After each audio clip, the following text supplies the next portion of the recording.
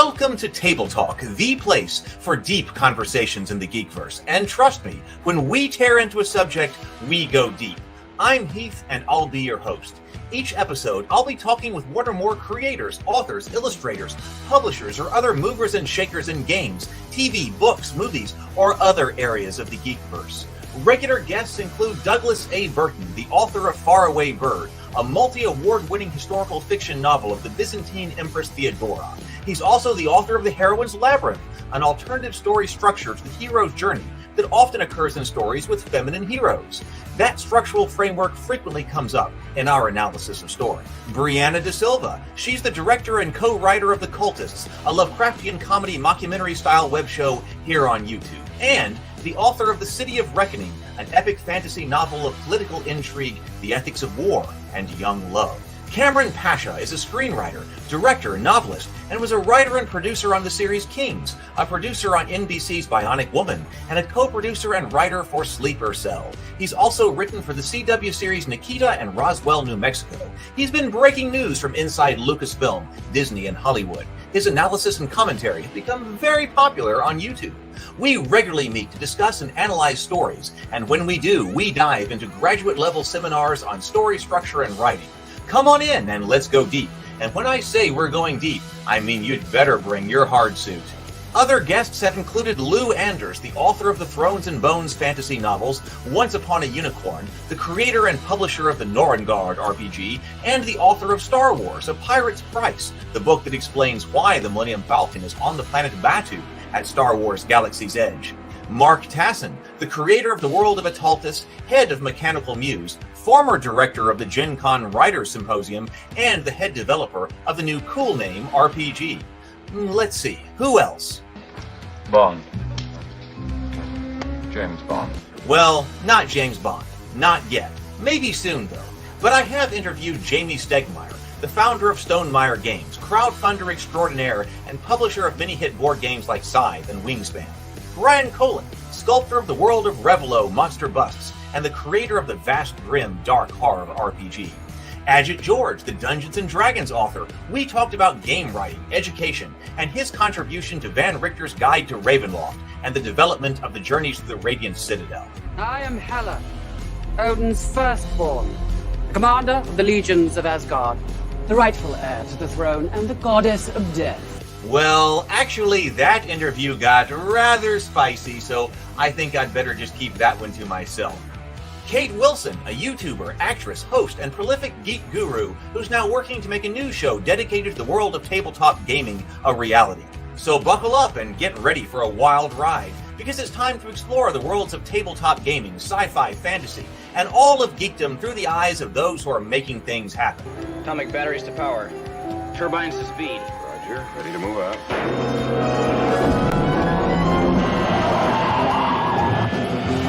It's time for Table Talk. Hey everyone, good evening. It is so good to see you. We've got a great crew here tonight. Welcome to my home. Welcome to the office. Welcome to Table Talk. It is great to have you here. Our main subject for tonight is to talk about Faraway Bird by Douglas A. Burton, who is obviously a regular guest on this channel. We've been talking about how we're going to try to get to everybody's books that they've written on this channel, and we're finally doing it. We have to chew through everybody's books because everybody who's on this channel writes big, thick books. It's like, so these are not easy to get through or casual to get through anyway. So we've been doing it, and we're finally getting here to talk about Faraway Bird tonight. So we're going to have a panel here, but I'm going to be bringing on people as we go throughout the evening to discuss things with Doug. That way we don't just overwhelm him with all these questions and things like that. So first, let's welcome Doug Burton. Welcome. Hi, everybody. Good evening. This is fantastic. It's fantastic to finally be doing this with you, Doug. It's really good. I should hold up the book. Wait, what happened to the book? Well, while you're looking, I just wanted to say thank you to Heath for doing this. It's very, very generous of you, Heath, and I can't tell you how much I appreciate it. Thank you very much. Oh, well, you're very welcome. Yeah, I really enjoyed going through this book, and so that's what we're going to talk about that. And our first panelist on here is going to be Brianna de Silva. So welcome, yes. Brianna. Also a regular on the show. Well, Doug, I don't know. I'll put this up, and then I'll let Brianna introduce herself as well. Oh, let me do this. But so here's the book we're talking about. I got the physical copy over here, but Faraway Bird right here. Do you want to introduce yourself? Yes, my name is Doug Burton, and I'm the author of Faraway Bird. It was my debut novel, and quite honestly, it was a dream of mine to write this book for a long time. I've been fascinated with the Byzantine Empire ever since 1992, when I first encountered a book on the Byzantines in study hall.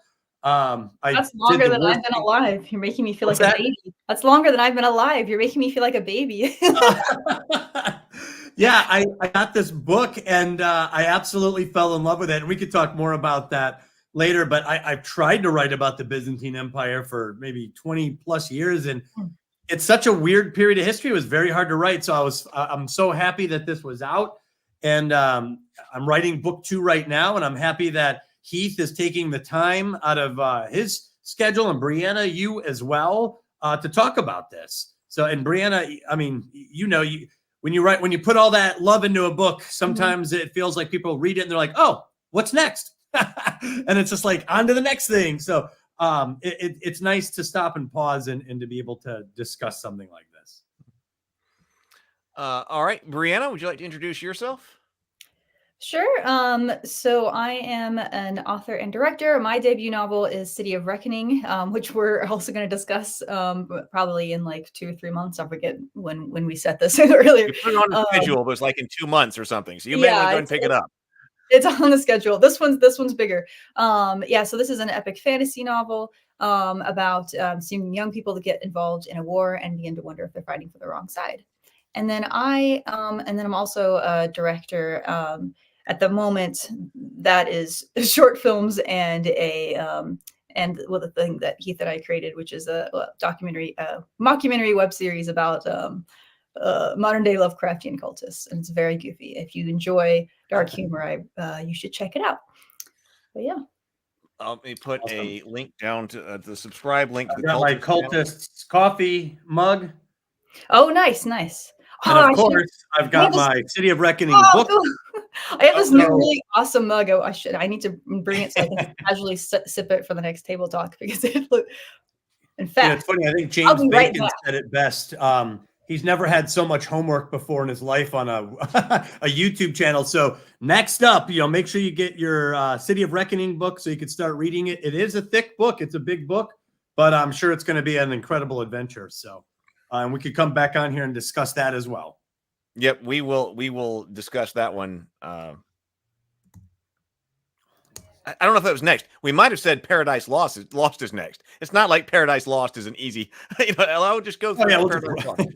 But Paradise Lost and then City of Reckoning. But yes, so the Cultists. That's the show that Brianna and I did. The first 3 episodes of our web show is over here on this channel right now.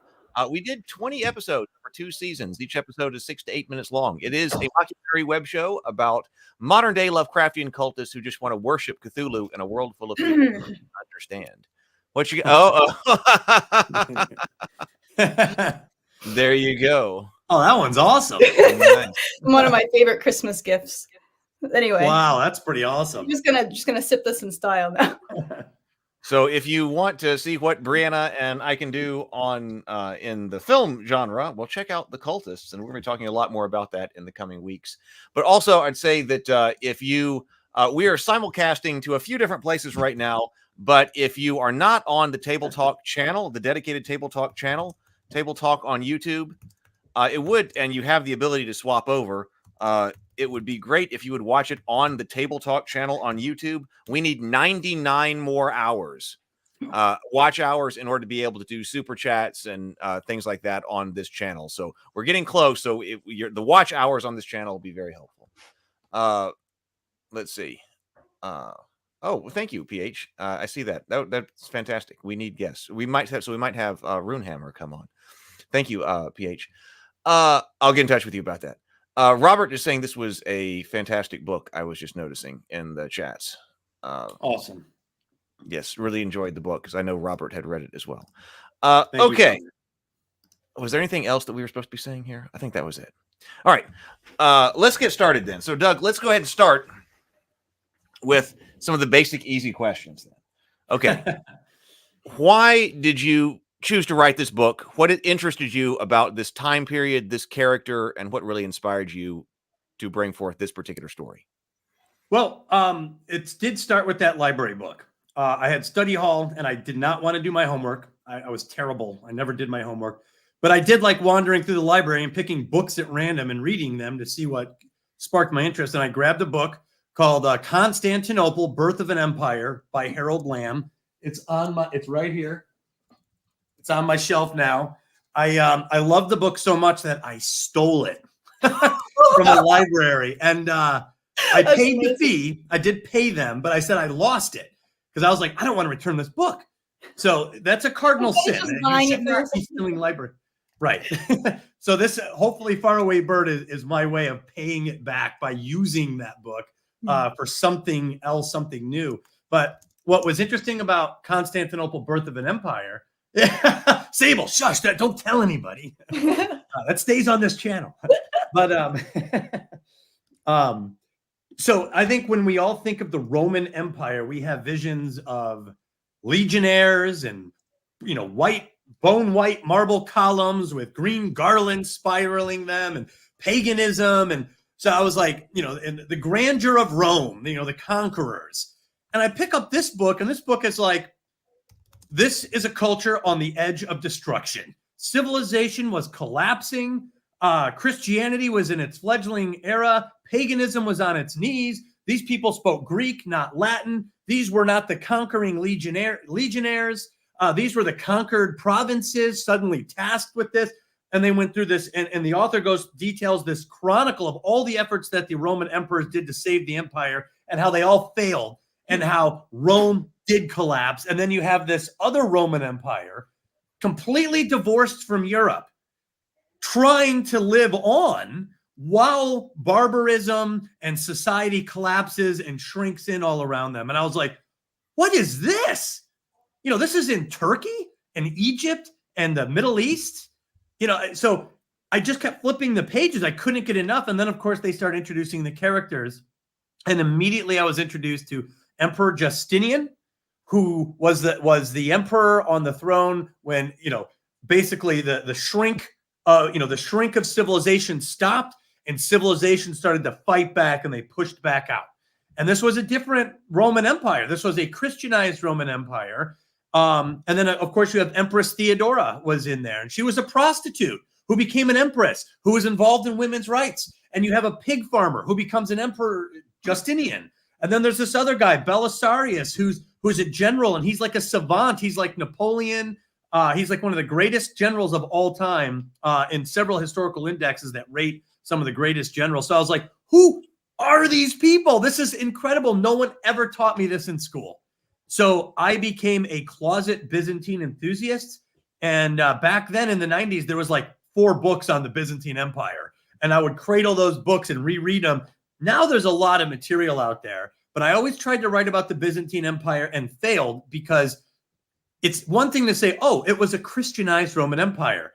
Well, what does that mean? Because there was like 5 major competing factions of Christianity, and they were at each other. They were persecuting each other. There was multiple popes. You had a Holy See in Alexandria in Egypt. You had a Holy See in Antioch. You had a Holy See in Constantinople, a Holy See in Rome. And Rome was now conquered. It was gone. It was lost to the empire. It was under the rule of the Ostrogoths. So you can't just say it's a Christianized empire, because even to say that is to understand the different factions of Christianity and what they were arguing about, which I've never heard of. They were arguing about the definition of God. So basically the question was, okay, you want to be a Christian empire? Who's Jesus? Like the Son of God. What does that mean? Does that mean he's a God? Who died on the cross if he's a God? So they had to answer these questions, and man, they came up with a lot of different answers, and the different answers caused different holy sees to have different groups and doctrines, and these holy sees warred against each other. In the end, the Orthodox or Catholic tradition was the one that won out, but oddly, partially because the rest of the Christian world fell into the Islamic empire in the next century after Justinian and Theodora. So all those other holy sees in the Middle East and in Alexandria, they were gone. And the one survivor was Rome. So Orthodoxy, which became Catholicism, was the winner of this major debate, but not in the 6th century. So I tried and tried and tried. And in 2008, I made a valiant attempt to write a book. And every writer knows what this is like. You make up your mind, you're like, I am going to finish this book.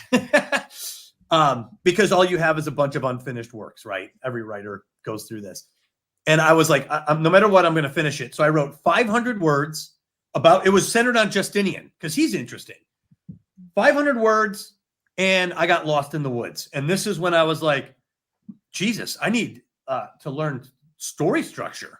So that's when I dug up all my old notes on the hero's journey. And that's when I went on an absolute blitz to master the hero's journey. And I renewed my interest in studying story structure and the hero's journey.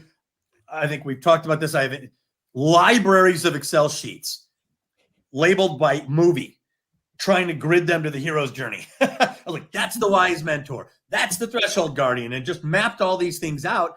And of course, some movies didn't work. And I was like, I don't understand those movies. But finally, right around the time my second son was born, I sat down to write a book. And I had a weird idea. And I wanted to write about Theodora instead of Justinian. And I had an image in my head. I was actually reading a different book. And it was discussing something called counterphobia, something I'd never heard of. Counterphobia is it's a thing where whatever it is that you are afraid of, you move toward it. The opposite, it's a defense mechanism. And the author went into great detail to discuss how several like sexual performers or exhibitionists, he called them, in their psychological profile actually had counterphobia. There was a trauma in their past. And these particular women and sometimes men handled it with a counterphobic response. They rushed into it so brazenly.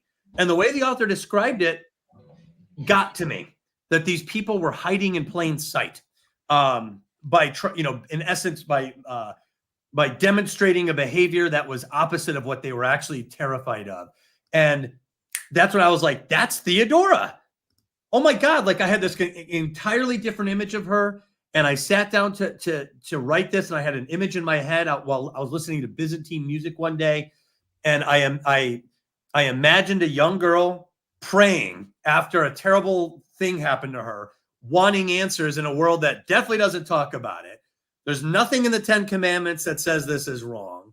And I was just imagining this person feeling very alienated and then choosing a counterphobic defense mechanism. Because Theodora not only was absolutely apex level with her exhibitionism, when she became empress, she cared so much about protecting other women that she was one of the first women in history to seriously sit down and personally get involved with women's rights.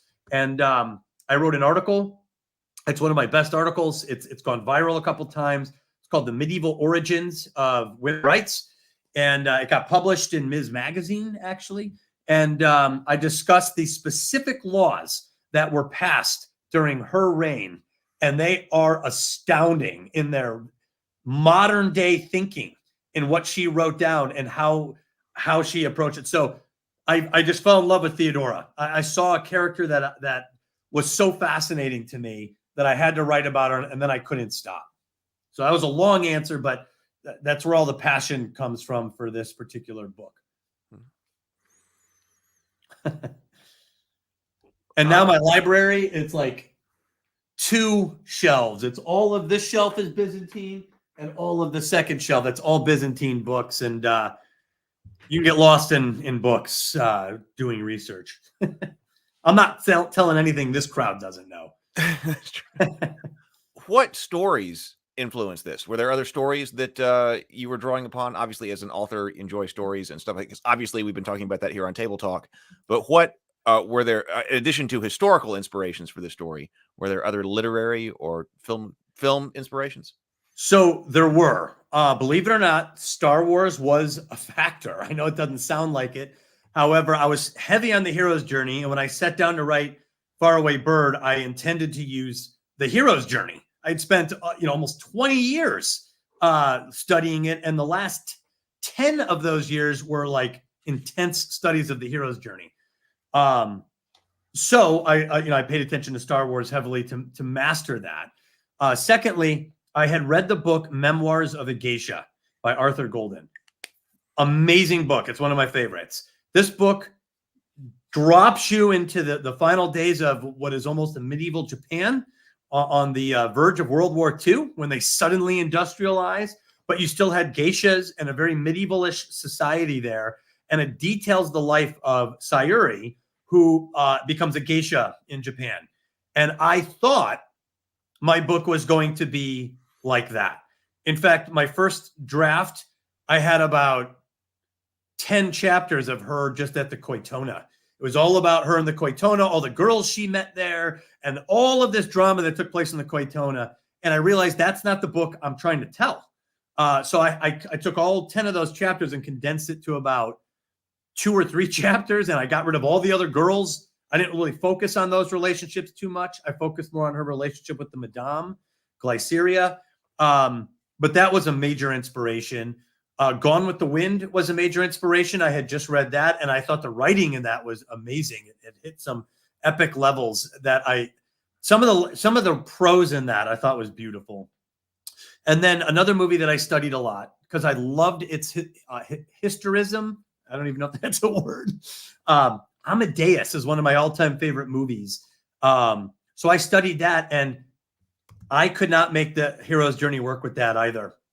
And what's interesting is Amadeus is a Heroine's Labyrinth story as told by the Masked Minotaur. And we could talk about that some other time. So those were my 4 big influences on this. I thought about them a lot while writing this, but Faraway Bird did end up becoming kind of its own thing. All right, Brianna, you want to dig in? I know you got dig in. I've got lots of notes too. I mean, but I thought we'd open that way, let people understand what this story is. I've got lots of different discussion notes, things like that. But do you want to dig into yours? Oh, I'll start with my general comments. Okay. First of all, as you know, I've been texting you throughout the week, Doug, but so well written. And for the sake of the people watching, I'm not saying this just because you're my friend. I have a lot of. It's kind of a terrible thing to say, but I have a lot of friends who are writers, and many of them have not been very good when I've had to read some of their stuff. That's always so awkward. I never know what to do when that happens. So I was genuinely like so relieved when I started reading this book. I was like, this is really good. This is like really well written. So like a great relief. And yeah, I very quickly felt just so like swept away by the world. I was very instantly immersed. Felt like, just this environment that I didn't want to leave. I just wanted to know more. You did a really good job just like painting such vivid images.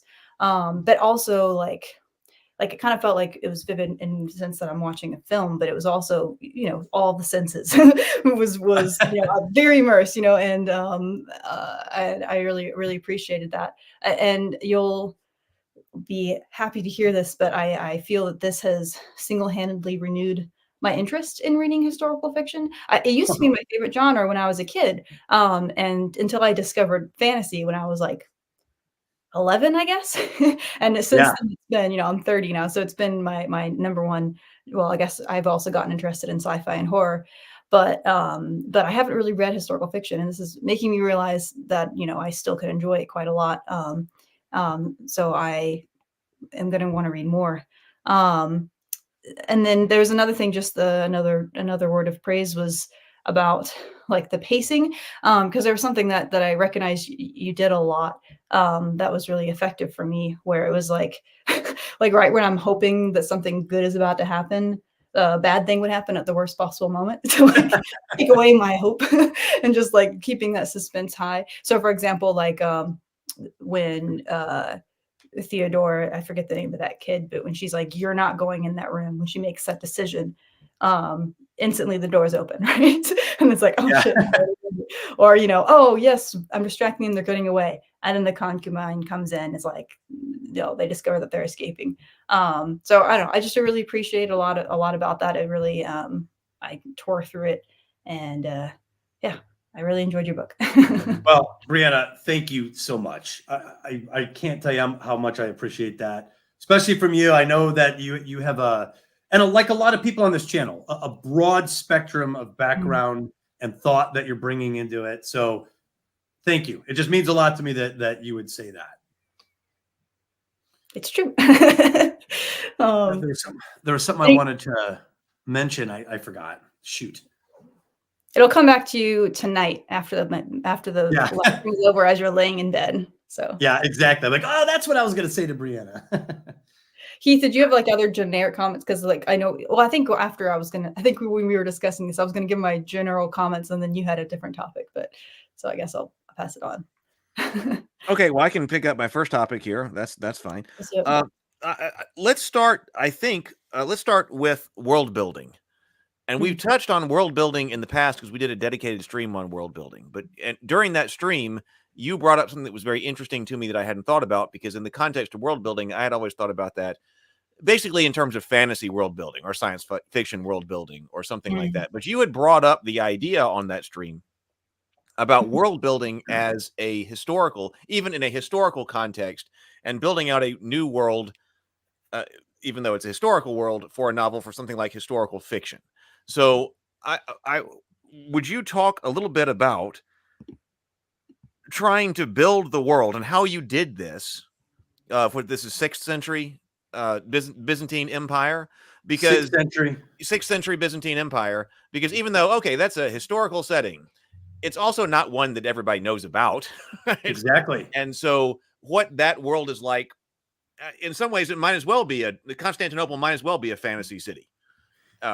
So I'll let you take it from there. No, perfectly said. Brianna, just like you, I loved fantasy. And what's weird is when I was writing this, it felt like I was writing a fantasy story, because it's like a bizarro Roman Empire. It's like a doppelganger. It felt like I was making it up half the time. So a lot of my love of fantasy and writing fantasy fell into this because it was so unfamiliar to people. I had a chance to build something out that people hadn't seen before. Maybe that's part of why it worked for me. Oh, good, man. Good. Yeah. Right. When you said fantasy, I was like, bingo. I did use, I think Sable Phoenix named it. He gave it a name. He called it thematic world building. And I had designed, and this was from studying movies. I was trying to figure out different structures, not so much like Hero's Journey or Heroine's Labyrinth stuff, which would come later, but where are their settings? So I started something I called the story universe. Story universe takes place in all your settings. That's it. So it might be a city, it might be a galaxy, or whatever it is, but it's the lasso around where your set all your settings encompass. That was the story universe. And the big thing for me was called the universal question. And in this case, it was the role of women in society. And the importance of asking that question is because you will get different answers. And the good guys have one answer and the bad guys have another answer. So and I could break all this down in a different way, and we could talk about thematic world building, but the dark nature I labeled as carnality. So what that does is, according to my little system, your settings are all chosen. This helps you choose your settings. So I made sure that almost all my settings were in places where carnality was a factor. Even the Hippodrome, which is supposed to be just for sport. I had some carnality issues take place at the Hippodrome. Dancing for men at a certain place. A sex show, even in the aristocracy. So every setting was meant to underscore this dark nature, carnality, which led to the universal question, or the story question, the role of women in society. Good people said creative contributors to society, and the bad people said you're a sex object. That's what we need you here for. That's your greatest value.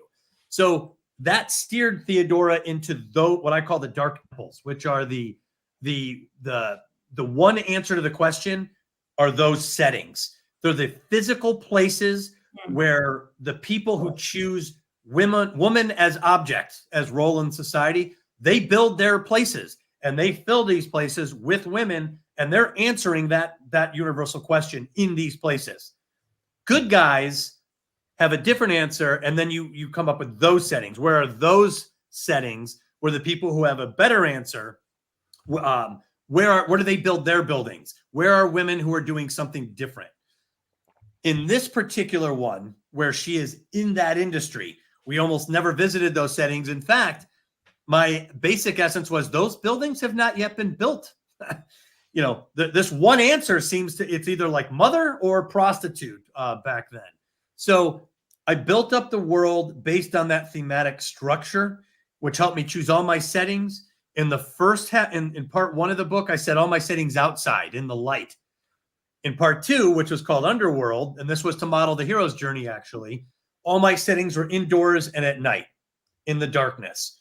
And then I changed it again in part 3, when she's in exile, you get indoors in sunlight. And then, of course, outdoors on that. That's cool. I didn't notice any of that until now that you're saying it. Now I can think back and realize it. Yeah. Yeah. So the thematic world building really helped me out, because how many times are you writing a chapter, you're like, where am I going to put the next scene? Where's the next setting going to be? And believe it or not, having a motivation for it is so helpful, right? Totally. And for those who are not writers, this can actually stunt progress if you can't come up with a good setting, or you're getting bored with the 5 sets you keep going back to. So the thematic thing helped me change the settings enough to where, and it's fun because once you change a setting we're going to go into setting number 2 under carnality. This is going to be a live sex show. What's the show? I did basically Little Red Riding Hood in a more adult version of it, obviously. And then I decorated it in Roman paganism with the Vestal Virgins. It gets to be fun to build out the sets. You're building out these temples that these activities take place. And it got to be really, really fun. So that's where the world building came from. It was thematically oriented, and it helped me choose all my settings all the way across the board. And of course, you are bound on some level to reality. There had to be some of these places have to exist, and you have to do your own research on what they are, like the Hippodrome. And then other times you don't have a choice. Like when she goes to North Africa, well, your setting is going to be in North Africa, and it's going to be in this palace. But even then I tried to choose places where the body met, like the bathhouse, or the pool in the palace in North Africa. And even when she was outside in the caravansary, there was a caravan that came in and they're trading in women. So I just constantly had this theme throughout the book. And of course, because that is something that matters to Theodora, she always cares when those things are present in front of her, one way or the other. Can I jump in on a related topic, or is there more? Absolutely. No, sure. Go ahead. This was I'll kind of sprinkle these in throughout the conversation. I had several different notes that I wrote just as I was reading it, and the very first one on here, actually this is the second one. I'll come back to the first one later. Had to do with a potential archetype, which is the feeling that when a character is like running on roofs. Because it was interesting, because of course, young Theodora does this at the very beginning. It's something that you see in Arcane. It's in a lot of video games, and it triggered something for me where I was like, I feel like this represents something emotionally. I'd be curious to know what you think, because I think what it is something related to like freedom, but specifically freedom from social constraints, like being outside of arbitrary social categories. And I'll give an example of why I think that is. I have a brother who he used to be, I guess he doesn't do this as much anymore, but he used to be really into what he called free running, as popularly called parkour. And he's like, that's cringe. I call it free running. But what he described, kind of like what brought him into it was this experience is a little bit of a physical challenge, but it's mostly a mental thing where you're breaking out of categories like this is the appropriate place to walk, this sidewalk. And instead of thinking of that, it's thinking about what's the most efficient way for me to move from place A to place B, regardless of what's considered socially normative or acceptable. And he got in trouble sometimes. Like he and another one of my brothers were doing it together, and they got they weren't doing anything harmful. They were just climbing up. What was it? It was I think they got up to the roof on a grocery store and but the manager of the grocery store came and yelled at them and was like, if you come back, like he banned them basically from that area. He's like, if I see you again, I'm going to call the police. They're like, okay. but it's just like we were just climbing. But I don't know. So I'm curious to know what you think about that, because that seems thematically connected with her as a character, if that is archetypically like emotionally. Well, two things. One, that is a fascinating question that I've never thought of as asked, but you've got my wheels spinning, because it's certainly an unorthodox way to traverse a city. Right. So you're not taking the road, so you're already non-conforming. Mm-hmm. And to me, and this was a major theme in this book, there's something about looking down, not in a condescending way, but looking down upon society, observing it, watching people coming and going. Theodora does this a lot. And that's why she has the bird imagery, because she's already used to looking down from above. But you are making me think there must be something about dreaming, dreaming, or I don't know. I would have to think about it, because the specific language is key here. I think she's up there to dream and observe. Mm-hmm. Your brother was up there in a non-conforming sense, but so is she. She's right. She's disobeying her mother in this. The second, and I'll come back to that in a second, but the second thing I wanted to say is, as a lover of fantasy, right? You know, I always absolutely love rooftop chases. Love it. It's a really common theme. I mean, whatever symbol archetype, it's a thing that happens a lot. In fact, in my first draft of this, she was just up in a tree watching all of this. Oh. And because of my love of fantasy, I'm like, you know what? I want her on a roof, and I want her to jump rooftops. Mm-hmm. Like I want that. I want that little adventure in there, that even a young girl or a young person could do this. You know, this is adventuresome in a low or in an accessible way. The roofs are accessible, so you can get up there and you could be a little adventuresome, and it's dangerous. You know, I pointed out she almost falls and hurts herself a couple times. She climbs up to listen to her mom talk with Magister Origen, and her mom's like, "What are you doing? If you fell, you'd kill yourself. What are you, nuts?" But one thing about Theodora that I did consistently, and I'm even doing it in book 2, she moves toward danger intuitively. For whatever reason, she's attracted to it, so she always tends to move toward the danger. Like during the rebellion, her sister's like, "Let's get out of here." She's like, "Let's go into it." So she is attracted to danger on some level. And I think that's part of it. There's got to be an attraction to danger, because it's dangerous up there. You could fall. It is. It's obviously not, roofs are not built for that. They're built for, you know, keeping out the elements, or a slanted one is built for also, you know, redirecting the flow of rainwater and stuff like that. It's not built for traversing. Yeah, utilitarian. Yeah, exactly. And so there's something inherently I guess rebellious. I think rebellious is too strong of a word, but just non-conforming about doing that. Well, let's keep talking about that in later streams and stuff, because I'll start watching for it more, because you're right.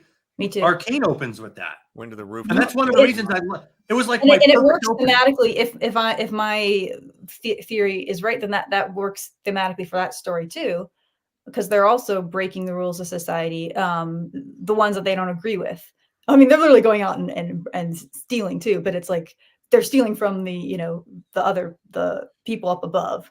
Totally. In that Heroine's Labyrinth video, I actually planned on using, when I was talking about the obstacle course, and I used Princess Peach, I was going to use some of the footage from Arcane, because they remember they had the Jinx, Powder had to slide down that real steep slope and do the flip and hop on by the cupcakes. Like, there was a whole little obstacle course there for her, and it was dangerous. And Vi was like, "No, you got to let her do it. She's got to learn how to be sure-footed up here." And it's a video game thing too that I've observed. Like people, yeah. that's what people are going to be more likely to do that in a game than they're going to do it in real life. But it's still like it's scratching something. I think some sort of yeah. That's awesome. That's a great thought. Michael was asking about the period here. Is this the period when the Christian faith was selecting the prophets that appeared in the New Testaments? Which prophets' books appeared in the New Testaments? This is a little bit after that, right? Well, a little bit. It got real intense even later.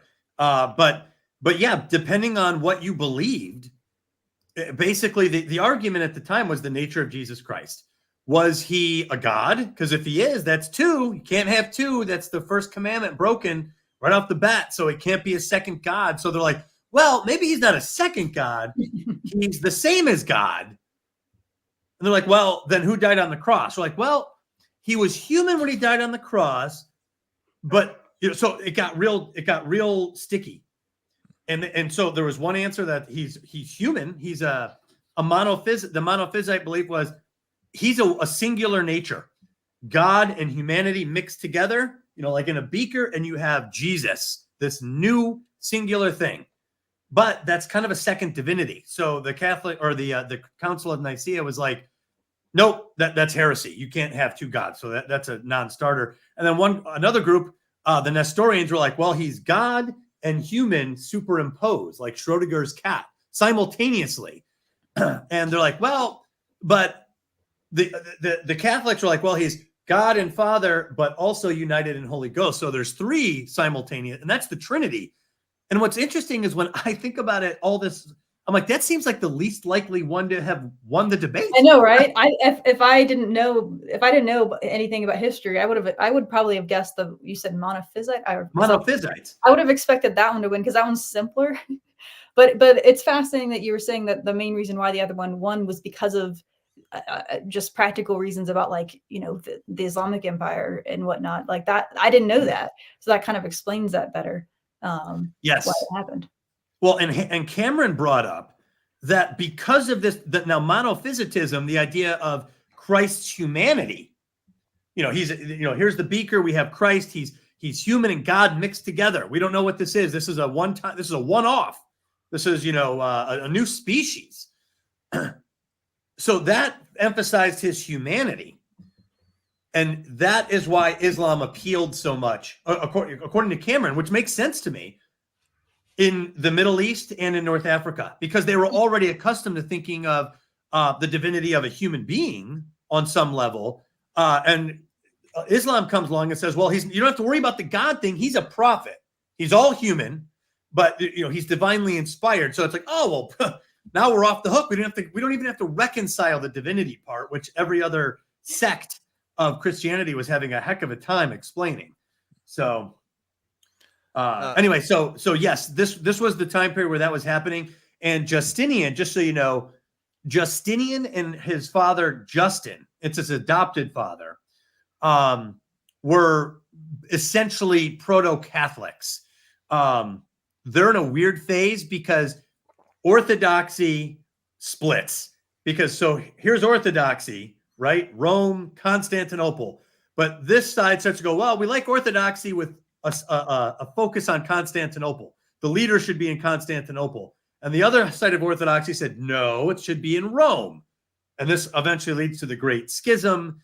And they're dealing with this crap during Justinian's life. He's trying to repair, it's called the Arcadian Schism, which happened immediately. And Justinian, in this book, is trying to repair that relationship. And in book 2, it becomes an even bigger deal where they start duking it out on the streets of Constantinople, which I'll get into that some other time. But yeah, even Orthodoxy had a problem saying, well, we all agree in the Trinity, but where should our leader be, Rome or Constantinople? And they never patched that up. Before we go on, this is a good one right here. Alan brings up, Doug walked Istanbul and studied the ancient drawings of Constantinople, real world. So we should bring that up. So you went to Constantinople. Well, Istanbul. Yes. No. I went in 2005, and there is nothing like being in a place you've read about your whole life and just standing there and being there. And like I walked around the Hagia Sophia, and like little detail, like stray cats were everywhere. You'd have these weird stray cats, and you found out that the Turks believed them to be the spirits that would kind of follow you around like guardians. And I thought that was interesting because I don't think when we see a stray cat, we're like, it's feral, get out of here. Don't. That's not what I do. When there are cats, there are a bunch of cats in my neighborhood. I try to talk to them. Come here. Hi, kitty. Well, they never do. One did once. Sorry to interrupt. I had a kitten that came to me. It was the best day of my life. Anyway. No, there's a victory there. It was a huge victory. I felt like I was winning at being a human. It was amazing. Yes. I've been to Istanbul too, and I loved it. That I spent a week, I think at least a week. It may have been a little bit more, but about a week in Constantinople. It was fantastic. Well, I remember standing up. So what's so amazing, and I didn't even understand this at the time. The hotel I was staying at was essentially built over the site of what's called the Bucolian House, which is in book 1. That's where Justinian and Theodora hook up for the first time. That's in the Bucolian House. That was my hotel. That's where I stayed. And the Bucolian House is a major setting in book 2. So it's cool because I stood on the roof of that hotel. There you go. Once again, Brianna, on the roof. And, I remember just smoking cigarettes and there's minarets around you and they do prayer song, I think 5 times a day. And it's all throughout the city. So you hear this Islamic prayer song in Istanbul and the sea is right there. And it is quite the experience. And right out my window, like literally when I open my hotel window, there's this huge brick wall across the street. That was the Hippodrome right across the street. So, and Heath, did you walk up there where there was like the obelisk and the... Oh, yeah. I walked into the Hippodrome. And also, did you go underneath into the cisterns? The cistern? Yes. Yep. With the Medusa head turned sideways? Medusa head turned, yes. Yeah, it's cool. Fantastic. That was fantastic. One of the things that stunned me about Constantinople was the topography. You look to your right and there's a street, looks like it drives up into the sky, but a city goes up into the sky over there. Also, I would see these really small Islamic like cemeteries, really small, like on these small blocks that I would walk around, and I would just look at it. I was like, man, who were these people? Anyway, it's just fascinating. And some of that you could put into your story, when you're walking around in Constantinople in real life. Try to translate some of that into the book. I was going to ask that, like, what did that do for you in writing it? It sounds like some of it had to do with some of the things that were similar, like the hills, the way, and the smell of the sea and things like that. And what else about being there kind of helped in writing? Well, a lot of times when I used to write, I would be like, there's a bustle on the street, it's a bustling street.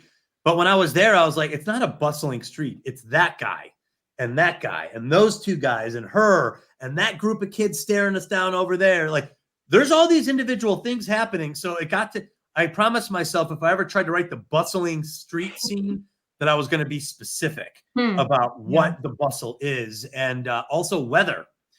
You probably noticed a lot of my street scenes, it just finished raining, or it's snowing, or it's sunny out, whatever. Like I always tried to incorporate the weather, because that was always a big deal for me too. Also, is it nighttime when you're a little bit more scared and on guard?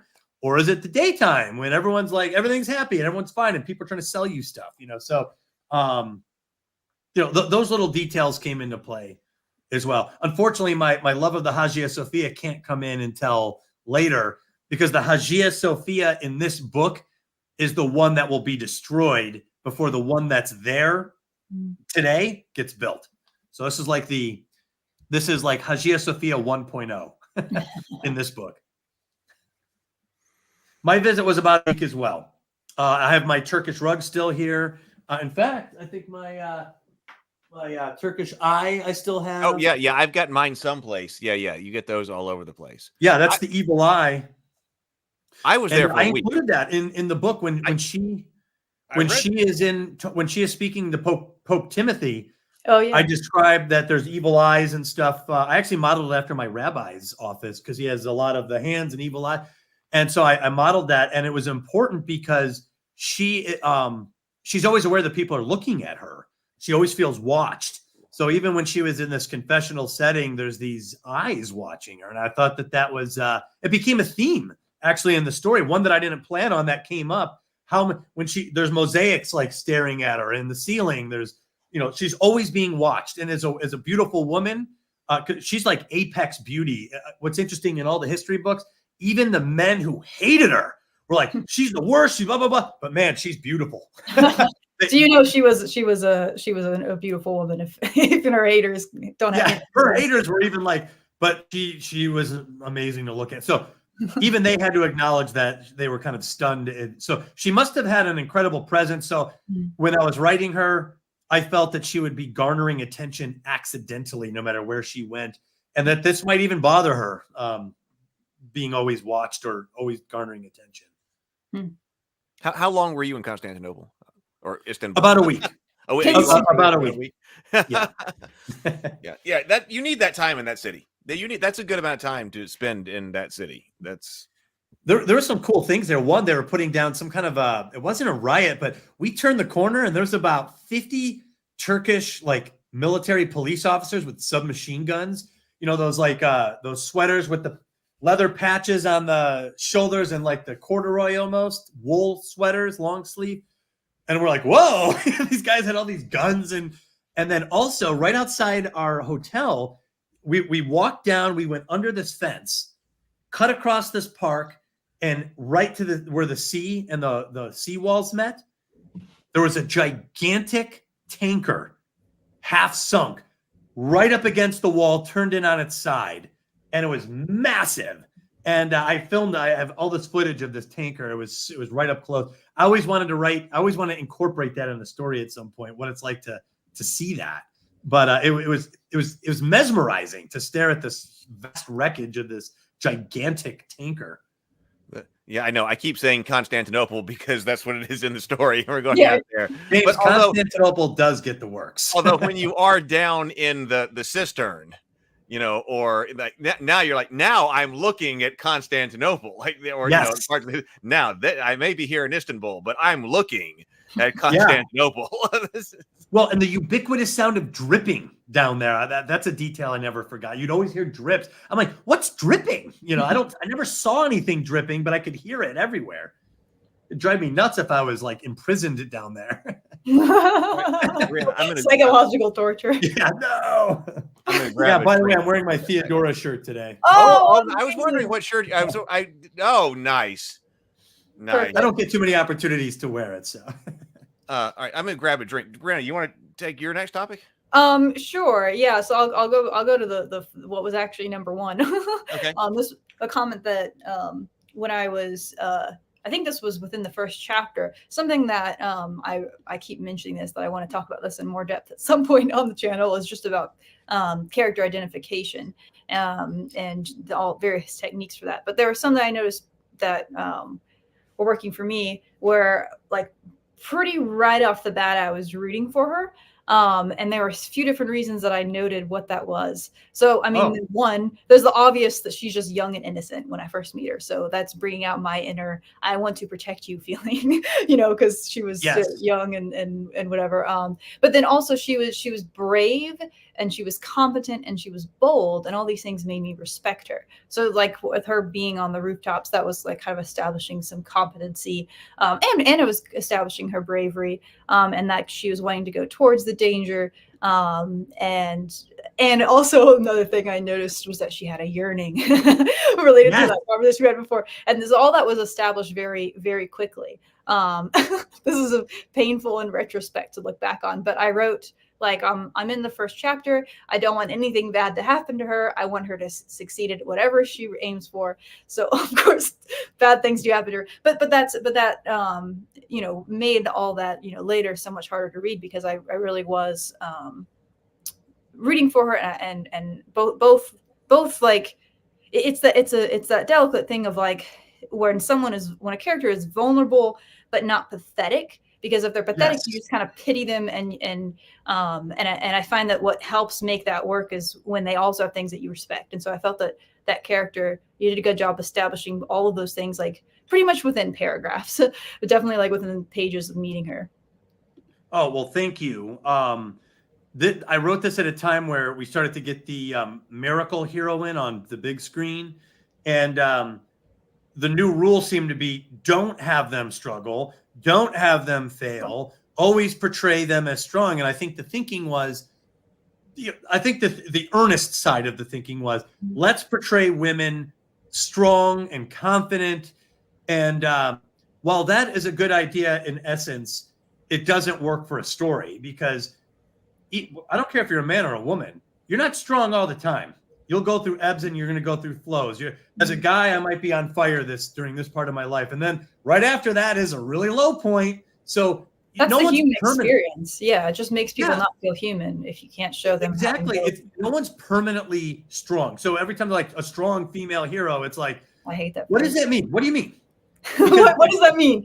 Yeah. Well, because if it's just her being strong, I actually want to know how she got there, not just her being strong. And even when you're strong, even when people are at their best, they are struggling mightily. They usually have worthy adversaries working against them. And so even in their strength, even in their height, sometimes the greatness of a character or a civilization or whatever comes at the moment where they're most equally matched.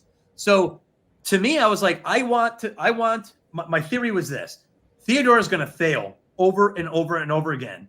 And my goal was, nobody is going to read this and say she's weak, even though she fails a lot, even though terrible things happen to her. They're not going to say she's a dupe. They're not going to say she's stupid, and they're going to say she is strong and heroic. And I wanted them to admire her despite all of these things, because I think that's how you become worthy of admiration, because you are weak and you do something just a little bit above your station and you pull it off, and then you try to do it again, and people respond to that. Those are the people I respond to, And also courage as opposed to fearlessness. Courage as opposed to fearlessness is so much not only more relatable, but more inspiring, because nobody's fearless. And nobody is strong all the time.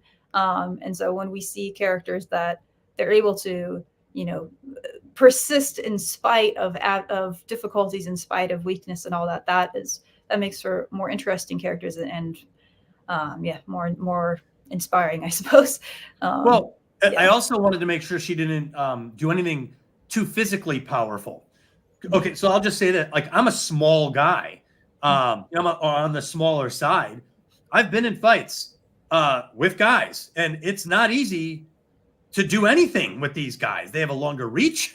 They're heavier. There's all sorts of things they could do to you, and very little you could do to them, and you're going to have to do something. And people are watching. like fighting someone is very scary and difficult. So when I see on screen smaller people constantly overpowering larger people, I'm like, that's so unlikely. It's not that it's impossible. It's so unlikely, and the recurrence of it gets to be frustrating. So in this one, I was like, I'm going to make sure she never wins a fight. And I still am betting that people will still find her strong. In fact, I want them to be like, she still stands up. Yeah. Like when she tries to stab him, I gave the false hope that she got him and then backed it off and he actually caught her hand. Well, have you ever, I don't know if you've ever had, but like right before a fight, the scariest moment is right before you make a move. Your arms feel like air, because it feels like they're going to see you. The second you make a move, you've triggered it. This is going to escalate immediately. It's like crossing the Rubicon. So that's the scariest moment. And so when she's going to make that move, he catches her. He's able to overpower her on that. And yet she's not a weak person. She's just up against people that are physically more capable. And I think that that's okay. It doesn't make her look bad. I was going to say, this is a weird where Star Wars played a part. In the end, when the governor is attacking her, I modeled that after Luke Skywalker and the Emperor, where Luke didn't have much of an answer to the Emperor, and the Emperor pretty much was pummeling him. Luke didn't even have his weapon. They took away her knife. She had that knife, and the guard took it from her. So I modeled her moment there after Luke Skywalker, and like Luke, her willingness to confront this evil thing is what inspired somebody else even to act. And inspiring heroic partners is always part of a story, or is always part of a hero's tale, whether it's a male or female. Yep. Heath, you wanna take a turn now? I got a big topic here. We can alternate on topics. Okay, I got a big topic here, and then we are going to bring on James and Sable are coming on too. We'll bring them on about 20 or 30 minutes, something like that. So they're here as well. Okay. My question that I've got here, or this topic for this conversation, is I've got a hypothesis that when we talk about, because we talk about the humanities, that the commonality of the humanities and why we have the humanities as a discipline is because there's a commonality between with all of humanity throughout history. And a lot of this has to do with what we experience emotionally. I mean, we haven't evolved that much, and all of civilization, so we're the same kinds of creatures. We experience the same kinds of emotions when we're talking about themes for stories and universal themes for stories, and that people have talked about in a variety of different books. One of the reasons why they're universal, not only geographically, but also throughout time, is because we all deal with loss. We all deal with grief, happiness, success. There are these different themes that we all deal with. And so if we go back and we read Shakespeare, we go back even further than that. Broadly the same. Yeah, the theme, what the person is dealing with is the same. However, that doesn't mean that we are all the same across time. And it's very easy, I think, to say, well, gee, if we know exactly what it's like living today. We're all living today, and so we're today a product in our culture, right? Of our culture right now. And so this is the reason we think X is because we know Y and Z and whatever this. But that if you were to hypothesis is, but if you were to drop me into 2nd century Egypt or the 6th century of the Byzantine Empire, that there may be a lot of difference in our thought process. Yes, we're all humans, but that we think differently, because it's very easy to say, oh, well, gee, if I were an ancient Byzantine in the middle of the Nika revolt, of course, this is a little bit before your book's a little bit before that, but I would do X or whatever, but you don't really know, because you're transplanting a modern person with modern thought into any of these different situations. There can be things that are the same.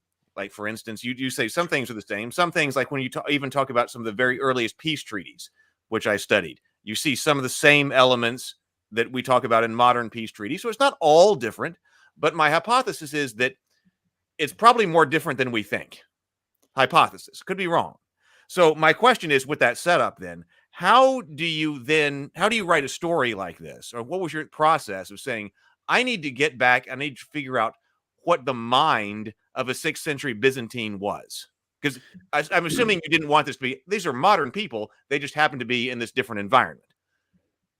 They think what it takes to be, if I can just insert real quick, because like you talk about if I was in this period, but the sense of I, the sense of who you are, is of course influenced by nurture and nature. So the nature seems to be the human nature, like those emotions, but then the nurture is your culture and the ideas within your culture. That of course varies. So yeah. Well, yes. In fact, most of the time I imagine them being similar to us as human beings. We all know what it's like to be human. There's this great quote, and I've never figured out who said it, but the quote goes something like, as I am human, I understand all that is human, which means there's this broad spectrum, good, evil, terrible things, wonderful things, great things, sad things. I should be able to understand that. And that is a bridge to me and any human being on the planet. And that's important. So to me, that is the same. That is something that carries over all the way. If I were to go back, from here all the way back to the 500s, there's still human beings there. So I know them on some and level. Humor. Sorry, I just wanted to note, humor has also always been the same. If you think about it. Like, what is that? The humor, like the kinds of jokes, when you find jokes that people have written from like thousands of years ago, it's like that could literally be a modern day meme on the internet. Like somebody getting their pants pulled down. Like people just found that funny for. Well, but I have a feeling if I go back to the 6th century and attempt a knock joke, they'd be like, well, if they understood the context. My favorite example of this is, if I don't know if everyone's familiar with this one, but there was some writing that these archaeologists found like way up high on like a cave or something, and they had to like climb like up, like it was hard to get up there to finally go and look at it and translate it. And guess what it said? This is high. Somebody even went through the effort to write way up here. This is really high. Yeah, it's funny. From, when I took my family to Chicago right around Christmas, and we went to the Museum of Science and Industry, and they had the Pompeii exhibit, those actual ashen molds of the people. Wow. They had all this stuff there. And shoot, I forgot where I was going with this. Or you got to go to the graffiti? They had these edifices from, parts that were recovered from Pompeii. And there's all this graffiti on it. There's like little, so people were funny. drawing like dicks and stuff on it. I was like, oh my God, it's the same stuff. There's a website that has that's just like chronicalized all the different graffiti. And most of it is people people bragging about sexual conquest, people accusing other people of being sexual promiscuous or whatever. There's a lot of I think my favorite one of that is there's this guy, I'm not going to be able to quote it exactly, but this guy that was saying something like, weep women, for I have abandoned you for men's, behinds, or something. Like he had gone gay. He was telling all the women to weep. But, yeah. It's funny, right? Like, it's like, you can recognize something of people today in the people of the past. Right. And I had to remind myself all the time, and this actually helped me sometimes at world building. I had to remind myself, none of these people spoke English. So I was like, they were talking in ways, and I'd be like, oh, wow, how like foreign, And sometimes that actually helped me to imagine them speaking to each other in a completely foreign language, because it helped me feel like it is, in fact, a different culture. In terms of like finding the way that they thought different, I did look for opportunity. For example, pagans.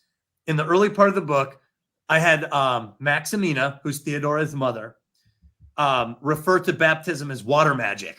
All right. I was proud of that one because, like, she's like, yeah, it makes you prone to drowning. These weird superstitions that might happen, way back when baptism was kind of a new emerging idea. And also, when Theodora's in the church, she looks around, she sees all these pews facing forward. She describes it like as an amphitheater where no one's applauding and there's no show being put on. So I was trying to find perspectives that would work here and there, that would break up our, given. When we see pews in a church, like, oh, there's the congregation. It's normal to us.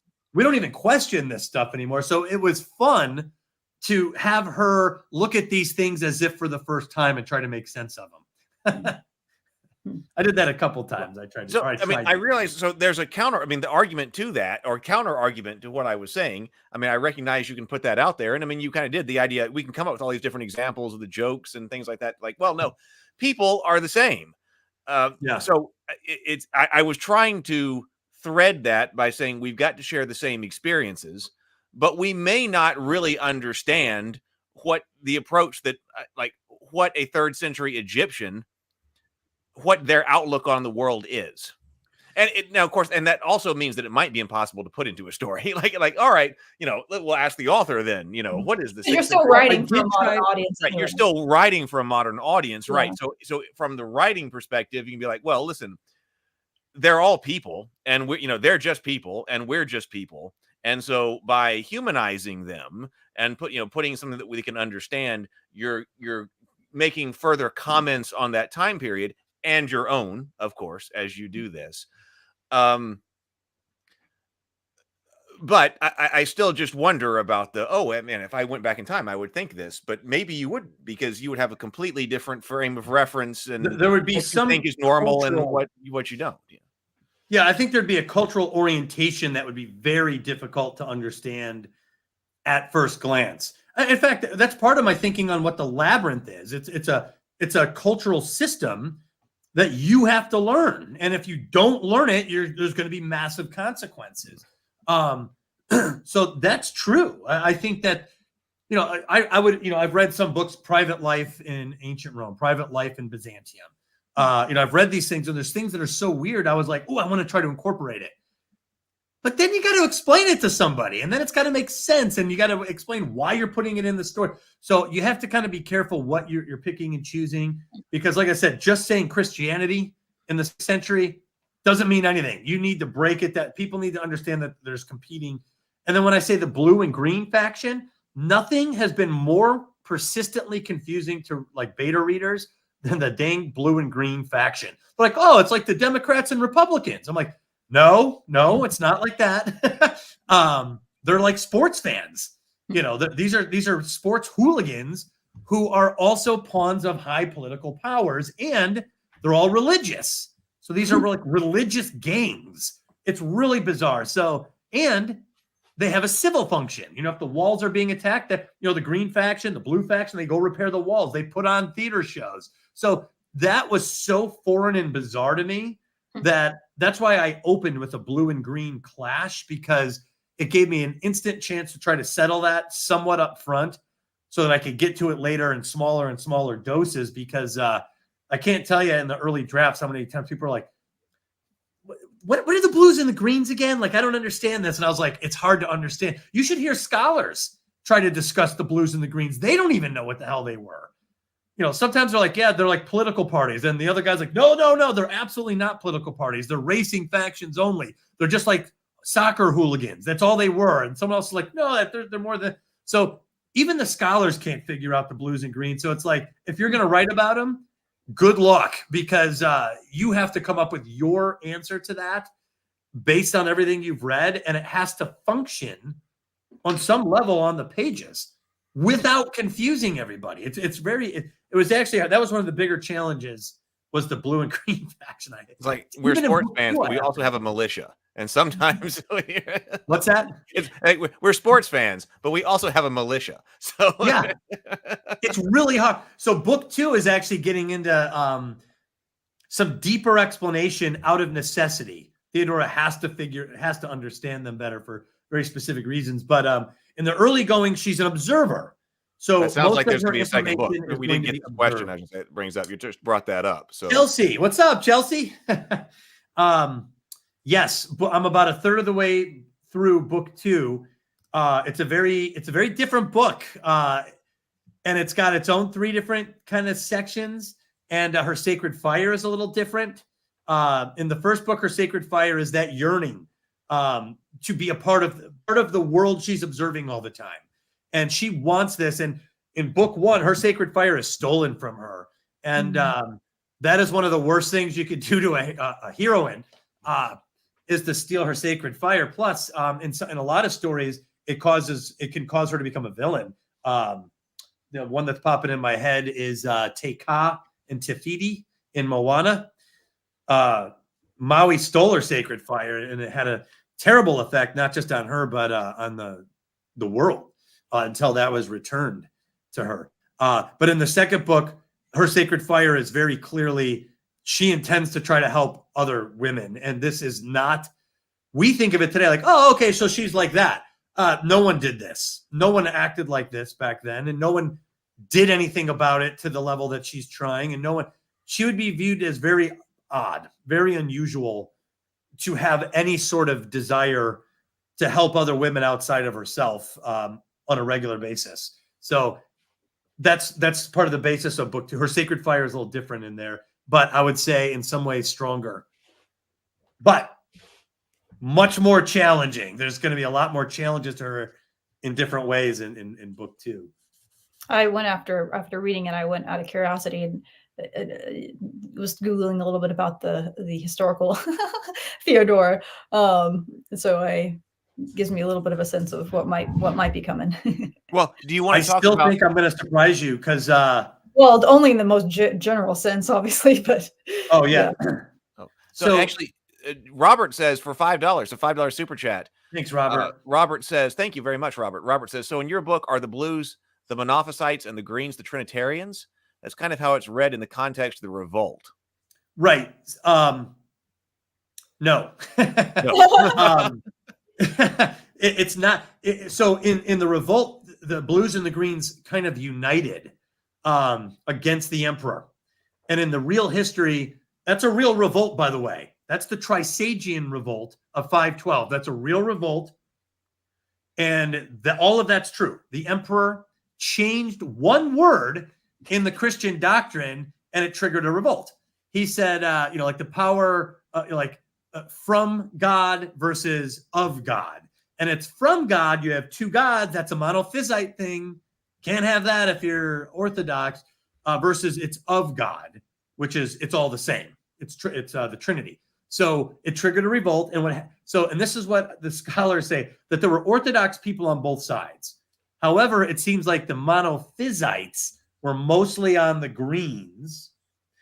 I have an extensive thing. I wrote out an entire discussion for myself where Justinian explains it all to Theodora. It's not even in the book. It'll never even be in the book. But it's to help me understand it. So, because if I understand it very clearly, it'll come out in the pages that way. If I don't understand it, it'll come out unclear on the pages.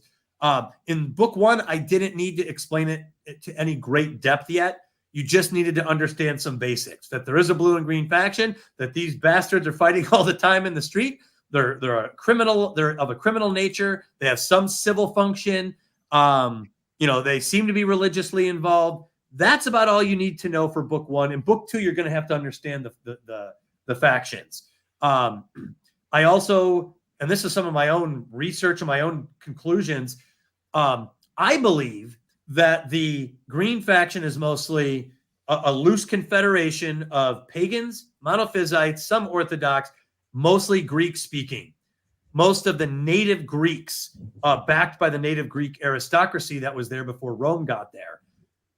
The Blues are more Latin-speaking and they're the refugees that came in from the West in the fall of Rome. So they're immigrants with power. And so the nativist Greens are like, get these people out of here. We don't want you here. You and your stupid imperial Latin BS, like go somewhere else. And that's why there's a little bit of a rub. And then, of course, powerful political players get in there and manipulate these groups. And book 2 gets into that big time. The relationship between riots, politics, and power, and really, like, when you look behind the curtain, what that is, and Theodora is going to be involved in it. So book 2 has some cool stuff on that. So in book 1, you don't need to understand the extreme specifics because it is confusing, to say the least. Did you have material, Brianna, on the historicity of this? What's your next topic? There are some other things about that, but I want to come back to that later. Okay, all right. Some notes about reading it as a modern viewer, but I want to get to that later. As a modern viewer, as a modern reader, that's what I am. Sometimes when I'm talking about a book, especially if it's one that created a lot of visuals in me, in my mind, I will start referring to it as if I had been watching a movie. Oh, awesome. I do that all the time. What's the next thing I have on here? Well, actually, let's come back to that because that is relevant to just Heroine's Labyrinth stuff. And I think we should talk about all that at once. Scroll down for a second. I wanted to give you another praise because you did something that is not easy to do. It was in chapter 18 where there is that all the interiority while she's looking at herself in the mirror.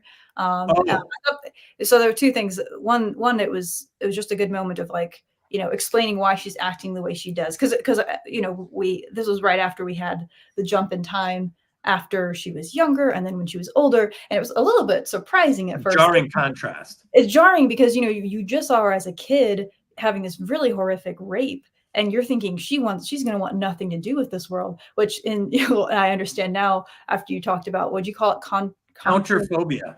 Counterphobia. And so it was surprising to see her embracing this world that had traumatized her. But it was interesting to understand this sort of if I understood, it seemed like it was like a combination of her base personality, because on some level she seems to be a little bit of like a what's the word? Like she likes to be looked at, and she's kind of enjoys some of that world. She likes attention, yeah. Yeah. But so there's a part of her that is just naturally drawn to that, but then also it's a coping mechanism. And so she's staving off these feelings of shame and powerlessness by making herself feel shameless, by making the taboo sexual acts something she chooses, and then reversing her sense of what the power is, wielding sexual power instead of being a victim of it or whatever. Yes. There was a quote that said, shame itself became Shame itself became pleasure, since Theodora couldn't live in a world where shame destroyed her. Shame had to be made good, and violation a sacred ritual. And so all that was really interesting, but it was also this is what I wanted to compliment you on. The fact that like that scene is a total minefield for a male writer, where she's talking, where, you know, she was like kind of describing a bit of her naked body, kind of looking at it. And, you know, and a lot of people know kind of the meme that how a male writer sees, right, yeah, I've seen all of them. Because and it's, you know, not to pick on men. I've been in that position too. Like sometimes it's, you know, we were talking earlier about the commonality of the human experience, but there are of course differences in experiences being a man or a woman. And sometimes if you're writing, it's something that is something you had only the other sex experiences, it can be, it's easy to get things wrong. I've been corrected before by like male readers that are like, no, that's not how an erection works, or, you know, things like that. I was like, oh, I didn't know. Right. And so, you know, so I just, I was honestly, I was genuinely impressed with how well that you wrote a very female-led story and the sort of the intimacy of, you know, woman's world, so to speak. You know, the specific one in this history is not one that I've experienced either, but the kind of some of the more universal, I think, female experiences having to do with like relationships between women and how those operate, kind of the interiorities of how people think. So, and I just know how much work is involved in doing that when you're writing very intimately, not just intimately from the perspective of a character that's not your own sex, but about things specifically related to being that sex. So I thought you did a good job at that. So I just wanted to point that out. Well, thank you very much, but I can't take full credit because I had so much discussions. Yeah, well, that's the way to do it. That's the work involved. First off, I committed all the sins you said. As a male, there were several times, and a lot of the people in the writers groups happen to be women. So there were so many times where I'd be describing something, and I was like, "Yeah, her breasts, her legs were amazing." And they're like, "No, like, let me rephrase. They weren't. I'm trying to say it like it's funny. They weren't like redlining everything. Yeah, they were just like, "Is this how a third person limited would view Theodora, or is this how you're looking at?" I'm like, that's probably Doug. That's me. So, but the important thing is I'm not the narrator. The narrator is the narrator. So I had to realize when my focus was distracted and focusing on aspects of her, I would describe her as shapely, and they're like, is that a? I was like, well, that's my commentary. I think she's shapely. So I removed all of that. And here's my rule: if it bothers someone, I don't remove it automatically. I think about whether or not what I'm doing is it working or not. And in a lot of those cases, those words were not helping. And when I removed them, the narration actually got stronger. So I was like, thank you. You were able to get Doug out of there a little bit more and get the narrator back into the driver's seat. But two, there's like you said, there's a ton of memes about how men will get really fixated on the female anatomy, especially breasts.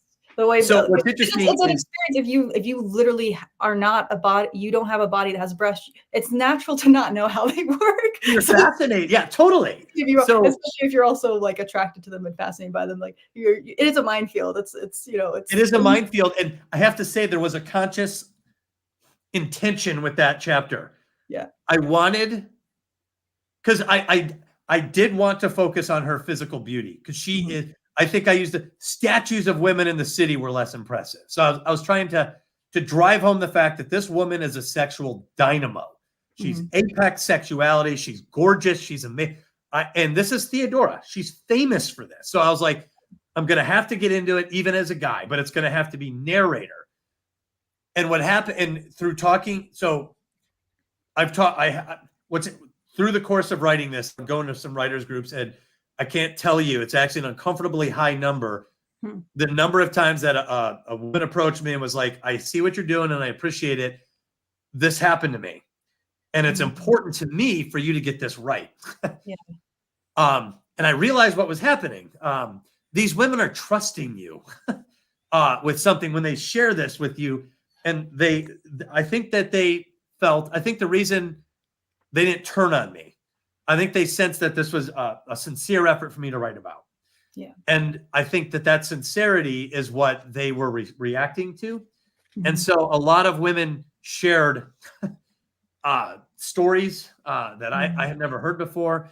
And that particular chapter, I probably wrote it 150 times until I got it just right, until I got it the way there would be certain sentences I would write and rewrite until I felt that I got it right. And there's a lot in that chapter, and that was my best effort to explain the confusing things that are happening to some people when they're in these circumstances. So there's a lot going on in that chapter, but that's not me figuring, that's not me speculating. I'll just put it that way. Yeah, and that's in part what I was meaning to imply, is that like I know that I can tell that there was a lot of input that you were getting, because I think in order to do that, it requires that. It requires getting feedback and corrections from people in order for it to become authentic. Yeah. If you're just showing up, we are talking about Faraway Bird. I got the physical book. Might as well bring that up here, because I got the physical book right here. This is Faraway Bird about the Empress Theodora, and this is Doug's book. Douglas A. Burton, right there on the screen. He's the author, and so we are talking about his book. If you're just coming in and wondering what we were talking about, we were talking about Doug's book, Doug's novel, Faraway Bird, about the Empress Theodora. Let's bring in. I've still got tons of notes and things to go through, but we can fold in James Bacon and Sable Phoenix. So awesome. I see James Bacon is in the comments or in the backstage already, so I'll bring him on. And Sable, if you want to come in, you've got the link. I'll bring you on. Here's James Bacon, a favorite from the comments. Hey, everyone. What's up, James? Like, I've been listening the whole time, and I have nothing of value to add, so I'll just sit here and twiddle my thumbs. Look, and Sable just popped in too. So all right, welcome. We got James all barrel here. Hey, Sable. Quiet in the chat, you know. Good evening, everyone. Good evening. Good evening. Hey. And thanks, just right up front. Thanks, Heath, for bringing us in, and thank you, Doug. I guess apparently you had apparently talked about it or something. Heath let us know that you were the one who wanted us to join. So thank you. Oh yeah. And someone actually mentioned just Michael J. Pastor said, "Can you tell us more about this writing circle?" Okay, let's talk about that. By the way, I've been starring some comments. I don't know if we're going to be able to get to all of them, but I've been starring some comments, so we can come back and pick some up. So if you're commenting, I am paying attention to the comments. Well, I'm starring them so we can come back to some of them. We won't be able to get to them all, but I am starring. But yeah, Michael this question is perfect for an introduction with Heath and James. Okay. I took my time with this book. Because of the sensitive material, I certainly wasn't going to rush this out. And by the way, this book was being written while the Me Too movement was happening, like right then and there. And so, and this is when, like, don't, write about what you know. Don't ever, if you're a guy, don't write about a girl. This stuff was like at a fever pitch at that time. So I was very scared to get the book out there. So I was in different writers groups. We would go through the book, and I'd go to a different writers group. We'd go through the book. I had hired a professional. And so what's interesting about that is every writers group is like its own universe. There's its own personalities. There's everyone's got their own backgrounds that they're bringing to it. So like the five of us on this screen, we're singularly unique. If we got together, if we all handed each other off each other's work, we would build our own. We have been doing. We had our writers group. There's certain things that like Brianna will key on, or that I'll key on, or Sable, or James, or Heath, and we create our own little writers culture. And we get our own points of focus and our own emphasis, and with the goal of becoming better writers, all of us. So anyway, Sable and James have incredible backgrounds, both intellectually and on the writing and story side as well.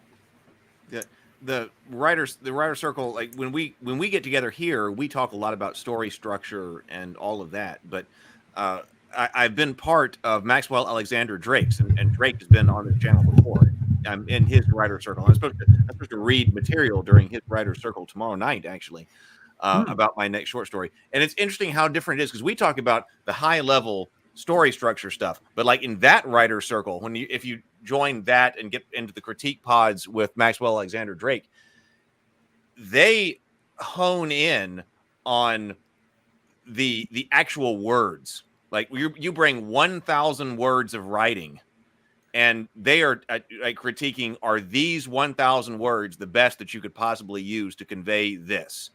What words did you use? Should you be using that word? Is this phrase? Whatever. So that's very much in the trenches. It's not the broad story structure. That sounds like my kind of group, honestly. Yeah. Yeah. That one attacks the individual phrases. Now he's going to add some stuff about story structure and putting together the story as well. But as it's set up right now, it is very much about like, you're supposed to be a writer, or you call yourself a writer. Okay, bring 1,000 words and let's see what we think. Like that, All right. Where do we want to go from here? I mean, I've still got a ton of different topics here. Me too. Real quick, Retro Nerd Girl's here. What's up, Retro? Retro Nerd Girl is also in the chat. Hey, RNG. Hey, Retro Nerd Girl. Hey, she made it. Awesome. Well, I guess we should ask and see if Sable or Bacon have a topic they want to suggest. What is? Yeah, I think so. So they've come in. What are the topics? You guys have a topic? We can just keep taking. I have one. Yeah. Okay. I was consistently impressed with your ability to differentiate character through character voice. Especially because this is, and please correct me if I'm wrong, but I'm fairly certain I've heard you say this is your first published work. Yes. I don't know if it's your first written work, probably not, but the fact that it's your first published work and the character voice is so strong, I want to know how you got to that point, I guess. Like, is it something you just intuited, or is it something that you plugged away at tirelessly? Did the writing groups contribute to that at all? Believe it or not, I think I would give a lot of credit to role-playing games. There you go. I'm not kidding, because when you're role-playing, it's extremely spontaneous. You can't sit there and come up. It take 20 minutes to come up with the perfect response. It's like an improv class. It's almost like acting. You got to come up with it now. And I'm usually the DM. And so, which I love. I love the world building, like all of that's there too. So if I have like 2 or 3 role-playing characters and they're interacting with me, 1 minute I'm the cashier, and the next minute I'm the owner of the bar, then the next minute I'm the prostitute in the brothel behind so you're switching characters. And one thing that mattered to me in role-playing is that, I'd watch I wanted like good acting. I wanted like I wanted the role players to try to really sell it. Don't act like if you're a prostitute, don't be like a fake, like, oh, hey, you want a lap dance? Like, that's not how they act. So, try to be convincing, try to give a good character, and, have a good interaction and try to be spontaneous. So that muscle was worked pretty heavily in role playing. So suddenly you're role playing with yourself. You're jumping in, you're the mom, and now you're the daughter. Hard. Now you're the sister. Now you're the, the charioteer, whatever. Yeah. So a lot of times these things would just auto-populate in your head, and you learn to just run with them. And then, of course, you could go back through and massage. And then what writers do in a writer's group is they'll tell you where someone doesn't sound like them. Like, this doesn't feel like Maximina. Or would Theodora say that? Or everything's perfect, but this one comment stood out to me. It didn't sound like something that they would say. So writers will help you spot, maybe a little bit of a stray, on the character dialogue. Okay. And a good writer will listen to other writers because they'll catch those things. To piggyback on that question, the character voice set historically, because that had to have been something that you were considering as far as word usage, cadence, and that sort of thing. Like, in my opinion, I feel like Maximina had the strongest character voice throughout the entire story. Yeah, she didn't say much because she just wasn't present for a lot of it, but I could hear her voice the strongest in my head. What's the name of the actress that does Christian Avasarala in The Expanse. Shorey Agdashlu. Yeah. So her voice was who I heard as Maximina. It was just okay, adapted or adjusted a little bit, but just a very assertive, stern, knowledgeable, protective woman. Really kind of it just really did it for me. Awesome.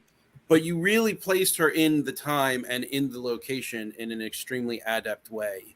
And that obviously had to have been done consciously. But how was that difficult to do? Was it something that you were just well practiced at by the time you had started to write in earnest? Or like what how did you do that? I wanted a strong parent. I didn't want to portray the parents like two idiots.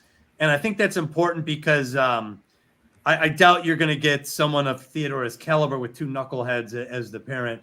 So, the dad dies in this. So, and he actually, I think Lou Enders talks about the orphan scenario with in an early part of his story. So that actually is true here on accident. But I wanted Maximina to be so I'll tell you one thing that I wanted to get.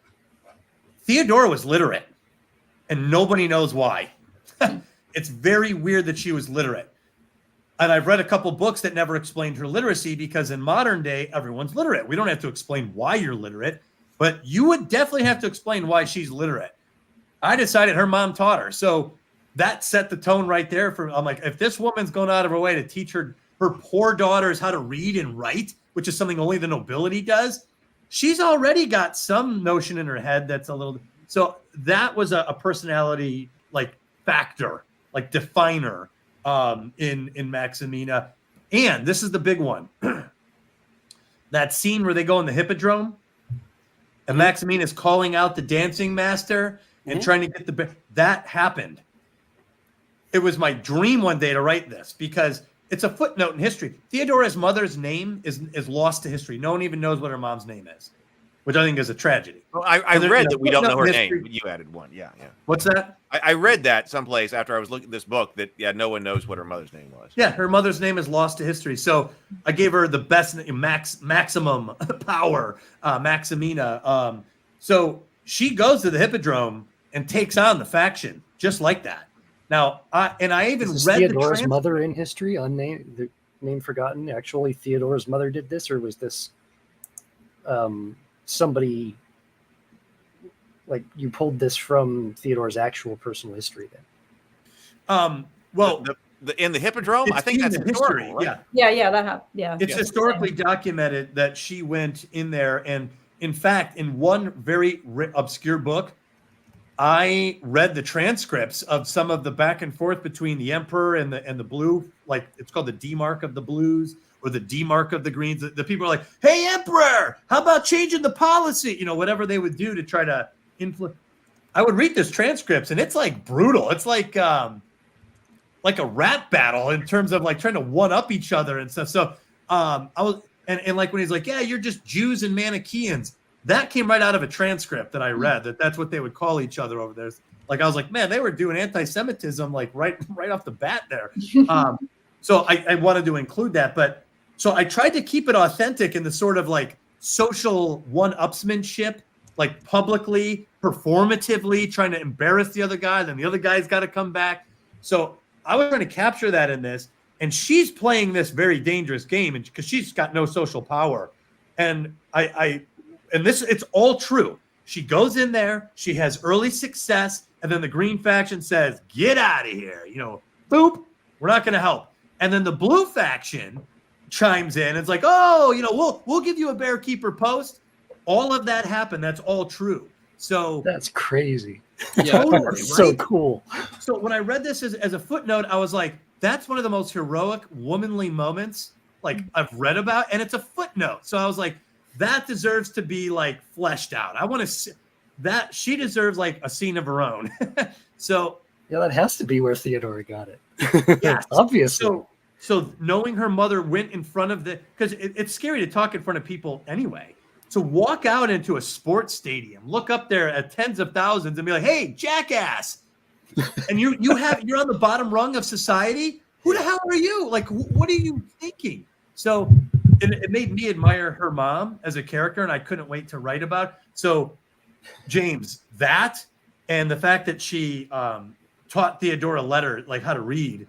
I was like, this woman is interesting. Like, she's not just a dancer out in, and she was also a dancer, just like the book said. So those were two defining factors for her personality that were brought in that gave me a lot of material to kind of figure out kind of how she would be handling stuff. Well, you absolutely did her justice. Like I said, she's the strongest character voice in the entire book for me. I liked reading and even rereading what she said. Her actions were very strong and definitive. And I most of my character questions for you that I've just asked came from her. So job well done, and praise well deserved, because she's an absolutely fantastic character, and she may not be the strongest character in the book, but she's got the strongest voice for sure. Well, and keep in mind, in defiance of the modern strong heroine, Maximina loses that battle. Mm-hmm. She loses it in history, and she loses it in the story. I don't think a soul says this is a weak woman. Like, it doesn't matter if you lose; it matters what you're fighting for. Mm-hmm. So, and that you do the fight anyway. Like, there's something particularly heroic about making a stand even when the odds are stacked against you. And I really liked one of the things in the story where I think it was Maximina that said, like, all battles are social battles. Yeah. And how that kind of a heroic stand would be relevant for someone literally on a battlefield. Like, we know that archetypically of, I'm surrounded by all these enemies, but I'm going to fight anyway. And so I think that's kind of the social equivalent of the same thing. Like, the odds are very highly stacked, but I'm going to make this stance anyway.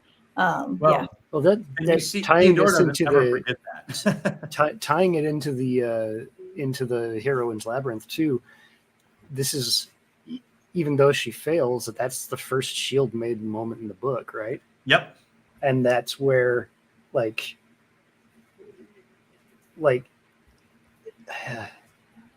here going to like suggestions and stuff, I almost expected that Theodora's memory of that moment would tie more heavily into her own shield maiden moment, which turns out there were actually more than one for her too. Mm-hmm.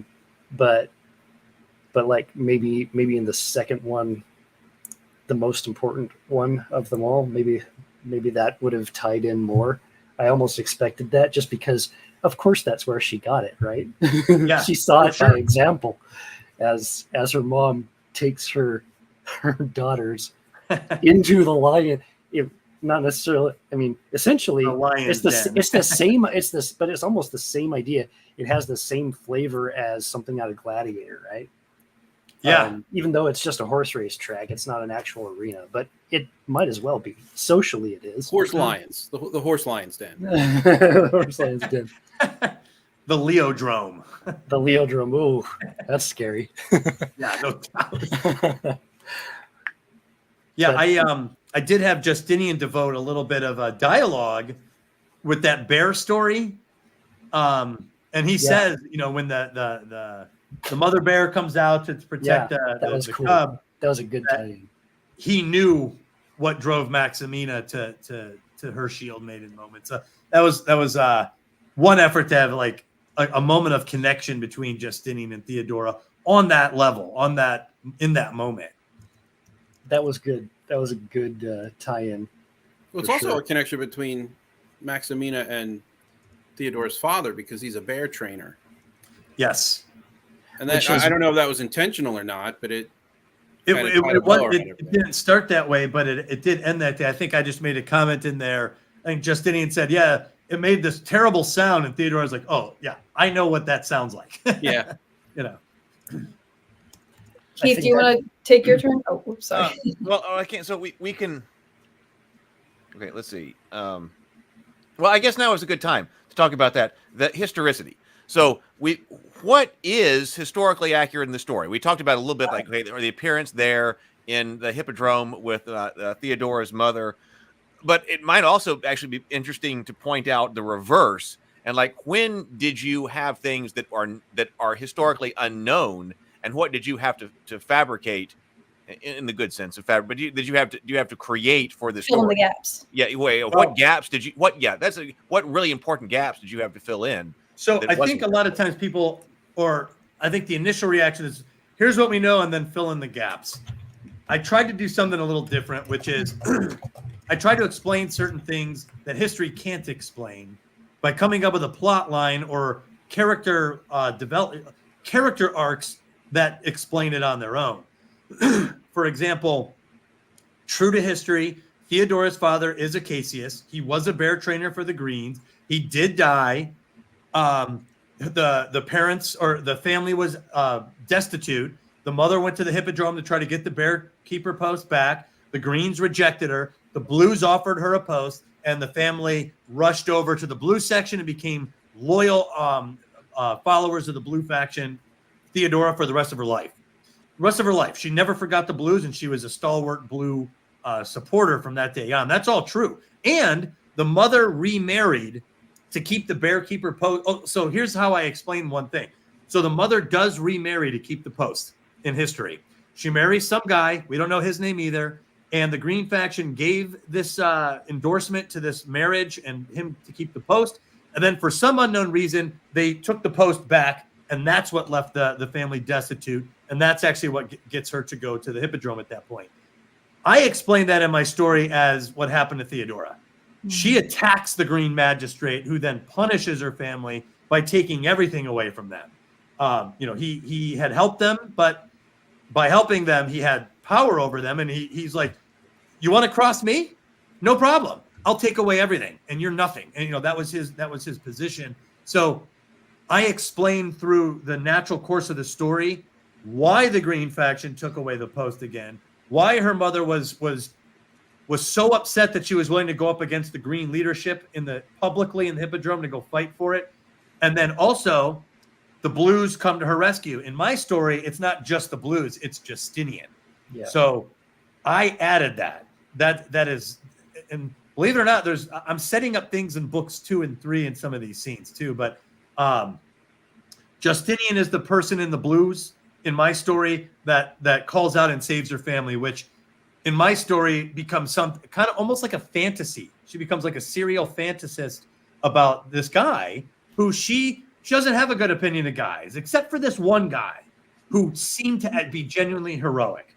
And then she gets to see him again. And that's what created a romantic thing. Secondly, in history, they don't know how Justinian and Theodora met. Just like in this book ends, remember she spins wool at a spinning wheel for a while she thinks things through. That's true in history. According to history, Justinian's just walking by and he's like, oh my God, who's this beauty? Let's get married. I doubt that so seriously. He's the heir apparent to the throne. Every great house in the empire would be trying to marry a daughter to him. Secondly, he should be entertaining this because if he marries into this house or that house, he strengthens his father's position to the throne and by default his own position. So why the hell would an unmarried bachelor prince walk through some slum neighborhood and be like, oh, I gotta have her. She's spinning. Look how hot she is spinning. So she's really hot. Yeah, she's just really, really good looking.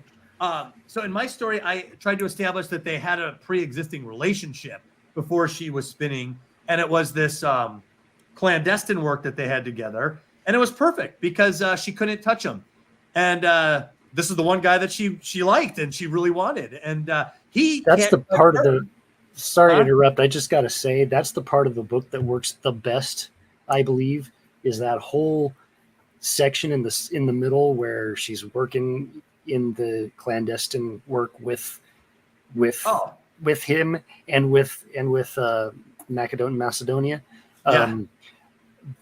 And you got all of these layers of intrigue, these layers of personal relationships building, and the tension inherent in not only how much she admires and desires Justinian, but cannot, for not only political reasons, but potentially mortal reasons, actually, if it gets bad enough, right? Like, who's going to care? It's all a very dangerous game, but it's all a very interesting game. And it's like that I felt like that central portion of the book was where I was pulled in and everything was firing on all cylinders pretty much the whole time. That was great stuff, man. Well, awesome. Yeah, that was my effort to explain how she met Justinian in a way that wasn't ridiculous. Yes. And yet still kept her at the spinning wheel. You know, like I tried to keep all the aspects in place, and she was at the spinning wheel so that she could learn a vocation, so she wouldn't be subject to the whims of a man. That was there was a purpose to even her becoming just marry this guy. Well, it didn't work out with him. I'm just going to be with this guy. Macedonia is like, well, but you're still codependent.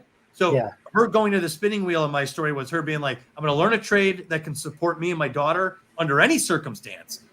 And if I'm lucky, it'll work out with one of these guys. And obviously it works out big. But, history might say that it worked out. Also, everything about Justinian's election is historically accurate.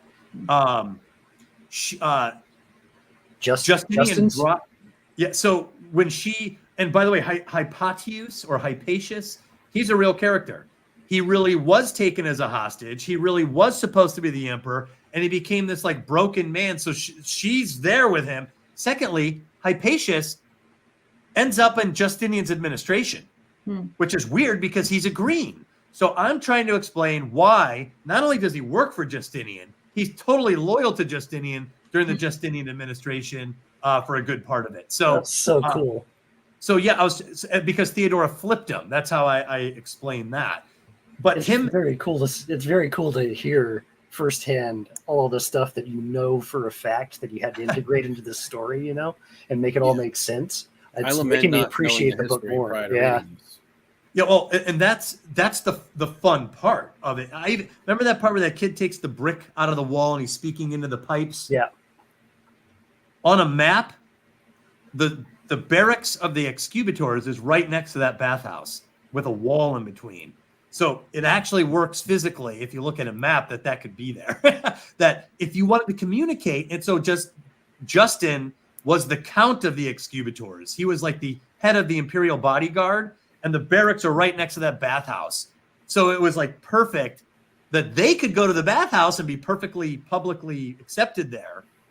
And then like 3 feet behind that wall is the head of the emperor's bodyguard. So it was like a perfect way to make something up that worked on a map if you wanted to check that out. So, and in 518, Theodora does go to Sozusa, which by the way is Benghazi. That's modern day Benghazi, Sozusa. It's in Libya. Really? Yeah. So she goes there in real life, and the governor throws her out. We don't know why. In my story, I explain exactly why. She ends up in Alexandria. She stays there for like 10 to 11 months. She ends up converting to monophysitism. All of this is true. She does all that. On her way back to Constantinople, she visits Macedonia. That's documented. Except in the history books, they say that Macedonia is the one who got her to become a spy, which I kept. But she says she got her to do it right before she went back to Constantinople. And in my story, she already knew Macedonia, and Macedonia living in Antioch. I have Macedonia start in Constantinople and move to Antioch in the book. So that's why she's there. And she does visit her on the way back. Theodora does work at the spinning wheel, and then she does end up moving in with him in the Sokolian house. So Macedonia is also a historical figure then? Yes, she's real. Cool. And she was a spy, she was a chorus line girl. All of that's true. I thought she was probably the most interesting character outside of Theodora.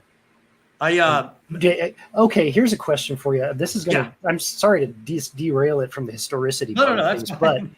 But I found the scenes where she's not only seducing Theodora, which shows that she's just better at this whole thing even than Theodora is, who relies on brute force, quote unquote, with her beauty. Oh, that training sequence.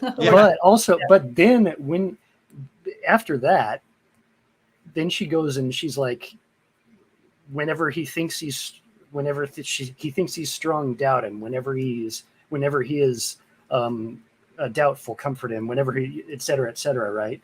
Like, where did you get that? How did you come up with that? Because that was some of the best writing in the book.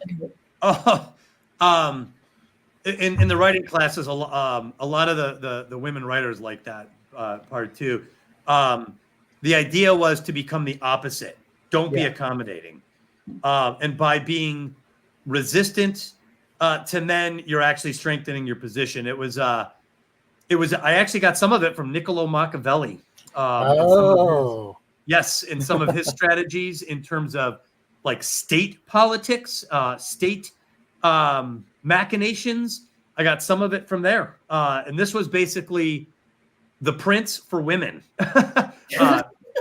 Specifically like how to seduce. But I even try to change it. Like typically you think of seduction as like, twirling your hair and like, I want it to be like, no. He knows you're lying and he's still going to give you the information. You have that kind of power over influence or manipulation. It's going to be dangerous for you and you're going to be serene when the danger comes up close. But also the empowerment message, and I had Theodora, follow the logic where she's like, well, what if he becomes violent? She's like, face him. And she's like, well, that's not a great answer. She's like, no.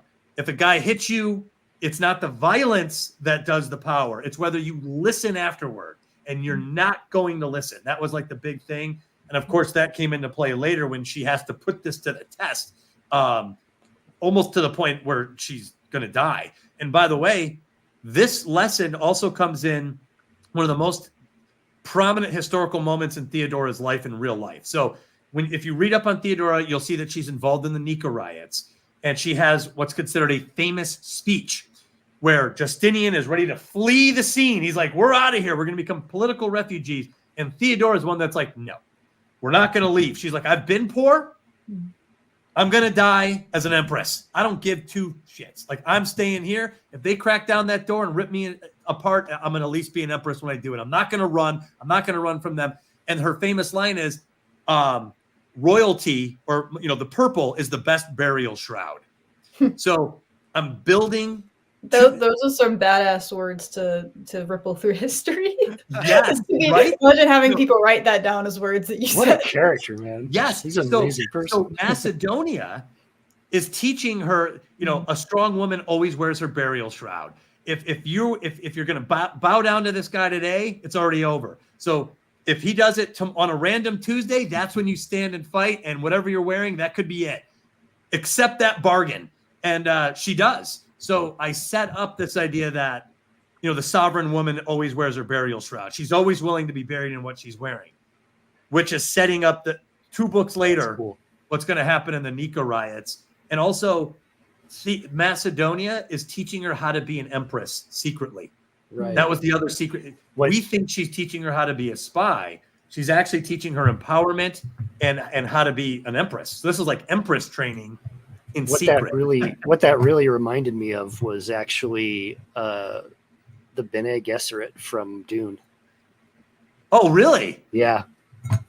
That's awesome. Very, very similar kind of vibe, right? Is like, yeah, I may just be a woman, but I know everything I need to know to turn your own motives and even words into my purpose, kind of a thing.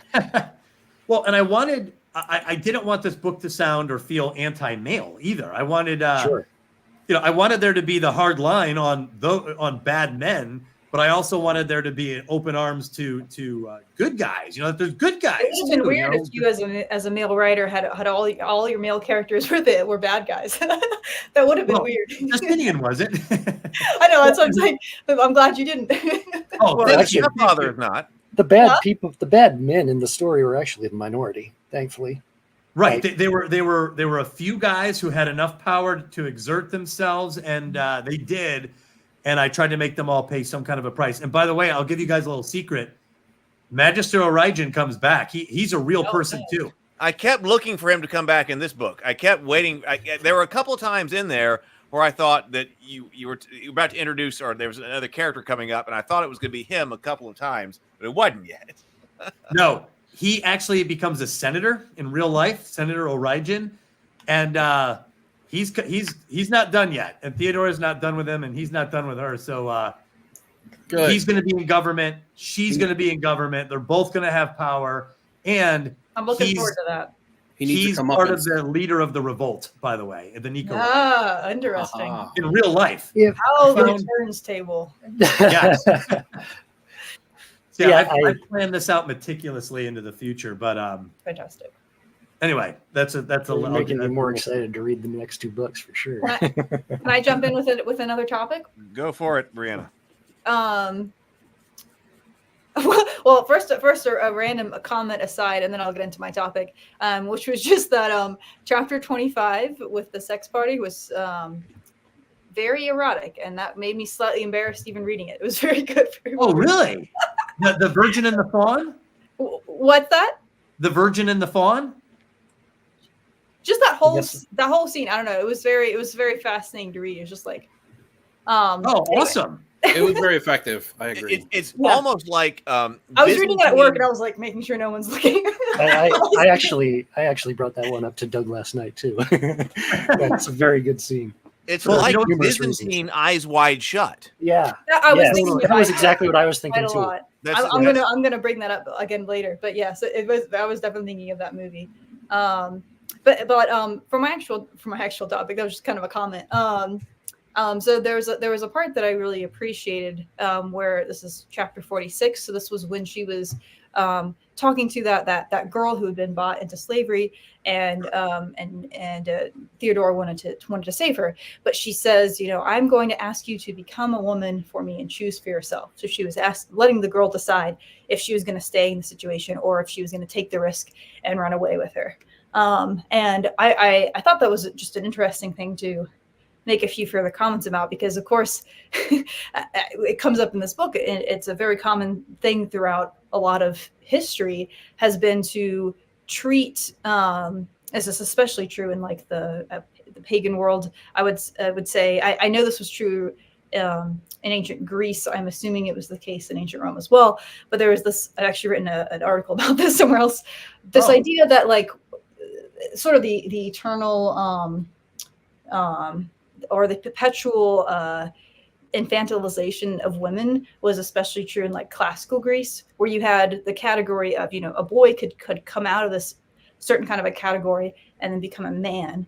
But in certain ways, a woman was never left the psychological childhood, in a sense. Like she was always considered someone who kind of needed other people to make choices for her, someone who was never considered as intelligent as a man. And so that's why mostly women were not supposed to be in politics, stuff like that. But to the extent that a woman would be considered the rite of passage is just a biological one. that's what's often, and even today people still say things like becoming a woman is like when a girl has a period or sex for the first time, which usually happens when they are psychologically still children, right? Like you can have adolescence can start when you're like 11 or 12. You're psychologically a child, and it is a very weird thing to be like, that's what makes you a woman. And so I really appreciated this, like Theodora's perspective and how she was talking to this girl. She was talking about becoming a woman was making a choice, which is a psychological form of adulthood, right? Of you're taking responsibility for something in your own life. And because I think, correct me if I'm wrong, but I feel like it might have been Magister, what was his name? Origen. I feel like he might have said something to Theodora in that really horrible scene where he called her like becoming a woman. It's like he said, I think he might have said something like that. So I thought, you're becoming a woman now, which was his attempt at flattery. Yes, which is so disgusting. But I really appreciated that, like Theodora giving this other girl a completely different definition for becoming a woman, for becoming an adult. So anyway, I just thought that was interesting. Well, I'm glad you liked that, and I that was on purpose. And I even had, after all hell breaks loose and they're on the trail, Theodora's like got broken bones and everything. Mm-hmm. She almost regrets it, and it's Valeria who like reminds her, like, no, we agreed, whatever happens. So she kind of like reminds Theodora, like in that moment of doubt, that we chose this. This is the path. This is the only way forward for us if we're going to be like sovereign people. Mm-hmm, mm-hmm. Well, I'm glad you picked up on that. I appreciate that you caught that. Yeah, I have a blog post.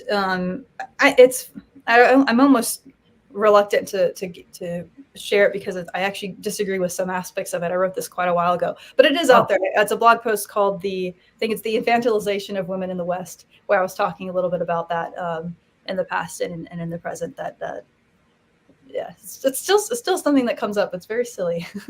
Yeah, I didn't want. I wanted each character to feel like they could have done their own story. Even the concubines in North Africa, Sophia the Mute, Samira. Samira comes back, by the way, in book 2. Okay. And she has a critical role. She was cool. I actually like Samira. And there's even a chance, I've kind of put her in my back, but there might be a role for Valeria, not in book 2, but in book 3. But I don't know. I'm going to wait. But my point was that each of these, I even tried to make the case that even the women that chose to stay knew what they were doing and chose it because they just decided that's what was good for them. They weren't dupes. That I always hate the idea that all women are dupes if they're in a tough environment. Sometimes a woman is like, I'm just gonna do this right now. I'm fine with my choices. So like, in fact, Samira at one point was like, Theodora's like, come with me. And she's like, no, that's too much. She changes her mind, but I had Samira make the case for why it's best not to rock the boat sometimes. And I want it to be a good case. Because we've all done this. We've all decided not to be heroic sometimes. We've all decided to kind of, maybe lay low or take it easy. There's a case for that. And I wanted that case to even be respected on some level, even if it's the one we hope she doesn't make. Was Samira the fragile? I was having trouble identifying the fragile power. Was Valeria was the fragile power. The girl. Yeah, okay. So then it was the symbolic. I was just thinking too that that Samira could have fit that role with her entrusting Valeria to Samira in the first place. Samira is actually that's interesting. She's actually what I would define as a heroic partner, someone who's inspired by the actions of the hero or heroine who joins them. People forget that Han Solo comes in and saves Luke's ass, and this group probably doesn't forget that, but Luke. Luke gets all the credit, but Han comes in and saves him. It's okay to have someone storytelling trope, the rescue from without. Yeah, the rescue. Yeah. My whole point is it's okay to get help. I know that sometimes they're like women shouldn't be helped by men. Only if the woman's reductive. If she's a sovereign individual, it's okay for a man to help her once in a while. There's nothing wrong with that, and there's nothing wrong for it's human to need help sometimes. Yeah, you're gonna need help. I know I've needed it. From men and from women. So anyway, Samira's a heroic partner in terms of where I see her fitting on the spectrum. She was a neutral party who ends up, joining Theodora's quest to escape bondage, basically. I just want to quickly say I have one remaining topic, and I want to save it for the end because it's kind of a big one, and it's also not directly about the book. It's kind of about themes in the book. So, okay. So I want to come back to that later. So I'll turn it over to other people. Robert, the Goths are Han Solo. Vermundo, yeah. Yeah, Robert also mentions that Sophia screams. Why'd you have that happen? I just wanted to. So I had watched semi-recently One Flew Over the Cuckoo's Nest, where Chief was the mute, but he could speak the whole time. And I've actually seen this repeat elsewhere, where someone is mute because of trauma of some kind. So not physically mute, but psychologically mute. Yeah. So yeah, exactly. So I pictured Sophia being like this beautiful mime, sensual, beautiful, but silent. And I wanted to highlight the horror, the nightmare that Theodora brings to the governor by having even the mute scream to snap out of her routine, I guess. I've got some different directions we can go here. This might be a small and technical thing, but let me ask that before we get into the archetypes of the Heroine's Labyrinth and stuff like that. Let me ask you this because I was curious about this from a technical perspective. Is that what you consider the end of this story? Because obviously you're setting up several different books, but just something that I thought about as I was reading it. This story ends with chapter whatever it is, but then there's an epilogue. But I thought the epilogue was a much better end to the story than the end of the story. Yeah, well, that's what epilogues often are. Well, I know, but I was wondering in this case, like I said, this may be an overly technical point, but you're having a Heath moment for sure. Yeah, but I thought that the story came. I guess it depends on what you're doing with an epilogue, because we don't have a prologue. You don't have a prologue, right? No, right in that. I was actually told not to write prologues. Okay, but, so there's no prologue, but there is an epilogue. But really, I just thought the epilogue was the best conclusion of the story, and so I wondered if there was a reason why you considered the end of that before you went to the epilogue, which is when she's reunited with Justinian. So, when I'm thinking about the epilogue, I'm thinking about personally, the story's already over, but here's some extra that kind of fills in stuff after, the climax as we go on. So what was your thinking about not having that being an epilogue and not actually being the story? Three things actually. Okay. That I wanted to achieve with the epilogue. One, setting up book 2. So book 2 opens with a party at the Bucolian house. Theodora, her life with Justinian in this era is going to take place at the Bucolian house. She's not an aristocrat. She's got a checkered past. Everyone hates her. Justinian's got a million better options.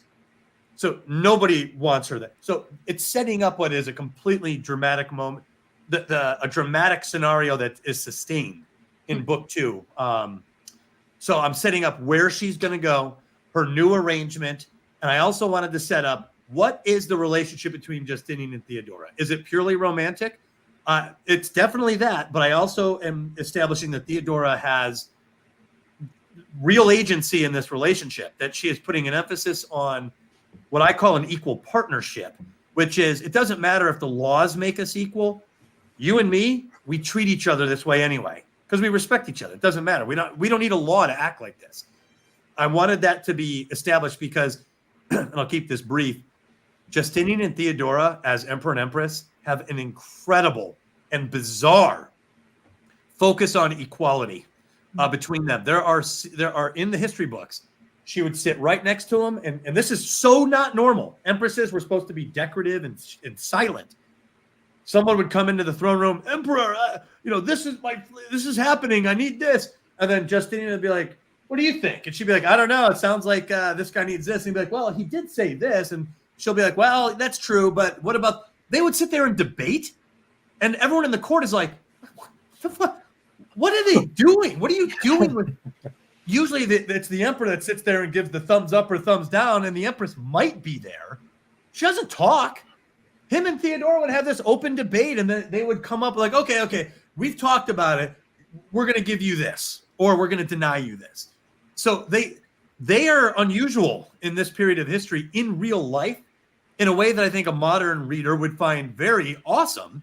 So I'm trying to show where this comes from.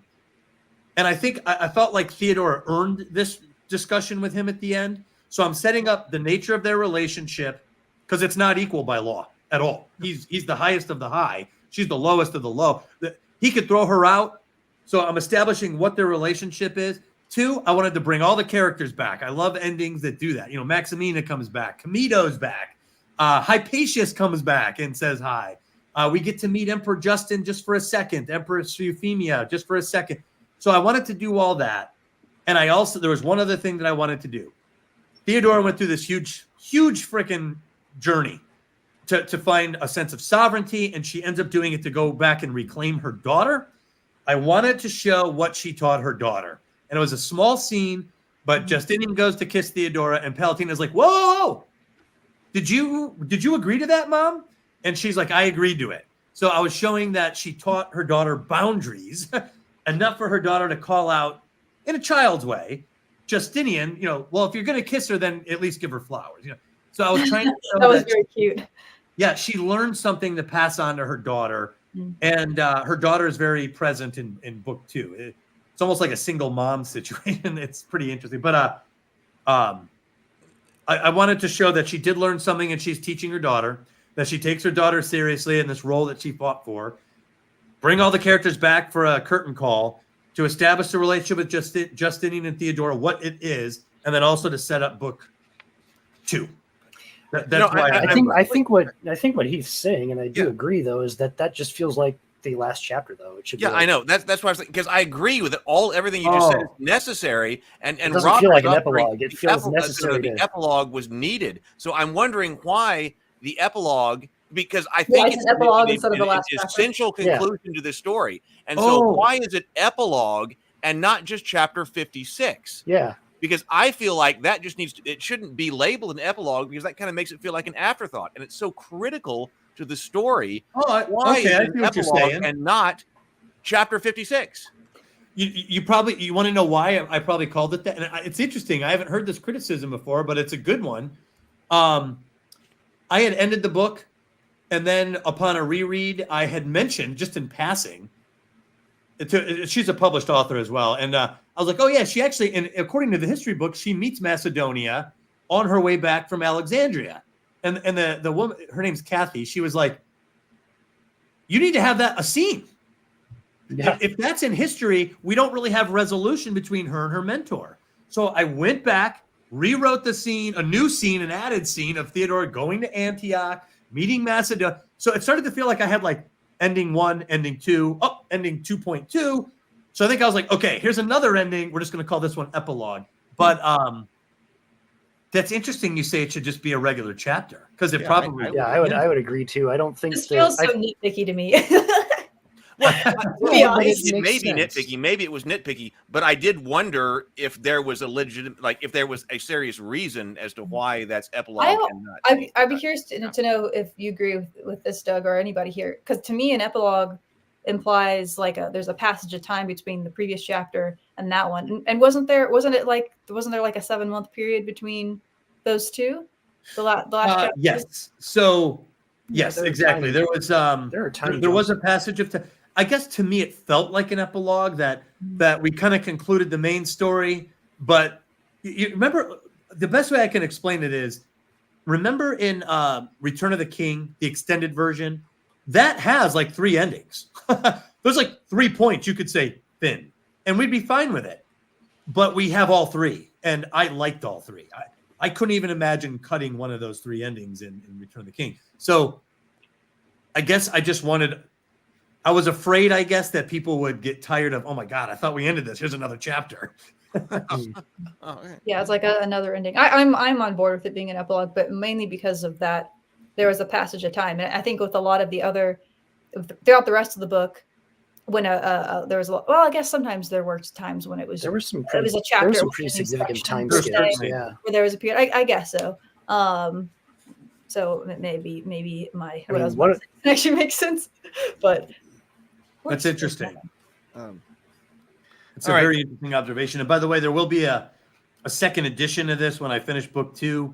So I'm going to redo the cover so that they match. And I want both books to say like Empress Theodora, book 1, book 2. Because if you go to Amazon, select books, and write Empress Theodora, Faraway Bird doesn't tell you that. So it was a mistake. So I actually want to redo my cover too. What's that? But I want to do the recover for my book too, but only after I have another one out. Oh, really? Yeah, I mean, I know the thing is, everybody tells me they love the cover, but to me, I don't think I would pick that up off the shelf. Like, because I feel like it needs to be more prominently, like it's got a wing, and that's kind of cool. But I want to see I want to see a character. I had a specific cover I wanted. I just actually couldn't afford to get it. That's the reason why I didn't do it. You know, I would my idea for the cover is that I want to have the protagonist Kindy with her bat wings behind her with flames, and she's got a sword, and she's like coming in this very angry, tear-stained look, like about ready for violence. I think that's a more interesting cover, and that would catch my attention. This is cool when you look at it up close, but when you're looking at a little, like on Amazon, like a little thing, like the colors grab your attention, but I don't know that the imagery, I feel like the imagery could be better. Well, like anything, it's only good or bad in contrast to what. So when we don't have anything to compare it to, it's like, well, that looks great. But what's in my head feels better. Well, we have to compare it to. If you showed what the alternative might be, we might be like, oh yeah, cover 2, you know? Yeah. But I think the color scheme I would keep. This cover here, the artwork is by George Fry from Treehouse Machine Studios, and he did the composition. that cityscape back there comes from Byzantium 1200.com. And this guy lives in Turkey, lives in Istanbul, and he has reconstructed the entire city of Constantinople on a computer. And it got so much attention that he built real models, and it's traveled in through museums. I reached out to him. I was like, hey, could I use it? He's like, so he gave me a cityscape. So that's a hard-earned cityscape back there. That's the actual layout of Constantinople. And with the hippodrome. With the hippodrome. That's really it. George darkened it and added the lanterns out there. But it's a risky cover because I was warned you don't want to sexualize a woman if they're. But I'm not. This is Theodora. It's Theodora. So I'm like, well, 99.9 times out of 100 that I would agree. Her history is wrapped in sensationalism, actually, of her sexual performances and exploits. So I wanted it suggested, but I also didn't want it to be too much. I think it would be hard to beat that cover, to be honest, Doug. What is your plans for how you want to do it differently next time? I'm curious. It comes down to what's the alternative. Right. It would have to match. The big thing for me is I want it to match, and I would change it. And by the way, a cover designer, one of the issues they had was the font. There's a lot of open space underneath way and far on each side of bird. So there's certain issues that you probably wouldn't do. That's true. But it's an illustration, so we couldn't move it. Oh. But it's good. Don't get me wrong. I like it. So is mine. What's that? I said it's a good cover, and so is mine. But we're thinking, you and I, we're self-published. We're operating as publishers too. So yeah, thinking about how it could be better. Yeah, it's a good cover though. I do like it. I would just from that one cover, I would expect the following covers to have her in the same position with different backdrops and different robes to signify the different positions that she is taking part of. And that is a great idea because I've seen books that do that, and you find yourself staring at all the progression of covers. Exactly. You can't help it, you know. And, hey, I know that Brianna has already written a review on Amazon. So we need to be sure. I read it. If you've read Oh, you saw it? please be sure to review it. I need to do that too. I'm going to write a review here. So, for all of us. I was going to ask everybody, once you've written a book, it's easy to act like you don't care about the ratings but you do. So all I would ask is, if you really liked it, give it the exact rating that you think it deserves. You don't have to write a review, but the ratings do help. That 192, people do tend to get some kind of an idea of mileage on a book there. So numbers help. Yeah, exactly. So you got Amazon 4.5, which is the ideal too. I noticed that 4.5. You don't want it to say 4. You want it to be 4.5. Yes, it's really hard to stay above 4, by the way, because all it takes is just a couple people. Dude, if one person gives you a 1 star, it crushes that average. It's amazing. But that's why more numbers help. Yes, yeah. So I would ask, if you don't mind, Amazon and Goodreads. Yeah. And if you want to write a review, that'd be awesome. If not, just rate it. And then also, if you if you listen to the audiobook, if you could give it a rating on audible.com. That's the hardest one to get ratings on. Oh, the audiobook is awesome. I listened to the audiobook. I know Robert did too. Oh, awesome. You put a lot of work into the audiobook. I was listening to the audiobook as I was reading most of the time. Some of the time I just listened to the audiobook. I did both because Doug also has custom music in the audiobook. That's cool. My friend Lucy Williams, she's a musician. She played for Trans-Siberian Orchestra. She used to be the keyboardist for Moby. That's right. She's awesome. And I've known her, a long time, since the mid-'90s. And she and I she's one of my best friends in the world. And she's also one of my closest, creative confidants. The kind of conversations you can have with a creative person is so different than, conversations elsewhere. It's like that on steroids. So we always share work with each other. She's a musician. and I'm a writer, but there's definitely that overlap there. Anyway, I was like, wouldn't it be cool if you did music for the book? So she tried to write what she thought would be feminine music of the period, since there is none that we know of. It was mostly written by men. Like, what if a woman wrote music in the 6th century? What would it be? So that was like the idea, and she wrote it, and she even wrote the melody for. There's a little song in the book, in The Virgin and the Fawn. I wrote a little like limerick, and she wrote a melody to that. And the narrator of the audiobook heard the melody, practiced it, and actually sang it the way Lucy wrote it. So it was pretty cool.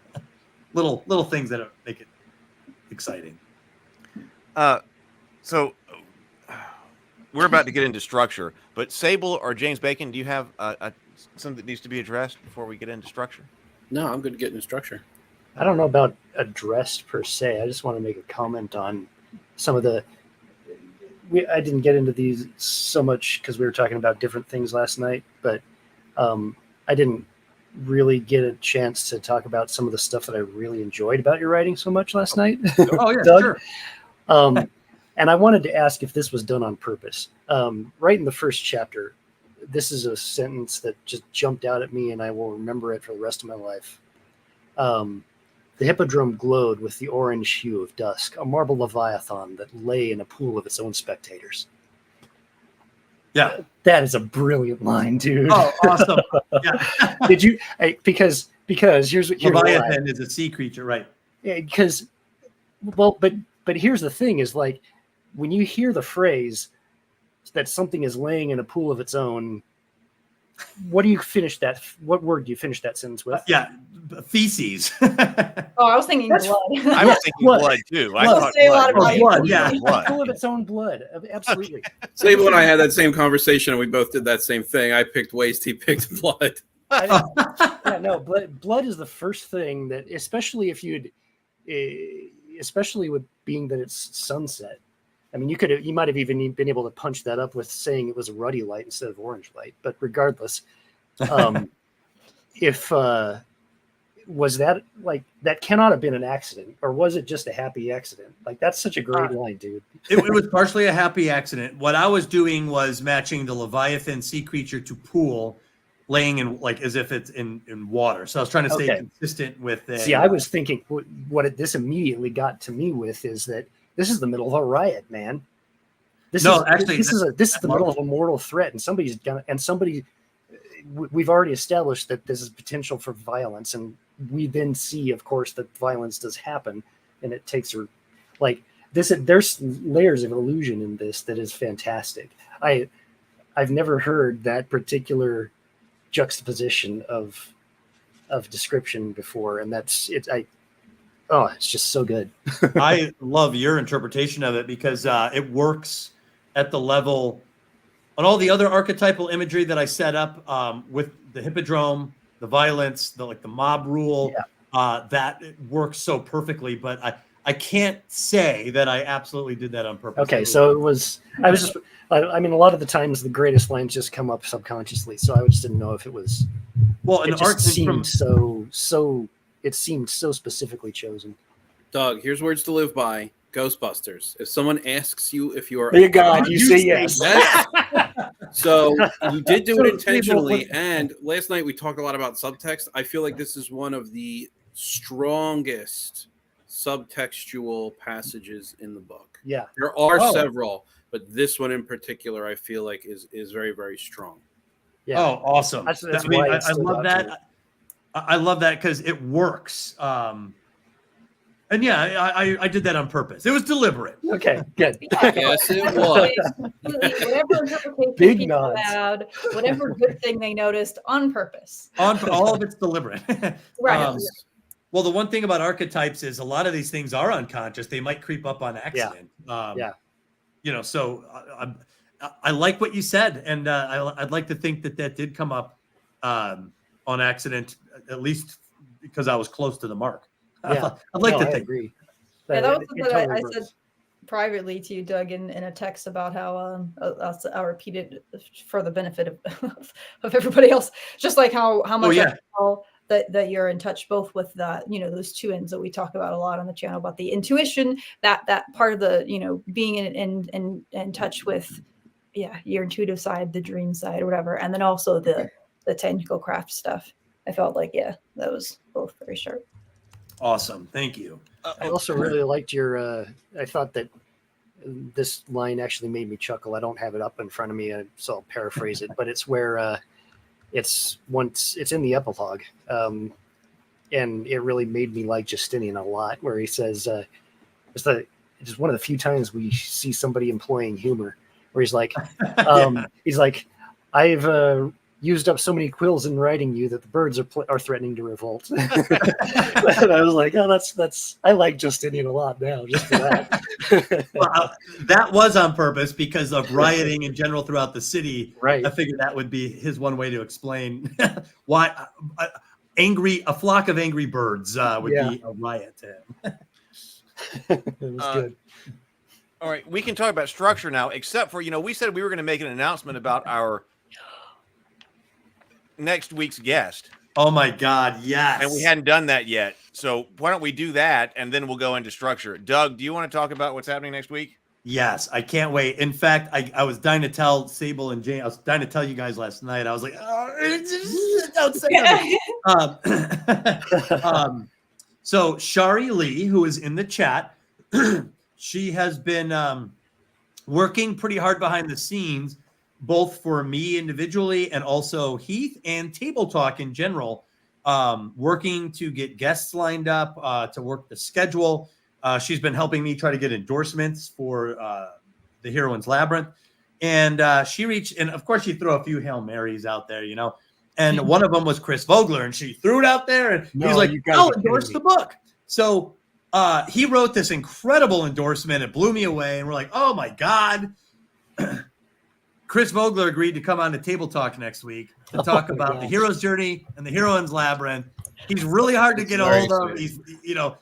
He's one of the great sages of story structure and the hero's journey out there. Right. And he's coming right here to talk with us on Table Talk. Yeah. Christopher Vogler, The Writer's Journey. The most influential books on writing today. So that's totally. I was so thrilled.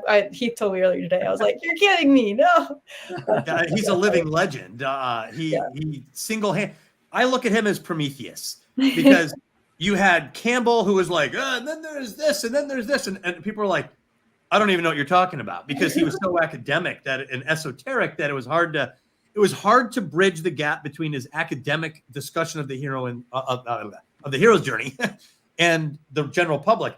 George Lucas went to academia, studied him, and applied it in Star Wars. And then in an interview, George Lucas said, I use the hero's journey. And the public is like, what's that? And people rushed to figure it out. And they grabbed a Hero with 1,000 Faces. They read it. And they're like, huh? I don't understand. So Christopher Vogler, recognized that the general public and writers, professional writers, screenwriters in Hollywood did not grasp the academic and intellectual concepts behind the hero's journey. And so he wrote a memo to Hollywood to help break it down for them, which he then turned into the book, The Writer's Journey, which has become, I think Brianna said, one of the staple books in every writer's library. I've got mine. We've referred to it many times here on this channel. Yeah. Yes, we have. So it's going to be an absolute delight. And it's an honor to have him on here. And me and Heath were talking about this. We aimed at, so we pitched it to him. We said, this will be the first ever discussion, because he really liked the Heroine's Labyrinth. We said, well, will you be willing to come on to Heath's channel? It'll be the first ever discussion about the hero's journey and the Heroine's Labyrinth with a man of your caliber. He's like, can't wait. So because I don't count. That's exciting. well, what I mean is like the hero's journey, because we spend a lot of time talking about Heroine's Labyrinth, but we're bringing in one of the bigs. And so we have an opportunity to have a discussion on Table Talk that no one's ever heard yet. I think that's pretty awesome. That would be so cool. Yeah. Yeah, I'm looking forward to it. All right. Heath, and you do count. Thank you. So anyway, we were excited to announce that. Yes, that was so that's it. So that's our big announcement. So we got Vogler coming up. So yes, if you're writing stories and stuff, and you're trying to get into story structure, of course, the writer's journey needs to be on your shelf. It needs to be something. Absolutely. Okay, so when you were writing this book, this led into the development of the Heroine's Labyrinth, which is your book that's coming out. The nonfiction book is going to be coming out, at least available for pre-order next month, which its release is imminent. So we're coming out with the Heroine's Labyrinth. Okay, but you were talking about, so this is, you're writing a story about a historical figure, but you got to have a story structure. Otherwise, I mean, you would think, but there's no guarantee that the life of a historical figure like Theodora or anybody is actually going to conform to any type of idealized story structure. No, it's most certainly not going to. It's probably not going to. And that's one reason why oftentimes you're going to have the development of the story of someone's life as far as a movie or a movie goes be dramatized, because you need points for story structure points that may or may not or that may not have been actually part of their life. So will you take us through the idea of, all right, let's tell this story about Theodora, and then, okay, I've got to actually come up with this. I need some kind of story structure in order or to apply this to, in order to serve as the bones of this story, and your process of thinking through that. So I made it about halfway through the book before I was struggling to have the hero's journey match up. I even labeled part 2, and I kept it as Underworld. We are going into the Underworld, and this is when later on I realized that what most of us have been doing is imposing the hero's journey onto. I'm not going to say it doesn't apply. You can absolutely make the case that the other world works in a Heroine's Labyrinth too. You can make that case. The issue is that the same as what the hero is doing when he leaves the native culture? And my answer to that was no. It is fundamentally different. So I had the Underworld. I had the wise mentor with Macedonia. And I do notice that it seemed like she had a refusal of the call too. Yeah, I had the yes. So I had the refusal of the call. So Macedonia comes at her when she's drunk, and she posts Theodora, or at first she dangles an easy opportunity. Theodora's like, yeah, sure, I'll do it. And then she flips on Theodora and starts posting her up and poking her. Theodora gets mad and kicks her out. Get out of here. That's the refusal of the call, 100%, absolutely intentional. And then, of course, immediately in the next chapter, she's like, what am I doing? I totally want that opportunity, and goes after Macedonia to get it.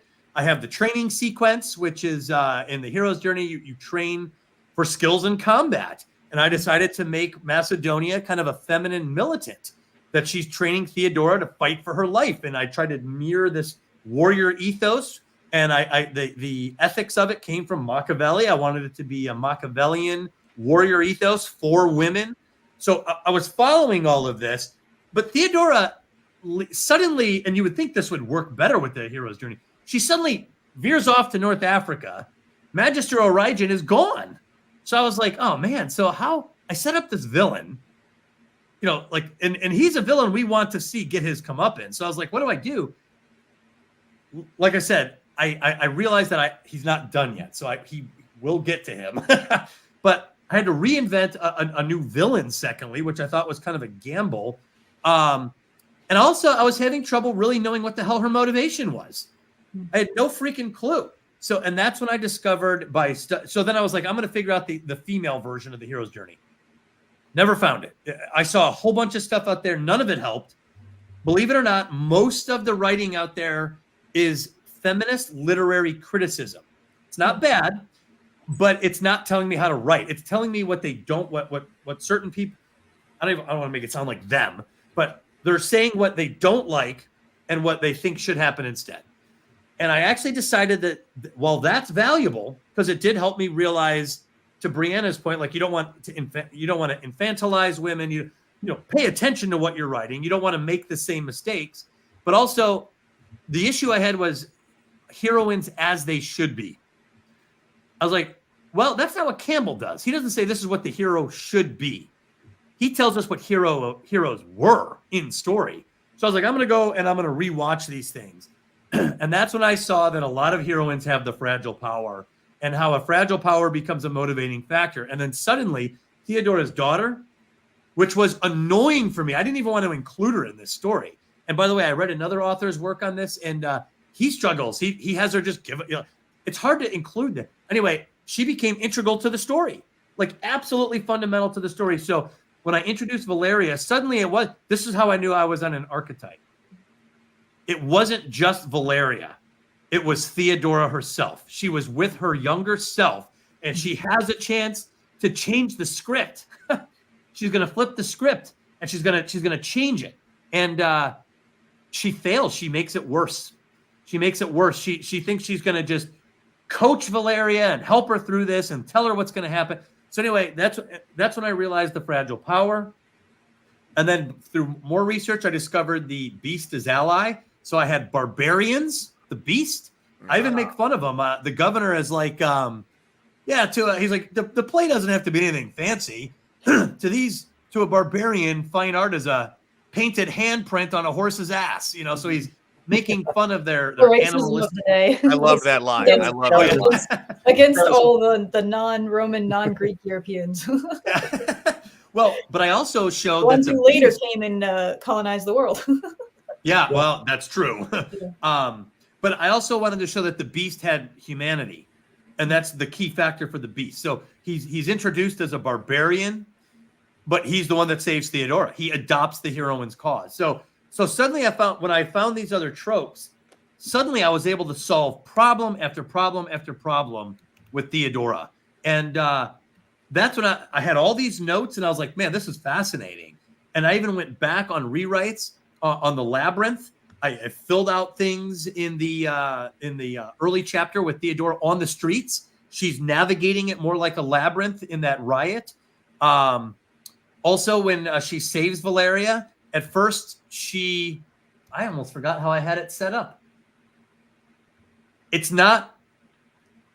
She tries to save Valeria right away. That actually brings. That brought something that I noticed that was like, wait, what? When I was reading, and that you just brought it to mind, is that when Valeria is brought into, because when Valeria is introduced, she's just the young girl with the rest of the women who are brought in as potential concubines, right.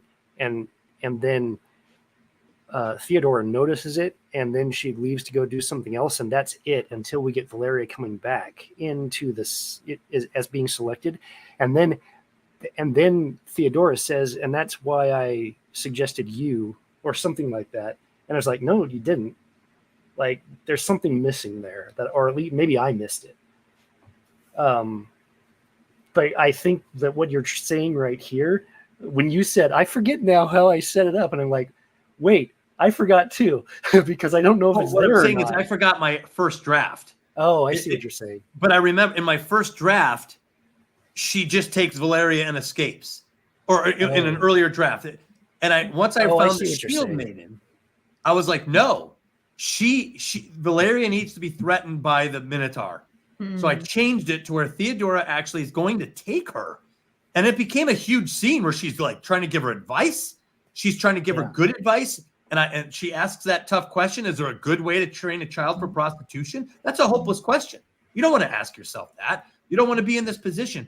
So it led to all this really struggling dialogue between her and Samira that she's going to go through with this. And then she brings Valeria. She changes her mind at the last second. And like Brianna said, not fast enough, because the door opens and we're in the Minotaur approaches. And when the Minotaur comes at her, I had Theodora get in his way. I said, leave her alone. And then you're forced as a writer, what happens next? He's going to attack her. He's going to be violent with her. And so you have to write that scene. And that became her moment of empowerment. Even though it seems like a moment of degradation, I was like, no, she's been through worse. Like, she's doing this for Valeria. So she's not humiliated here. She's doing this consciously.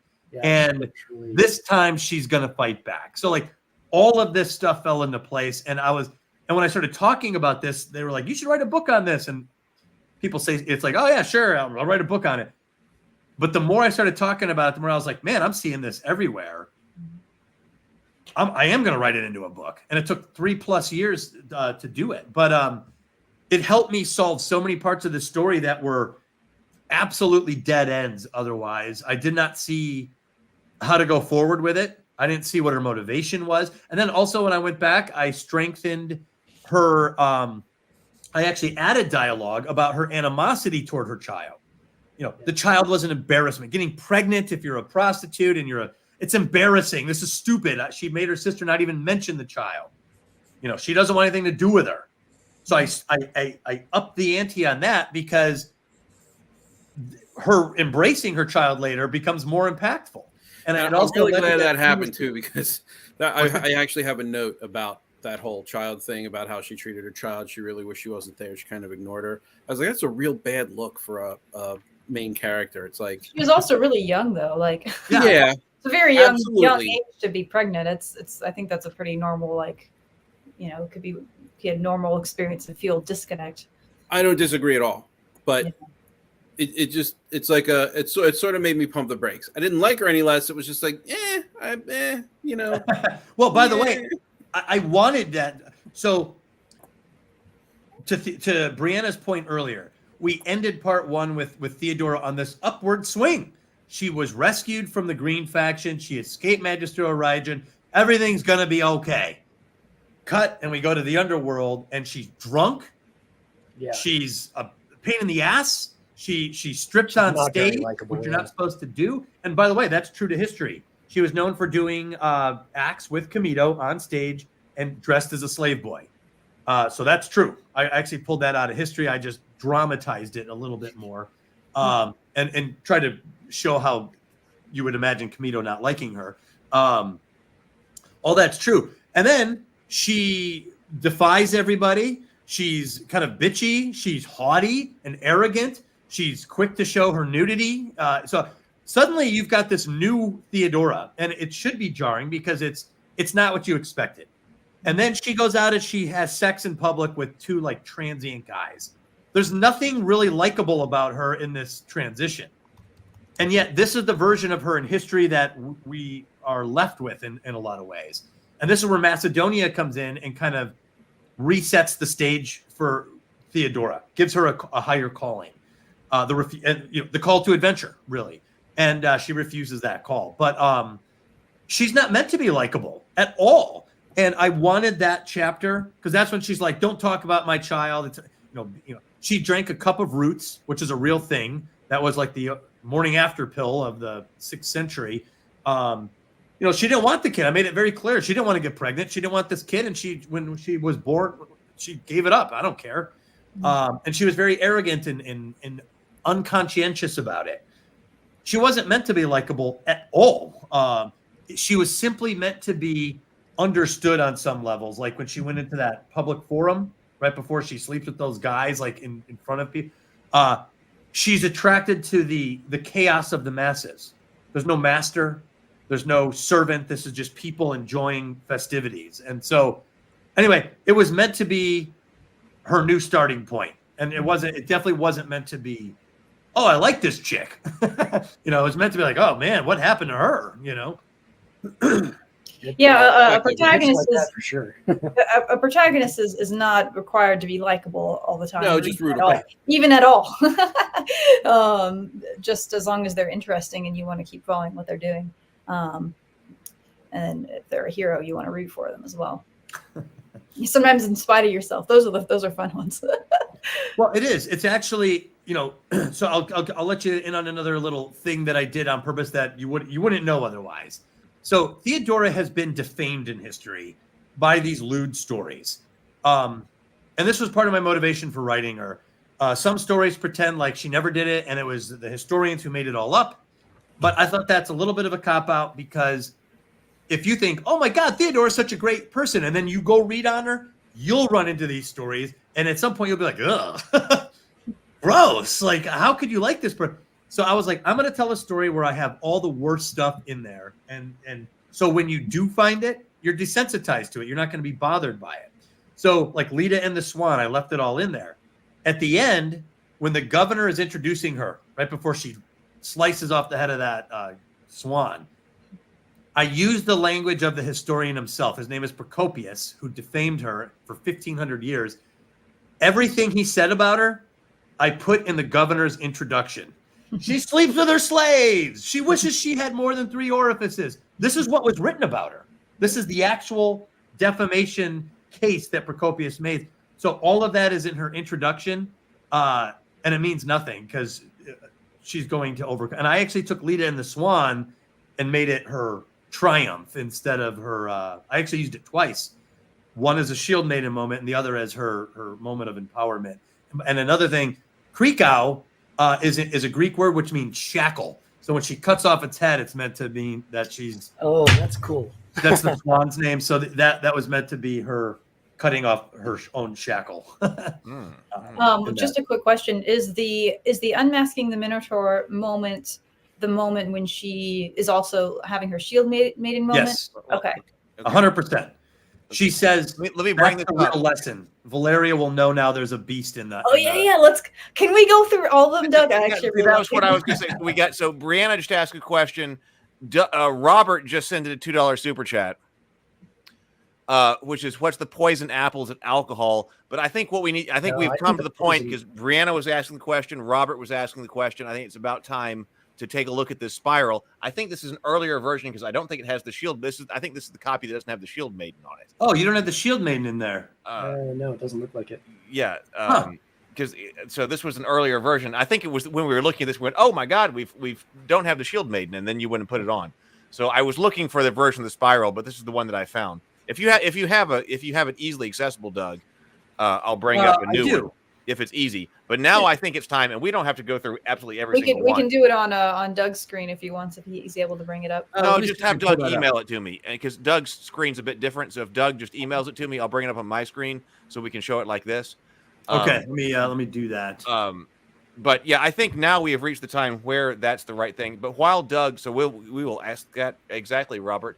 But while Doug is looking for that, Michael J. Pastor says, opening my notepad now, I feel like I'm back in school. I mean, yeah, but because if you're new here, which I think might be the first time Michael has joined us on Table Talk, I'm not sure, but we've said this is deep conversations. A lot of us, we are all storytellers here, so it seems like Table Talk has drifted into storytelling. Brianna and I started live streaming our discussions of stories as we started breaking down structure and started talking. And so Table Talk has been, I believe, basically a graduate level seminar in storytelling. When we're getting together, there are other things we do on Table Talk too, but when we get together for story, I think of this as basically a graduate level seminar in storytelling. It's Brianna and I created our own film school when we did The Cultists. We said, all right, let's just figure out how to do this. We created The Cultists. We needed to figure out story structure, so we created Table Talk, basically. So, well, in all fairness, I would actually consider my film school to be what I did the 2 years after I made that. But, well, yes. Okay. All right. After that, I went, I'm going to do film school for myself. Okay. Yes. But we did this for ourselves and have been documenting this process online so people can go through it with us. Yes. Yes. So yes. that's And what this has has been been a great way for me to kind of express some of the stuff I've been learning. Because as I say, the best way to really learn something and for it to really to make you really understand it deeply is to regurgitate it, to teach it to someone else. So, so if you're here, you're following really along. Helpful. And Heath, I did send you the. I gave you 2 versions of the revised copy. But yeah, these archetypal designs are simply different than the hero's journey, and it's because of the labyrinthine situation that the heroine usually finds herself in. Now, I didn't use every single one of these, and if you're a writer, you don't have to use every single one either. You should only use the ones that solve your narrative issues or are naturally or organically coming up in your story. You should never have to force one. Like in this one, there's no official black swan, and there's no official poisoned apple. Oh, I was wondering about that. I was wondering about the black swan in particular. Now, the black swan, there's an awesome one in book 2. So just so we know what we're looking at, this is what's going to be the Heroine's Labyrinth. This is Doug's nonfiction book that's going to be coming out at least for pre-order next month and then for release in March, but it's coming out. So this is the nonfiction book that documents the Heroine's Labyrinth, or a diagram from the nonfiction book that documents the Heroine's Labyrinth, which is an alternative to the hero's journey that often occurs with feminine protagonists. And it has its own set of archetypes and things that appear. Doug has been documenting this, or has documented this in this book, and he and I have talked extensively about it together with Brianna and also James and Sable, and extensively on this channel, this particular story structure archetype. So here is a graphical depiction of it, and that's what Doug's about to talk about. So if you're here, I'm sorry, I stepped in, but that's what we're looking at. So that's what we're right. Okay, so right, and this provides language to address and explain things that I just didn't have. As far as I was concerned, the language didn't exist yet for me to describe. So it helped me to put all these out, and it was nice because they all fit into. It felt like all of the languages was already kind of waiting there for me. So a couple things that I was able to do by using this was to go back and insert things or augment things that were close or were missing. I could go back and add them. For example, so the Masked Minotaur, at first I was setting up Magister Origin as your standard hero's journey villain. But that didn't work. But he is a Masked Minotaur. And so was Governor Asibolis.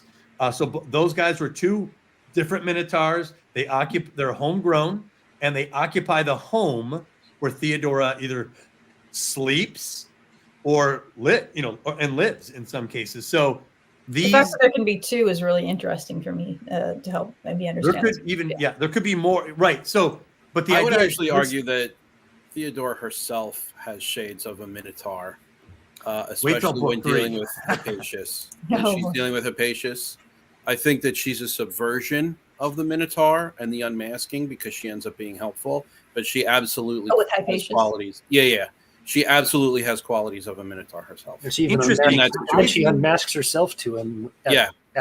True. There is an unmasking with her. That's interesting. And you can count a lot of these beats along the way from Hypatia's perspective, what at least is in the book. Obviously, we can't fill all the gaps in. But there's a lot here that would show that he's actually on his own Heroine's Labyrinth journey. That's really interesting because of the unmasking.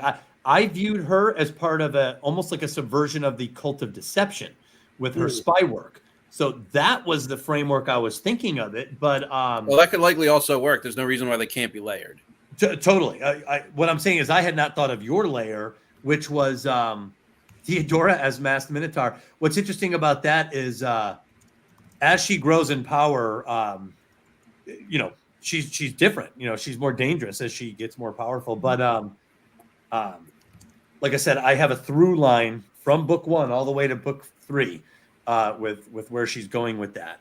But in this book, I specifically developed the Masked Minotaur archetype, and I focused on it. I made sure that it was a villain that could enter where she sleeps, her home environment. This is, I even said, she even says at one point while staring at Magister Origin in like revulsion, like, he could come and go as he pleases. He can pass in and out of the Koitona and be welcomed as a guest. And this drove her nuts. It was like the ultimate inequity that this guy is celebrated. That's the Masked Minotaur. He's a judge of the ward. He has a social apex standing. Governor Asibolis, social apex standing. He's the head of that whole palace. So, once I identified, I was able to build it out a little bit more than I had. The same thing with the Sacred Fire. I actually was Theodora had yearning already from the early chapters. When I got her into the underworld, the child yearning changed. She's not staring in trees and wishing she could be a part of the world anymore. She's not Ariel. She's not Belle. She's in an adult situation. So, but I still used it. The Sacred Fire, I called it the Speciosa V, which in Latin means the beautiful force. So in this book, I actually gave it a name, and I named it after the Sacred Fire. So, and it became something that I could use to explain her thinking. Heath, remember I said there's something about our heroine. The Sacred Fire gives us, why her? There's something about her. It's an attractive force. The double-headed side of the archetype is that the Sacred Fire is an attractive force and a creative power. And it is this force, this attractive force and creative power that attracts the Minotaur. It also attracts the Beast as ally. If you noticed, the Beast's ally is Vermundo. and he's the one who admired her dancing the most. So I added that he was the one person that seemed to be viewing her as artistic during her final dance scene before it took a dark turn. So that was something I added because of the Sacred Fire archetype. She makes a couple captivity bargains. One is to join the Koitona. That one she makes unknowingly. That is a classic captivity bargain where the heroine goes into captivity willingly because she thinks it reconciles certain forces and pressures on her. She does make a second captivity bargain at the end of part 2 when she's forced to go to North Africa. Remember, she's like, I don't want to go. I'm not going. Another refusal of the call, by the way. Macedonia says you should go, serve the post. You should go to North Africa. You can't be with Justinian. There's no sense to it. You can't marry him. Your destiny lies on a different path. And so she makes the captivity bargain. She agrees to go into concubinage in North Africa. And I even tried to explain it. Justinian asks her at one point, he says, why him? Why would you become a concubine for him, but not me? And she's like, well, a lesser role for a lesser man.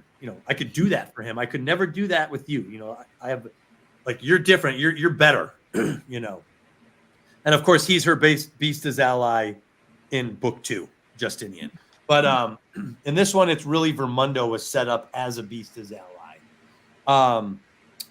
Cult of Deception was the spy work, but a lot of that I had planned before I got into this. But the Beasta's ally was Vermundo. The fragile power was Valeria. The broken truce is when she slices off the swan's head. It's a clear-cut departure. She's not under his authority anymore. She cuts off the head of his prize swan. She throws it at him. She stands there and stares at him defiantly, and he beats the shit out of her. It is a broken truce. She's not going back, and there isn't law enforcement. She's grabbed by the Roman soldiers and held in place, and the governor beats her almost to death in that moment, in that broken truce. But it continues as she goes on and hits the caravan trails of North Africa. All of this is true in history. She does all this. There is the unmasking. Now, the unmasking takes place when she changes her mind about Valeria. When she decides she's actually now an accomplice to the governor. She's not helping the little girl. She's actually become part of the problem. And so she changes her mind. So I changed the scene to her offering Valeria to the governor and then changing her mind and then getting in between them and saying, I said, leave her alone. Like, you're not going to touch her, which of course leads to a violent scene between her and him, which led me to no problem in her motivation for getting out of there. And also I saw her differently after that. As the writer, I was like, she's ready to go. She's not in transition anymore. She's not forming. She's formed. She knows what she's going to do. And now I have a different character here. I have a different Theodora in this scene. So by adding the broken truce, adding the fragile power, suddenly the story just started to be able to move in this direction almost effortlessly. Home is battleground. Obviously, this takes place, all of her stuff. The final battle takes place in the place she lives. So that was a home is battleground. I had it at night for the fire symbolism with the torches. There's no official broken spell. There is something that I took from the hero's journey and deliberately inserted that's not on this list.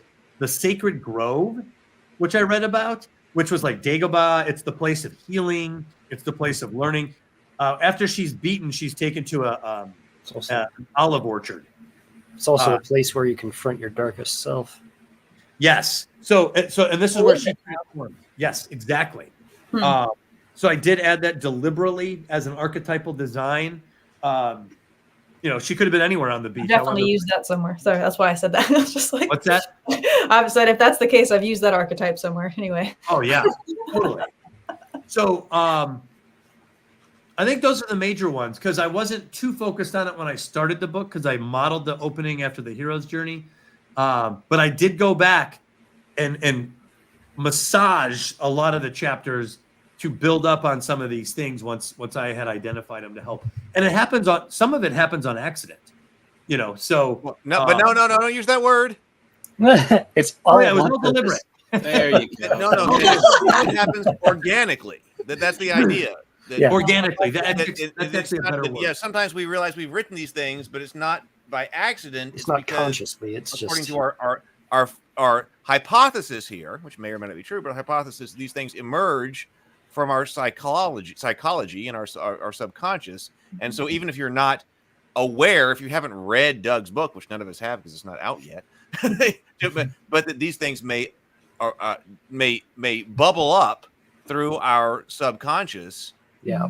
And that's what Doug is identifying. He's identifying things. So you may encounter these things organically in your storytelling, even if you're not consciously aware of them. So right, I'm gonna call you on accidental every. That's good that you did. your prefrontal cortex did not employ it, but your I don't know. Maybe that's not the right part of the brain. Whatever part of the brain dreams. So what is that? I think is the best thing. I think they bubble up from there. Intuitively, organically, or intuitively. I was trying to name like a part of the brain, but I don't. Yeah. I just realized I don't remember very many of the names, so I'm gonna leave that alone. Robert wants to bring up the guard with one eye.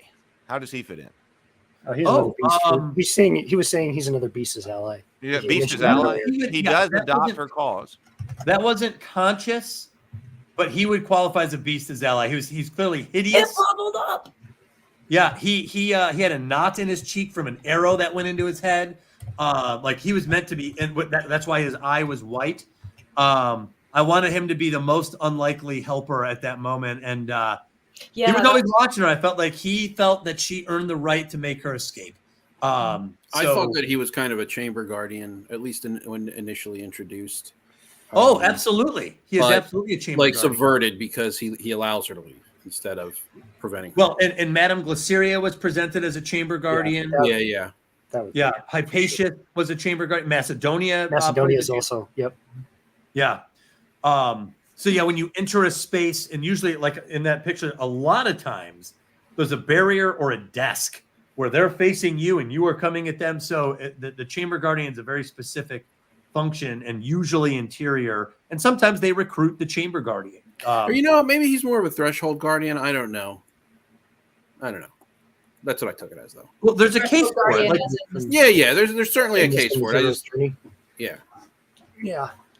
Michael says, Doug, you came up with all these archetypes yourself. This is incredible. Yes. So this is Doug's theory. And we've been big on this here on Table Talk. Like I said, Doug's books will be released next month, pre-order. Then, is coming out here. This is the nonfiction book that was developed as a result of writing Faraway Bird. And I really think that the theory of the Heroine's Labyrinth is going to be something that's going to be discovered in a major way in the medium to long term. That'd be great. We have been, I've been clipping a whole bunch of our discussions here. We haven't I got to make thumbnails for them and things like that.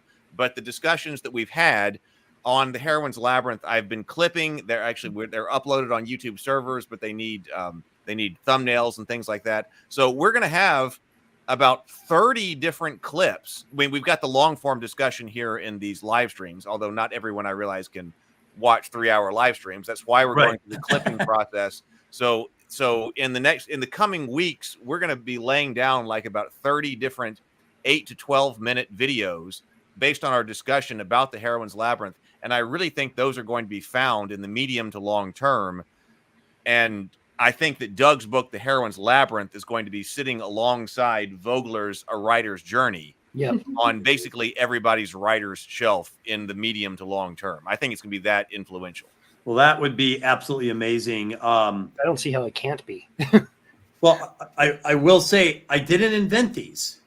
I found these. The power of the hero's journey is that he discovered patterns and stories that take place in a warrior who leaves the native culture, sets out, just gets his identity destroyed, reinvents himself, masters a skill, and usually confronts a culture annihilating villain, a monster, in single combat usually, and and then wins and then brings the boon back home to the native culture to benefit all. That's a very big nutshell version of it, but it's powerful because it's true and it repeats. when I was looking for ways to solve the Theodora thing, I started noticing patterns in multiple heroine-centric stories. And man, I read books, novels, classics, TV shows. I watched movies. I rewatched movies. And it got to be a point where I began to see certain things again. And then I would test them and I'd go back and rewatch a movie. I was like, there it is again. Uneffing believable. And I'd scribble it down. And over time, I ended up with 18 unique archetypal designs that does form a full arc, by the way. If you want to include them all, you've got a story. My advice, though, and to writers is don't feel like you have to hit every step. Same thing with the hero's journey. You could skip a step if your story doesn't require it. Mine didn't actually need a poisoned apple. So I didn't put it in there. But a lot of stories do have them. A good spot for the poisoned apple would be after she a good spot for it would be after she cut off the swan's head and make her break, that the governor tried to recover her somehow. Maybe someone tries to knock her out, poison, put something in her drink, and then bring her back to the palace. That would have been a perfect poisoned apple. But that's not her story. She doesn't go back. She goes forward. So he doesn't make an effort to reclaim her. So there was no poisoned apple. But your story might need it. That might solve an issue in your story. And then if you know it's a poisoned apple moment, well, look at the anatomy of the archetype. It's usually something internal. It's something that changes the state, the conscious state of the heroine. You often have imagery of an unconscious heroine with the masked minotaur hovering over the top or hovering nearby. Usually the heroine is restrained. So there's certain features that the poisoned apple takes, even if it's not a red apple every time. Mm-hmm. It's something that archetypally is the same as the red apple in composite. I think we mentioned face huggers in Aliens. Picture perfect. Yeah. It's an aggressive, it's a real poisoned apple. It fits all the archetypal themes. It does the thing that who delivers the face hugger in Aliens? It's Burke. It's the masked minotaur. It's the hidden guy who seemed to be her friend. He's the one who puts it in there. Oh, that's the other thing about the poisoned apple. It's usually delivered by the masked minotaur, consciously in bed. It's a weapon. So that's what this is. And Heath and I put together a video, and Heath's been helping me with it. I put together a preliminary video just to show the labyrinth as a theme and how insanely recurrent it is in our stories. And we've got a pretty good version of it. We're just waiting on a narrator. She's British. So we think her narration will make this like perfect. Yeah, you need a British narrator just to make it sound a little more sophisticated, especially for American audiences. 100%. It has to be, it's not all British accents, but the right British accents will just give it more authority. She's got a good one. And she responded to the email. She asked me to send her a copy of the video and with the script. And then she was going to quote me a price. But once we get that, Heath is going to post it. And I think we had a preview of it. So some of us saw it, and it was pretty. Oh yeah, Thelma and Louise. I was showing that Furiosa and Thelma and Louise are very similar stories. In the basic structure, the native culture comes roaring after the heroine in both of those. I know, Brianna, you have a concluding topic. I think we've kind of touched on my other topics here that I've got. I know you have a final topic, Brianna, but Sable and James, are there other things that need to be said here before we go to Brianna? There's always stuff to say. You know how we are. We'd be here for another 2 hours. Like this is, we could do another Star Trek 6 on this, I'm sure. But I don't feel like I could have anything that would add anything additionally edifying to the discussion at this point. Anything else would be for Doug's ears alone, I imagine. Well, I will say I was able to get some feedback from Sable and James Bacon yesterday, and it was awesome feedback. Like I said, every writers group has their own character, its own writers culture, and this group's awesome. I actually love this group, and James and Sable uncovered some things and had some thoughts, some criticism, some advice, some perspective that I had not heard before. So I'll be looking forward when I finish book 2 to be working with this writers group in the early stages to see what we can catch and fix. I will say That this. would be an honor. It'd be an honor for me too. I felt like crap all night last night because of the conversation that we had. I felt awful. I have never felt awful giving criticism before. I felt awful. Oh no! Listen, you guys are really smart guys with a massive background. So I take it in the spirit it was given. I try not to assign anything beyond that. So I knew the spirit in which it was delivered to me by you, Sable and Jane. So I didn't take any of the criticism part negatively. It was never intended that way. Just like we hung up off the phone and I was belly aching about it to Candace for the rest of the night. I was like, I should have said it differently. I should have said it was just awful. It was awful. Well, we were, and we'll talk about it later, but it'll be interesting to do an editorial on a different piece of writing. That would be very interesting to hear your feedback on that. I think I may have even done similar things with you, Brianna. It's like, are you okay with the way I'm saying this? Oh, I know. I always have to tell people I got over the fear of criticism a long time ago. You don't have to like compliment sandwich me like okay, good. Right. I promise. Good. Nice. I want to know what's working and what isn't working. And and again, the spirit in which it's given. Is someone criticizing you to cut you down? Are they doing it?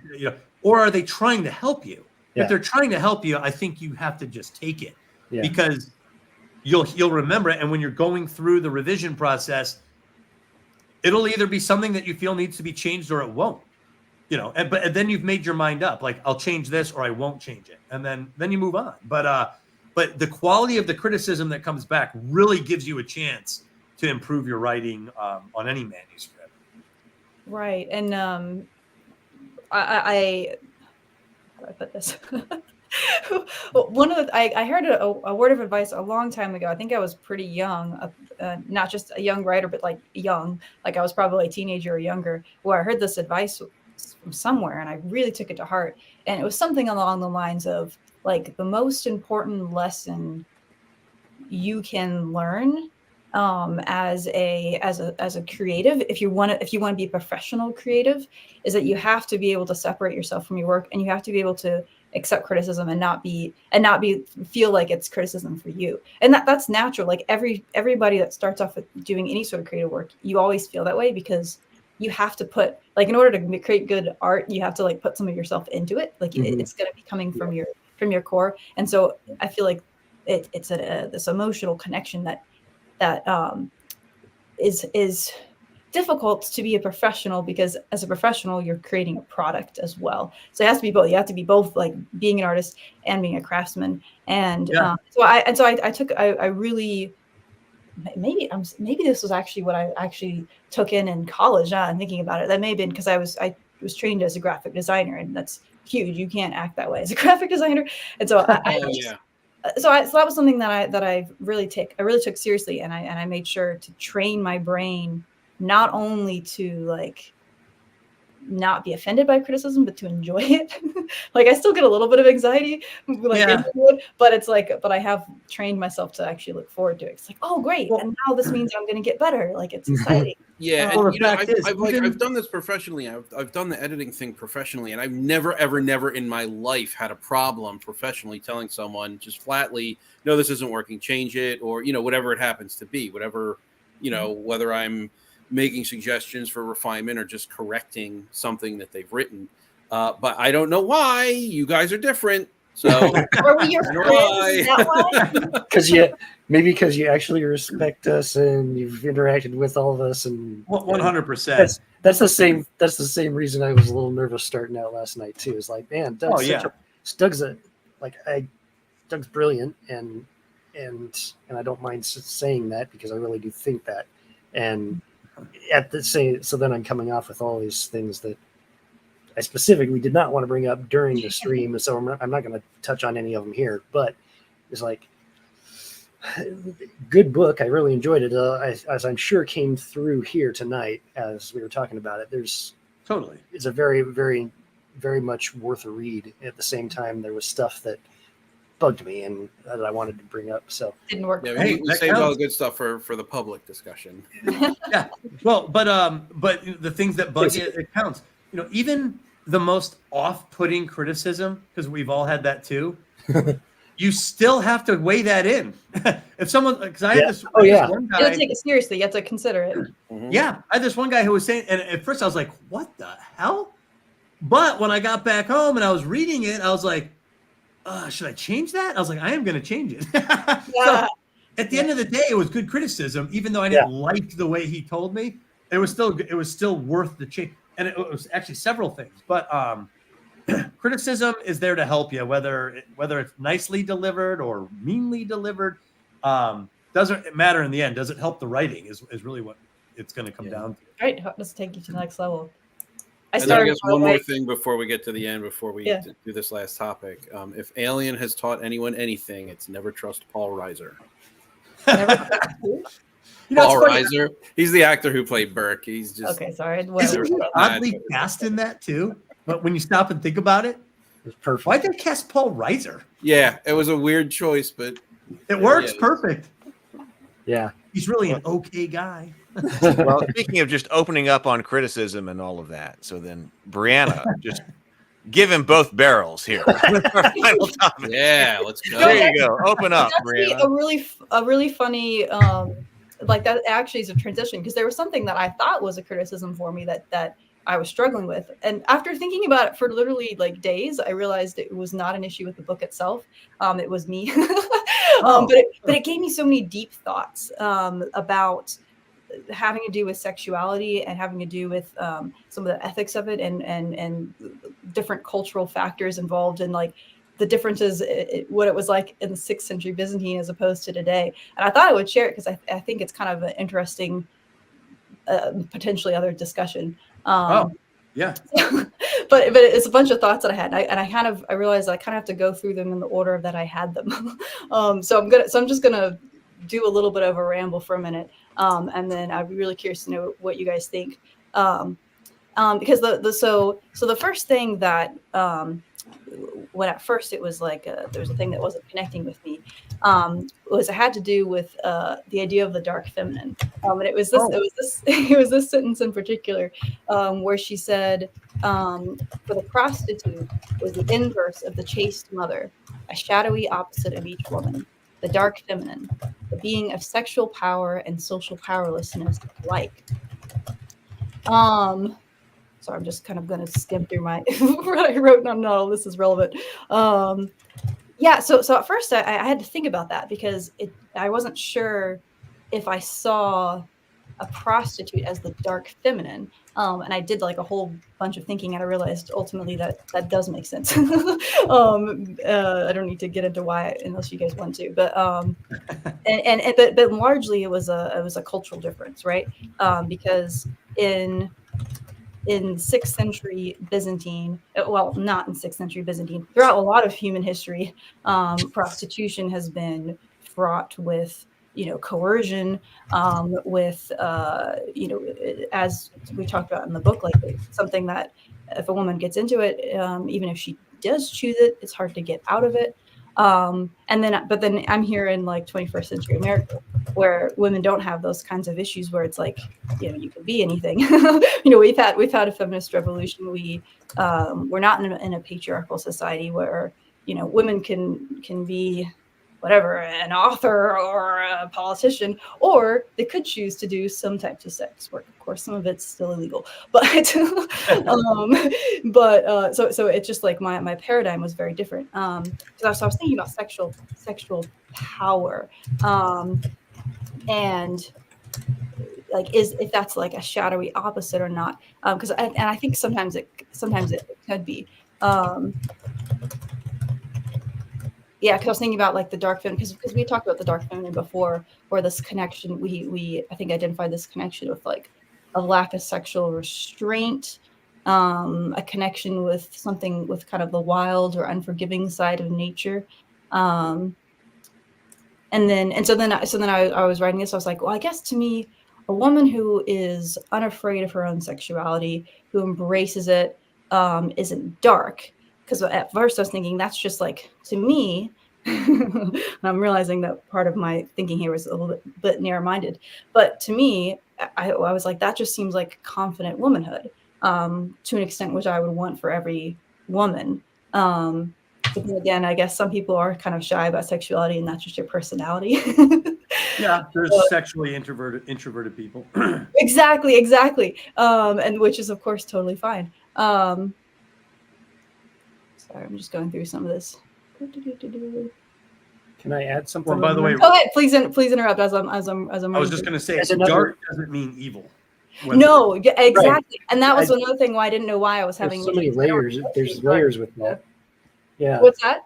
There's layers with that, because that's like one of two things I would kind of say. Number one, darkness is this keeps coming up because of the Heroine's Labyrinth imagery as well, is that the feminine energy is the drawing energy, the desiring energy, the one that pulls what it wants to itself. That is the nature of the sacred fire. It's why it draws the attention, is the attractive force, like you were saying. Exactly. It's what draws the attention, whether it's of the Minotaur or the beast or the home culture or anybody else. So dark, the yin energy, that drawing energy is associated with the dark, with the cool, with the still, right? Yes. With the quiet. It's the opposite, like the complement actually of the yang energy, which is loud, outbound, hot, active, etc., etc. And the other thing too is that in ancient times they didn't have birth control the way we do, so the women by nature had to be a lot more guarded with their. That's one of the reasons that there's so many traditions and so many cultural structures around that in the first place. Also less healthcare in terms of like and that deal with childbirth in and of itself is a lot. Well, I mean, and not just childbirth, but like STDs. Yeah, that too. Harder to deal with. The whole situation, absolutely. Yeah. And so I was thinking about that. I was like, well, this doesn't make any sense why this is still bothering me. So I was like trying to get to the root of it, because I was thinking about those kinds of things too. And I realized a paradigm that I was having in my head, which I realized was, again, kind of a narrow-minded view. So this book was giving me a bunch of thoughts that actually kind of expanded my thinking. Unrelated. Oh, awesome. Because I had to think about why, like, what was going on in my own head. Because I realized that previously I sort of had this paradigm in my head of like sort of open sexuality. Sorry, I'm trying to read my notes. So there's this sense of like there are these sort of raw, unrestrained animal drives that are kind of beneath a lot of other aspects of human nature. The two of them, of course, being sexuality and then violence, I would say. And both of these are very they're very strong, very primal in certain situations, and I think they're scary. Like there are these those certain aspects, like the sort of animal feelings. But when we feel more like an animal than we do like this, like when we feel less like we're in control, we have like strong drives. It's like a it's something dark. It's something in the sense of like a hidden kind of a dark secret. And on the sexual side in particular, I think that I don't think everyone. I realize is not everyone feels that way. I don't, because you even have people that are like that report being like asexual, that like don't even think about sex unless they're like already feeling romantically attracted to people. So it isn't. I guess that isn't a universal experience. But I think for a lot of people that can be such a like this primal experience is something that like religions will seek to control or sometimes even demonize it. But like the kind of eyes wide shut feeling, like there's just this other world underneath that's sort of below the surface. And sorry, I'm trying to reread my notes so then I can say them in different words. Okay, I'm trying to paraphrase your own notes. Yeah, because most of my notes here are just me rambling and thinking through it. Oh, right. And so this was one thing where I was like, because there's dark in the sense of like hidden or mysterious. And there's also dark when I'm talking about the dark feminine. Like this was my previous thinking about dark feminine versus dark masculine as things that are inherently neutral, but they have a potential for harm.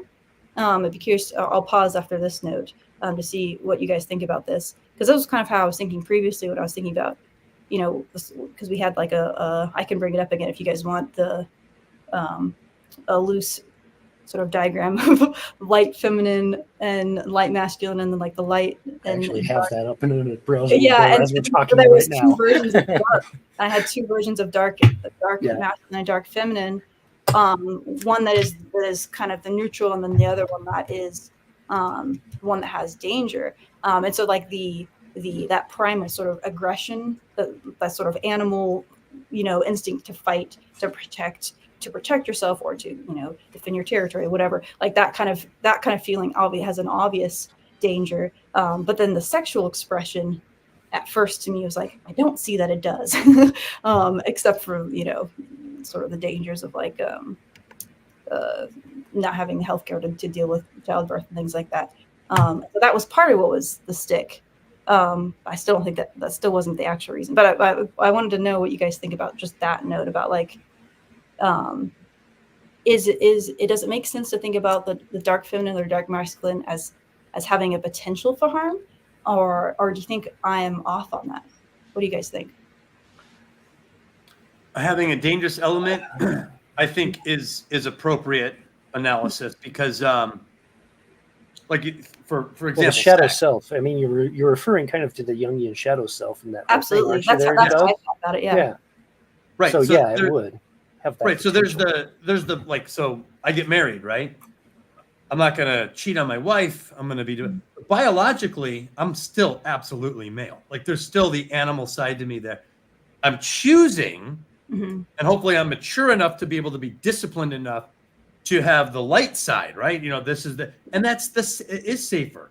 It is, and it's meant to be. It's meant to be, you know, you could say controlled, but for a reason, you know, it's better. There's my self-control serves a greater purpose. You know, I have kids, mm-hmm. I have a wife, I have a house. I'm trying, you know, I have a reputation, I have neighbors, you know, mm-hmm. But there's the dark side, you know, and the dark side's there, you know. So I think that there is a light and dark side at play, and there is a neutral side. There are times where like I feel like I'm trying to be true neutral on certain things. I think as a writer, there's certain moments you're true neutral, but I think the dark side does come with greater danger. It is the very real animal self. You know, if I'm 20 years old and I meet a girl at a club and there's nothing holding me, you know, like. You know, I might act on that. It's far more dangerous. I don't, you know, who knows what I'm doing, you know, but I might do it. You know, maybe I'm going to do it. And it's certainly a different impulse at play than, you know, if, you know, I'm with my wife or a girlfriend I've been with for 5 years. That totally different scenario. I'm doing the same thing, but mm-hmm. very different impulses, very different context behind it, I would say. Mm-hmm. Mm-hmm. So there's something there. One would be more. And this is the case with both the yin energy and the yang energy, and why they have a little bit of each other in each other. But and why those two energies are depicted as creating one whole is because if the one energy is just pursuing its own course, is pursuing its own direction without the restraint provided by the opposite energy, then those impulses and directions will more easily go to extreme, which will then have the potential to cause destruction both to yourself and others. And so it's not I would say not so much, and that would be that shadow self, right? Mm-hmm. Realizing that the things that give you the strength and the power that you need are also the things that can cause harm and ultimate destruction if they are not channeled properly, or if they are allowed to run, to run to their extreme. And the reason that yin and yang need each other is because they are the physical, in many ways, physical manifestation of that other energy's shadow self. that then they can interact in those restraining, in those limiting ways, as in they limit each other in a healthy way. They help each other to provide a framework and a boundary, right?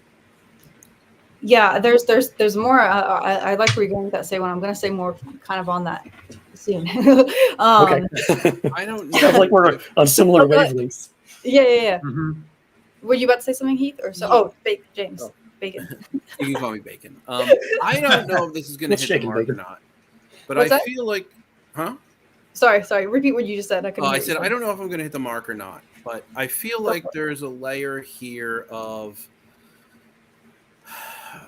like, there's a layer of philosophy and there's a layer of culture that I think we probably need to address in order to hit this more accurately. Like, I don't. No, but I haven't finished all my thoughts yet. Okay, so. well then, if that's not, I don't want to say. Yeah.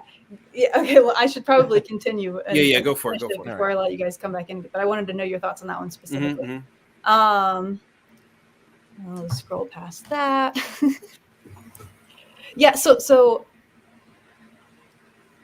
I was starting to get closer to the crux of what was bothering me, and one of it was that I was like, I wasn't sure if I liked painting like all of this open sexuality that she was experiencing in the underworld as something that was dark, that was bothering me.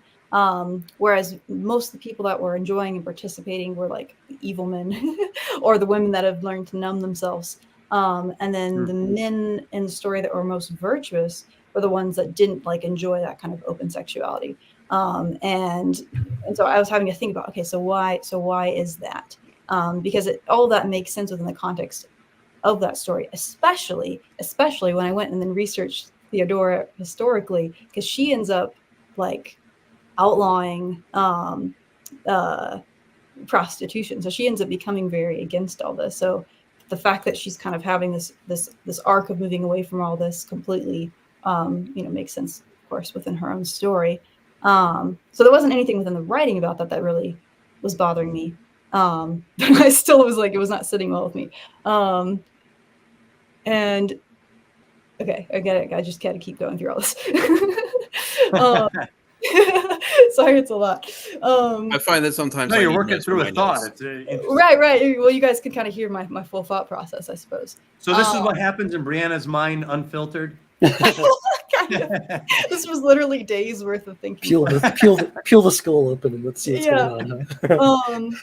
So there was another one about how she had there were the two Theodoras, where there was the one version that was her true self was not the one that was sort of the more promiscuous version of her, and that was kind of a mask. Am I representing that accurately, Doug? That was like the way of coping. The other Theodora, the one that survived, is essentially her innocent self that never was able to grow. It was like stopped. So that part of herself was like frozen in time, mattered to her because she wanted to grow up. She didn't really get that chance. So there's this, and she was aware. And I tried to make this clear, even when she is curious about sex, everyone is, so there's a part of her that wanted to know about this stuff. I even tried to illustrate, and this is based on discussions, she was slightly attracted to the magistrate for whatever reasons early on. He seemed to be benevolent and helpful, and he was handsome, and so there was an attraction there. Doesn't mean he gets carte blanche though. No. But that's part of why it got confusing. So what I'm saying is that there is a part of her that's why when she's in that live sex show and there's some women watching from behind a window, she understands them. She understands that curiosity. She understands why they're there. But she's sitting there enduring this incredible brute sexual performance for their entertainment. She's the woman on the altar. She's the one showing them this other world. And in her mind, she's also thinking like, don't you realize the danger, the predatorial nature of the beast and the innocent? Because that's what they're literally role-playing the fawn and the innocent virgin. And they're doing this like, oh, cool, what a great play.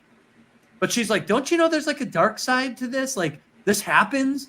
It even dawned on me the other day, Halloween. People, the schoolgirl outfit. What are they doing? Why do they dress like that? Schoolgirls as a costume? It never struck me before, but it's like, that's the same thing. And I have that line in the story where it says, their minds tilt toward fascination, even though this is corruption. They're unable to see the corruption because they're still fascinated by it. So she's aware of the fascination, which she respects and still like honors, but she's gone the other direction at this point, and now she's the woman on the altar. That, she's not curious. She's doing it. She's doing it at this extreme level. So I think in terms of Theodora, those are the two Theodoras. The part of her that never got to really follow through on the innocent curiosity and the innocent attraction to all of this. She never really got there. It was just ended. And now she's this other Theodora. And that's why in the end, and she hated the other Theodora. Right, which is what surprised me, because I was thinking that was her shadow that she was going to integrate. But it seemed like she didn't integrate that shadow. She kind of rejected it. Is that accurate as well? In book 1, yes. Oh, okay. Yeah, that sounds like that's implying things. Well, keep in mind, I'll point this out. The passage you read was Theodora's remark, Theodora's thought. Right. Talking about social powerlessness in the 6th century. Because a woman today who might be sexually free is not viewed necessarily as sexually powerless. But back then, you're a prostitute. You can have sex with all these guys. There's a certain liberation and all of that, but you have no social power. So that's her commentary of being of social power, the sexual power that a woman has maybe over men in a general sense. She has the sexual power, but she has no power socially. It's a dark feminine. So there's this only this space can a woman do this is her commentary. But Theodora's dark feminine is not sexuality. She was forced into this role. Macedonia says her dark feminine is power. That's why it'll come back. Because she was saying that the dark feminine takes different forms. Yeah. Yes. That's what it is for her. I think it's so interesting that the three of us are all writing stories about power. It matters. Yeah. Power is part of sovereignty. It's part of personal. We all struggle with it on some level, who we're going to be in the world and how much power we're going to have or not, so people care about it. So I do have the solution. I got to figuring out what it was that bothered me, but do we want to do this? Let me go to what Robert says. So Robert came in for $5.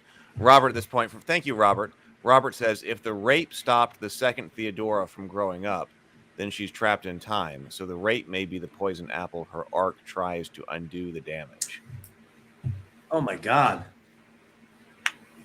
Yes. That absolutely works. That is correct. That would actually perfectly tie into your particular comment about what the chalk represents there from last night, Bacon.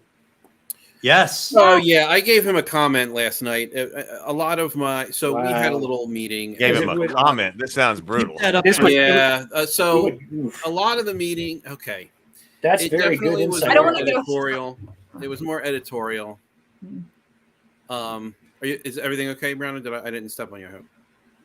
I don't want to I would rather, if we're going to do a completely new topic, I would rather. So you want to finish your thought, Brianna? Okay. Finish. We'll come back to Robert. We'll come back to Robert's point. Fully addressed Robert's comment. I want to. Sure. Yeah, earmark Robert because that is earmark amazing. Robert. Go ahead, Brianna. Okay, so you guys want to know why I got to the root of what it was that was discordant for me? Yes. Right. Yes. Absolutely. I realized what it actually came down to was culture. It actually was me as a 21st century American woman interacting with a 6th century woman in the Byzantine Empire, and the fact that it just so happens to be that my personal life experiences are completely opposite of hers in many ways, and that the things that she associates with, and this was a really fascinating thing for me to recognize that it was even possible, the things that she specifically is associating with danger and with her own trauma, and then the things that are places for sake of healing for her, it's inverse in my own personal mind and in my writing, also in my stories. For example, in modern day context, wait, I have to trying to think how I want to word this for a public YouTube comment. Hold on. I feel like so in a modern day context, a lot of more, let's say, open environments and subcultures that are very open sexually are areas where I've personally felt most safe as a woman, because they're so driven by consent and all these things that are, you know, very modern day concepts. And a lot of them are also very inspired by like this ancient, like pagan ideas. I've had a lot of experiences like that of like doing things that are literally inspired by you know, like Saturnalia or things like that, like from the ancient Roman world. And like that has been a response to the excesses of sort of the suppression of, you know, modern day Christianity, which I think was the opposite was probably happening in Theodora's world. And yes. so I had to think about the fact that, and this was kind of my paradigm shift, is that there's these two ends to the human experience around sexuality. One, of course, is maybe more this openness, this sort of, you know, giving into all these different drives and things like that, and celebrating them. And then on the other end is this, you know, restraint and recognizing when something's inappropriate and being able to operate within social norms and all these things. And that both of those ends can have an evil subversion, basically. And that Theodora experienced the evil subversion on one end. And Christianity as it existed in the 6th century was like a refuge for her, and like that was a way for, like, that was a situation where there was not the dehumanization of women, and so that was how she was able to find a new environment. Whereas, you know, in modern day America, of course, you have the sexual ethics of Christianity are, you know, very super influenced by, you know, Puritanism and all this stuff, and there's the evil of the suppression of the, you know, suppression of the human spirit, suppression of sexuality, right, which I just thought it was so interesting to notice that there's the modern movements often goes towards paganism, like older pagan, like neo-paganism, as a way to kind of balance that out. That's where we left off, right? Well, like 1500 years later, it's like, and I think it's like sometimes if you have too much of one end in a culture, the other kinds of the spirit of the other might flow into kind of balance things out. But anyway, it was a really fascinating thing to recognize that, like, also realizing that like the trauma of those two ends can look very similar and can have like almost the same symptoms in people. That's amazing commentary, actually. And I'm glad you walked through all that, because I will say that when I wrote it, I was nervous that this would come across like I'm trying to write a Christian book, and I'm Jewish. I'm not trying to write, you know. So, I was like, but I was like, what does she see in the value of this? Because she became a Christian, so you had to be true to her story, right? But also, I wasn't trying to make a modern commentary in that sense, because it was like in her world, like you just said, the problem is that it's allowed and it's industrialized to the point of dehumanizing these women, right.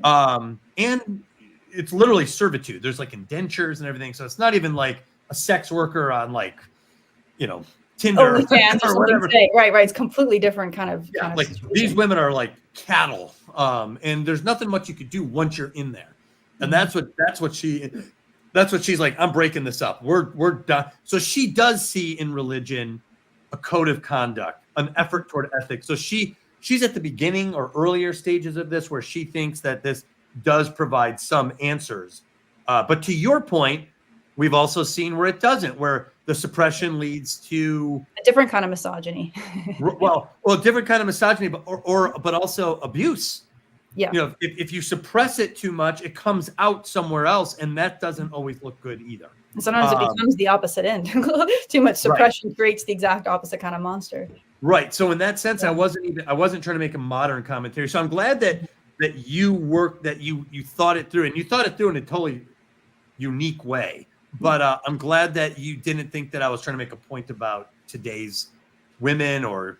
No, I didn't think you were at all. But I had to figure out because I was having an emotional response to it that was not because of the story. It was because of my own experiences, I suppose. Yeah. Well, you bring something to the story yourself sometimes, you know, as the reader. Right. make sure I got through all that. I think I did.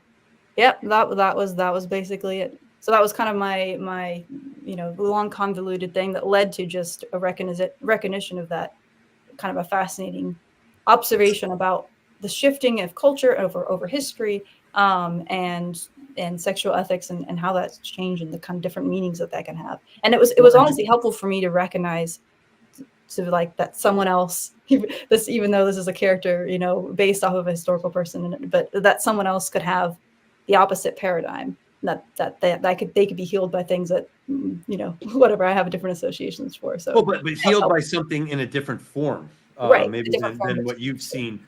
And I also made a point that Theodora wasn't judgmental about prostitutes. There's that scene with Valeria when they're like stinking and they come into Alexandria and they see the prostitutes right away, and Valeria wants to look at them, and Theodora's like, at first she's like, don't look at him, and she's like, I want to see, I want to look, and so she's like, okay, and she so her whole point is, and Valeria says they smile a lot, and she's like, well, yeah, they have to, it's part of the job, and she's like, well, if they're happy, what does it matter? And Theodora's like, it doesn't matter if this makes them happy, then so be it.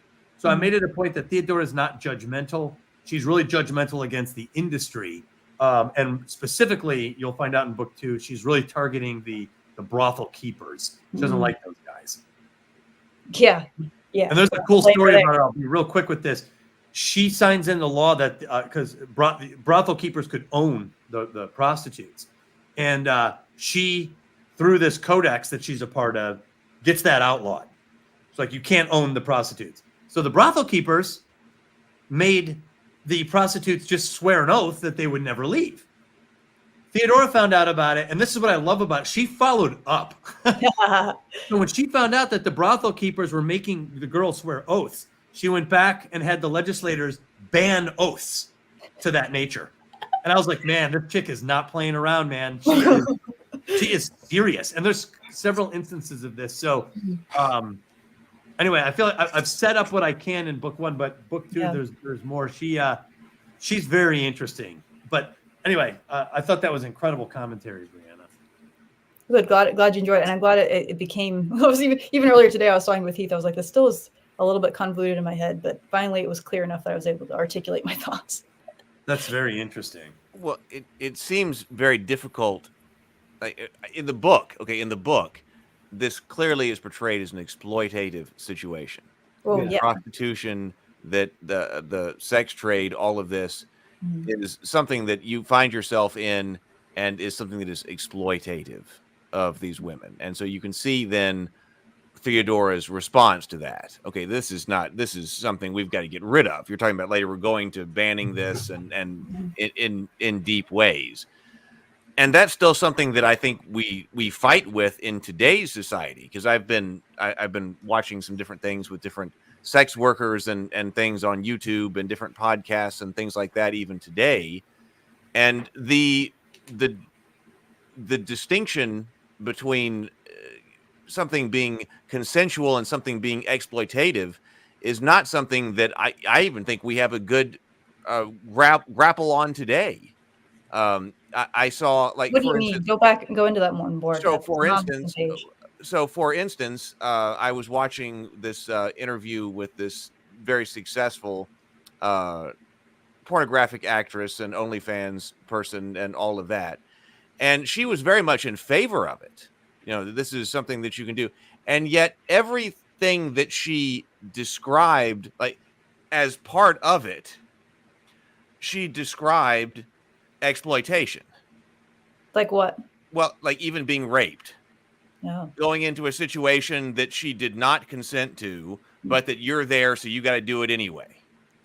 The way that she described a whole bunch of different things that she was very much in favor of the whole thing. And then she was also very much in favor of OnlyFans, because she was so it was, to me, I was trying to grapple with what was her understanding of it. I think because it seemed like in principle, it sounds like an anomaly, to be honest with me. You. I don't know. It sounded like in principle she was for this, because this is something that a woman should definitely choose to be able to do. And so I'm choosing to be able to do this. And in principle, this is something that I should be able to do completely consensually and completely safely. Right. it seemed like she was articulating, though, however, every bit of the institution of the pornography business is set up to be exploitative. So we're fighting with this idea that if I'm just thinking about this entirely in the idea of should a woman be able to do, sex work of different kinds if she chooses to? I mean, I'm very libertarian. The answer would be yes. But then you end up what she was articulating, the realities and the practicalities of what she seemed like, what she was describing on like every single aspect of the actual practical day-to-day life of the industry. Is she specifically a pornography actress? Is that what she is? Yeah, she was a pornography actress. That's clarifying because I was not on the same page. Because there are still issues in that industry, so that makes sense. So and all these instances, how do you separate? There's an industry there, and so it can get ugly. By nature, that level of interaction is going to be tending towards exploitation because it is not the energies of those two natures. Going back to the idea of the yin and the yang, those, and like you were talking about earlier, Doug, those types of currents, if you will. It's that type of interaction is not those two natures helping to balance each other and set safe boundaries for the other. It's both of those energies would be employing the extremes of their own nature to what's the word I'm looking for? To enable, I suppose, the extremes of the other nature. And so, the actual physical exploitation would be more likely perhaps in those situations, just as the emotional exploitation. How many of the OnlyFans creators, so-called creators, how many of them talk about how they get tens of thousands of dollars just from from multiple clients, right? They're even people who have never seen them or in any way interacted with them. They've never seen their face, but they get tens of thousands or whatever dollars from a handful of these guys who, and in their own way, they're being just as exploitative towards. How was that? So it's not what you just described. Oh, it's taking advantage of. So the rape from is you almost exclusively, not always, but rape is almost exclusively males using their physical domination to gain or social coercion. Well, social coercion, sure, but it's in the pursuit of a physical act. It's right. in the pursuit of any situation a physical sort of first has no pleasure. Ability to say no. Right. Physical or whereas the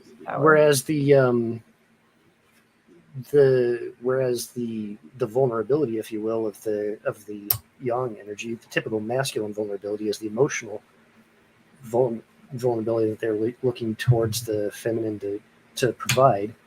And so in the situation where the woman's taking the feminine energy, it's not always a woman.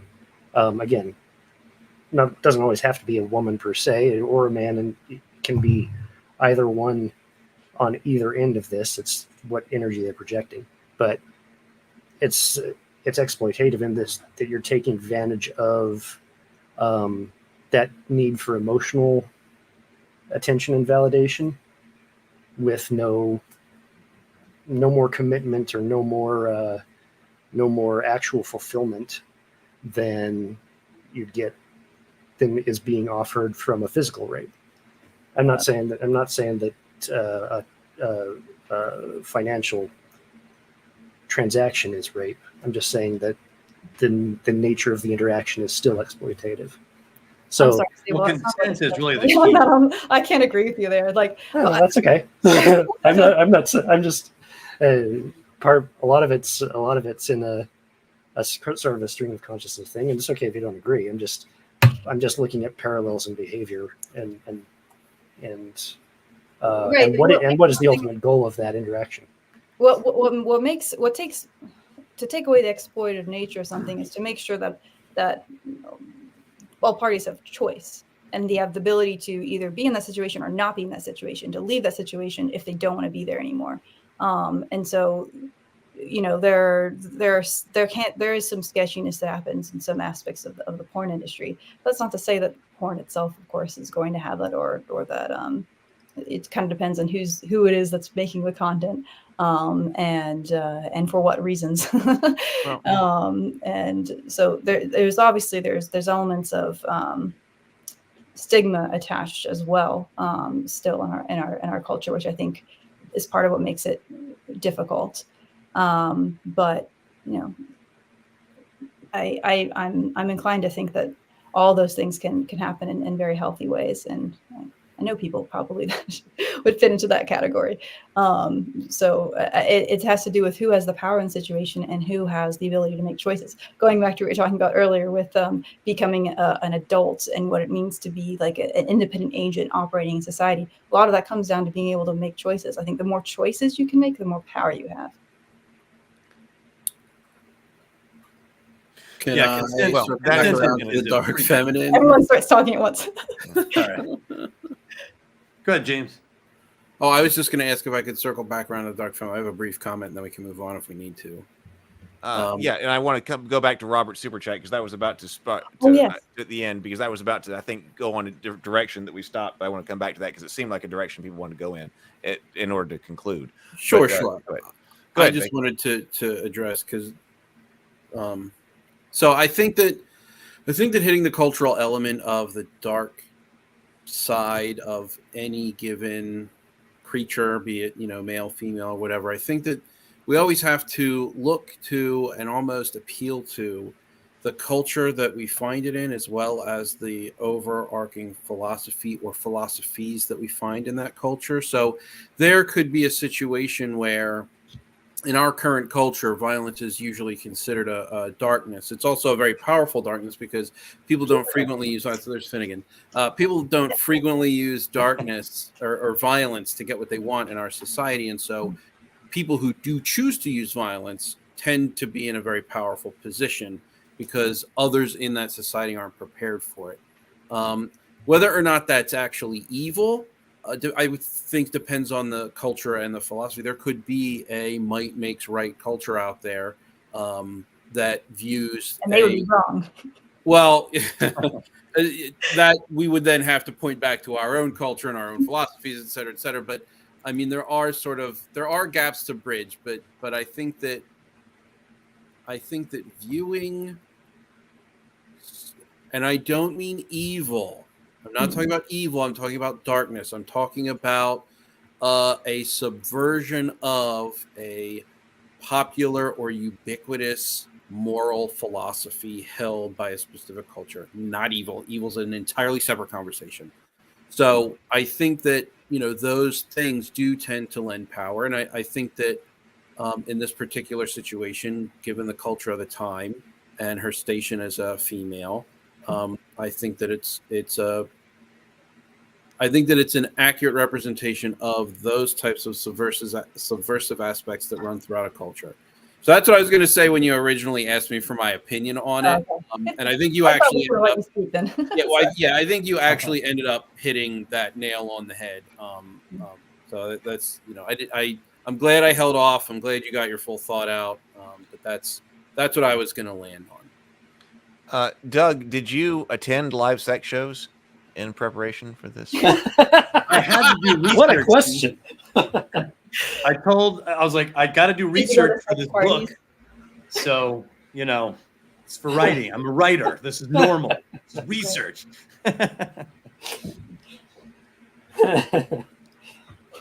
have been to a live sex show.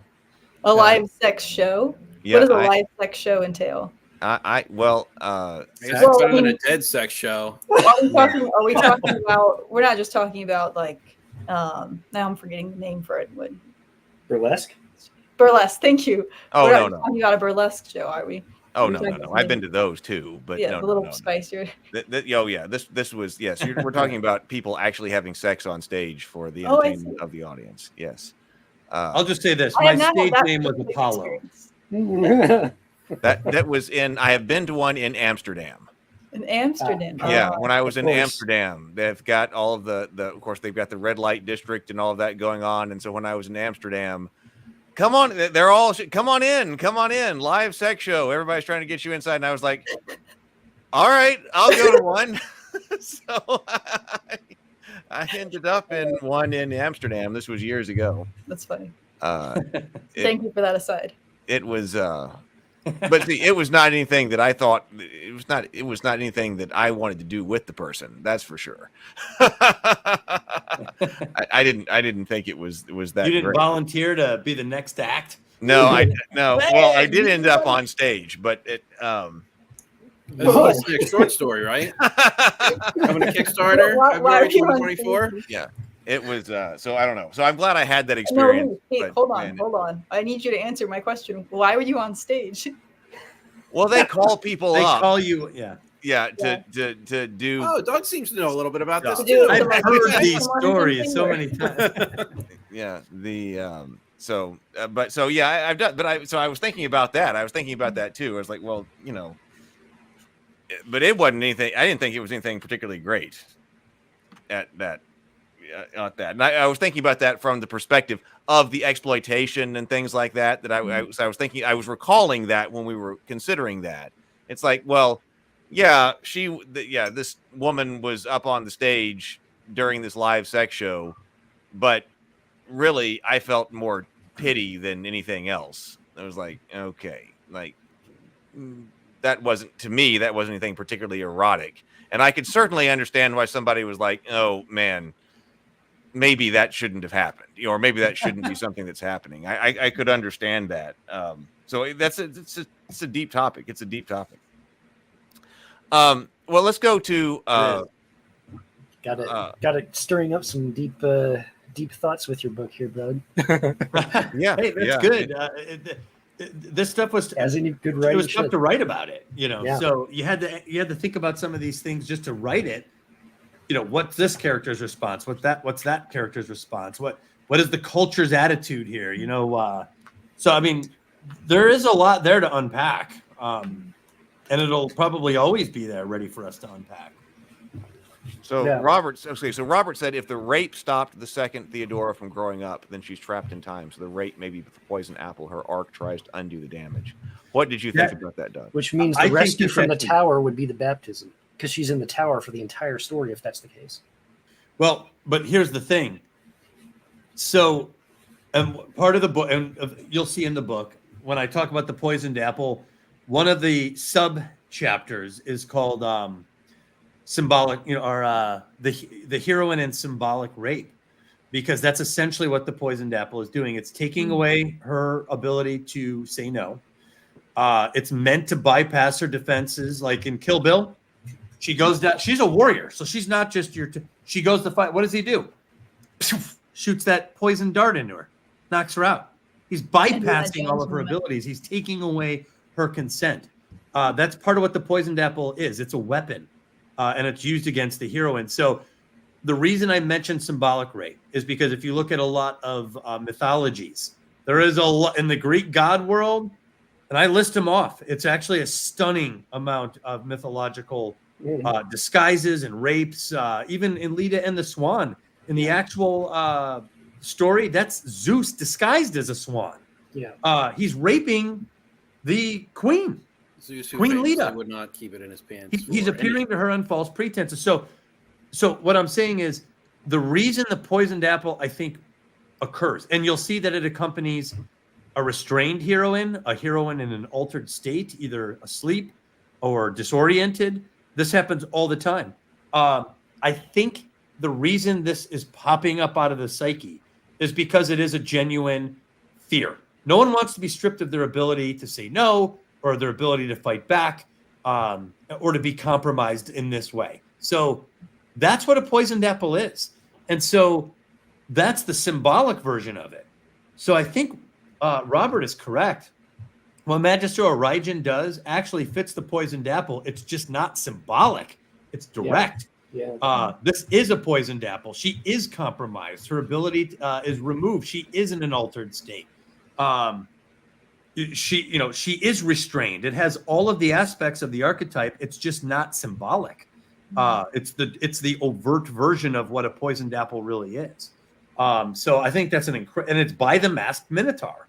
It's delivered by the masked Minotaur in bad faith. So I think that's an incredible observation. It actually goes along, James, with what you mentioned as an extension of the symbolism yesterday. So Robert, I said there's no poisoned apple. I actually completely recant that because this is a poisoned apple. It just occurs early in the story. And that's probably what makes it so horrifying, is because it's really so far out of order that it speaks to the inappropriateness of the whole scenario. That scene was so hard. It was like that moment when, you're as an adult reading it and you know the danger she's in, but she still has no idea. And you're like, oh, you child. Oh God. Yeah. Well, I'll say this. Easy. A lot of these scenes like this are depicted through violence and through talking to people. I found out that a lot of cases, it's not violence. It's being cornered in a certain way. Like it's terrible. It's manipulation. You're shrinking in the face of coercion. So that's terrible. That's terrible in its own way. So that's why I did it the way I did. And I actually did want it to be uncomfortable because I wanted to capture that version of it, because movies show you the easy to hate, the violent guy coming at you. And that's terrible too. That happens. But there is this other version too, and I feel like sometimes that doesn't get addressed enough. And I think that's the most prevalent, even people in trusted positions cornering, or that you're confused. It's so confusing. So that's why I did that the way I did, because I feel like that's a common occurrence. If you don't mind, Doug, would you be okay if I mentioned what I mentioned to you last night? No, not at all. I'm totally cool with it. So that's kind of why I mentioned what I mentioned yesterday. So yesterday when we had our conversation, it was very editorial, even though the work is already published, et cetera, et cetera. What I told him is that there are a lot of missed opportunities for subtext in the story. And one of the things that I picked up for that as an example is the first page in chapter 10. This is just after the rape had taken place and she's returned to Madame Glyceria. So there's a sentence in here that says, Madame Glyceria saw her. The girls all saw the smeared coal at her eyes, the chalk on her frock, and the misshapen strands of her hair, period. I had landed on the chalk on her frock because there's something else that is white that is produced through a sex act that I thought if she were constantly trying to brush off of herself, that would sort of be emblematic of her struggling with this poisoned apple throughout the rest of the story. And I may not have said this last night, maybe I did say it last night, but I think that if she was, even after a chosen sex act, shown brushing herself off afterwards, not necessarily bathing, because she does do that quite frequently, but just like if the first thing she does is just like kind of brush herself off with her hands, just like pat herself down, then that might be a bit more of a stronger subtextual indicator toward the shadow self, which would be the younger Theodora, at least as I read it. And maybe I was incorrect in that interpretation, but so that's all I said. That's actually very interesting to me, because especially after what Robert said, you could see how you can, as a writer, zero in on an archetype and augment the scene. Like you just said, your mind went to an idea of a habit that even though she's this other, like, sexually liberated being by the time she's the notorious Theodora, maybe there's this habit that still exists from a different time. Because she is the notorious Theodora, but she is also this other Theodora. Well, the whole point was that she's always been the other Theodora, the original Theodora. Right. And it was the notorious Theodora that had to be invented. That she's the counterphobic invention of her own self, the most aggressive, the most sexually aggressive person possible. To even the whole society is like, oh my God, no one's ever seen anything like her. I even had some lines that, she's beyond their imagination. No one's ever seen. Who would want to be her? She does. She's we've never seen her before. So, but what I'm saying, to get back to what your point is, it is an opportunity. I'm fine with the way it's written. However, if I was in an editorial phase of it, that would certainly be something worth exploring. Because you're building on the archetype at that point. And usually when you build on an archetype, usually you're building on solid ground, and that's good. All right. Yeah, the notorious Theodora protects the younger. Exactly. Oh, yeah. Yeah, exactly. That's why the mask of shame is also the mask of power, as described by and I have Macedonia. It's called The Mask of Shame by a PhD. I read the whole thing. Like there's some things I put in there that are very specific. Even the covering of the face, the emotionless gaze, which it's weird that it is shared. Like I was watching The Godfather, Michael Corleone. I was like, oh my God, he's got the same vacant stare, completely emotionless stare. And that's why it ended up in the book that the mask of shame can be turned into the mask of power. So, and there's a relationship there with a detachment from your human. You can't be a man of total power and be completely like emotional about everything. You have to kind of strip the emotion out, which is what you have to be to detach yourself in a moment of shame. So anyway, that's why some of that stuff ended up in there too. But the mask of shame is a real thing. All right. Well, this has been fantastic.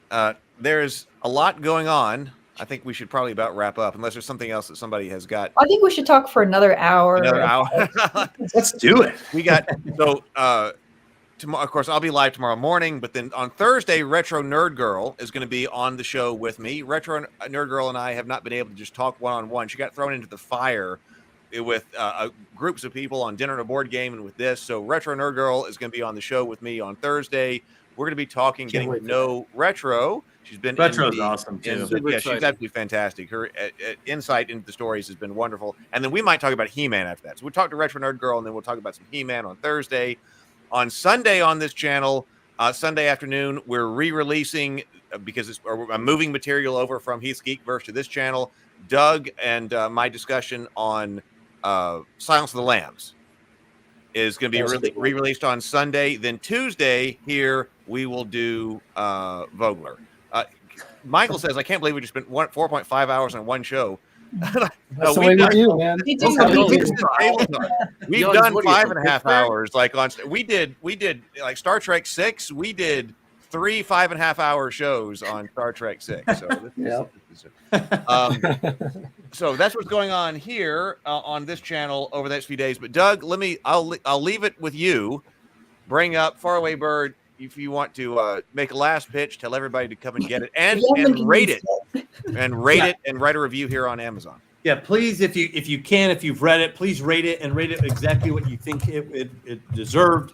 And I'll be very appreciative of that. If you want to write a review, obviously I would love that too. But the ratings are the next best thing. But I would rather end on just saying thank you. To Heath, first off, for hosting this and giving me the chance to talk about this. And then thank you to Brianna, to James and Sable and everyone in the chat. You guys have been completely generous with me as a writer, talking about the things that I love to talk about as a writer or write about. I just feel a lot of gratitude right now. So I just want to say thank you. We had a great time. You're welcome. I really enjoyed reading it. And yes, for sure. Welcome. Yes. Thanks for having me on. Yes. Thank you, James Bacon. Thank you, Sable, for coming in. Thank you for being here. Thanks for inviting us. Discussion. Like we critique things here on Table Talk, but we do this because we're the people who are doing things. We are writing books. We're writing nonfiction, fiction, making web shows. We do things. That's a big difference between this show, Table Talk, and other shows that we are doing things as well. Now, we don't just talk about it. We are part of the people. Yeah, we're not just here to Well, it's a discussion to explore the things that we care about, but at the end of it, we also would like to think that we're learning something that we can apply as creatives. I really and you appreciate should highlight Michael J. Pastor's comment up there. I'm going to get a bottle of wine for the next one. Right. Oh, yeah. Yes. That's... I really appreciate your specific historical insights that really enriched the story for me. It's like, oh yeah, this actually happened. This actually happened. This actually happened. That was really cool. Oh, awesome. Yeah, this was a real person. I lament not knowing the history before reading the story. Honest to God, I think that would have added so much. Oh yeah, for sure. Yeah, hopefully I can keep it going. Book 2, I'm doing some of the same stuff, but we'll get there. We'll get there. All right. Well, thank you everybody for being here, and especially everybody here in the chat as well. I know we didn't get to everybody's comments, but that's the way it is. But your comments in the chat are a big part of what makes Table Talk what it is. We read the comments. It helps guide the conversation like you saw tonight. So I appreciate everybody who's been here and who's been a contributor to the chat. You are a huge part of this show as well. So everybody have a wonderful evening. Stay warm, stay safe. I'll see you guys in the morning for Table Talk on Heath's Geekverse channel at 9:30 a.m. Central, and then I will see you back here at 8 o'clock. We're going to be an hour late at 8 o'clock p.m. Central Time on Thursday with Retro Nerd Girl. So see everybody later. Thank you so much for the show, Doug. Have a good night. Good night, everybody. Good night, everybody.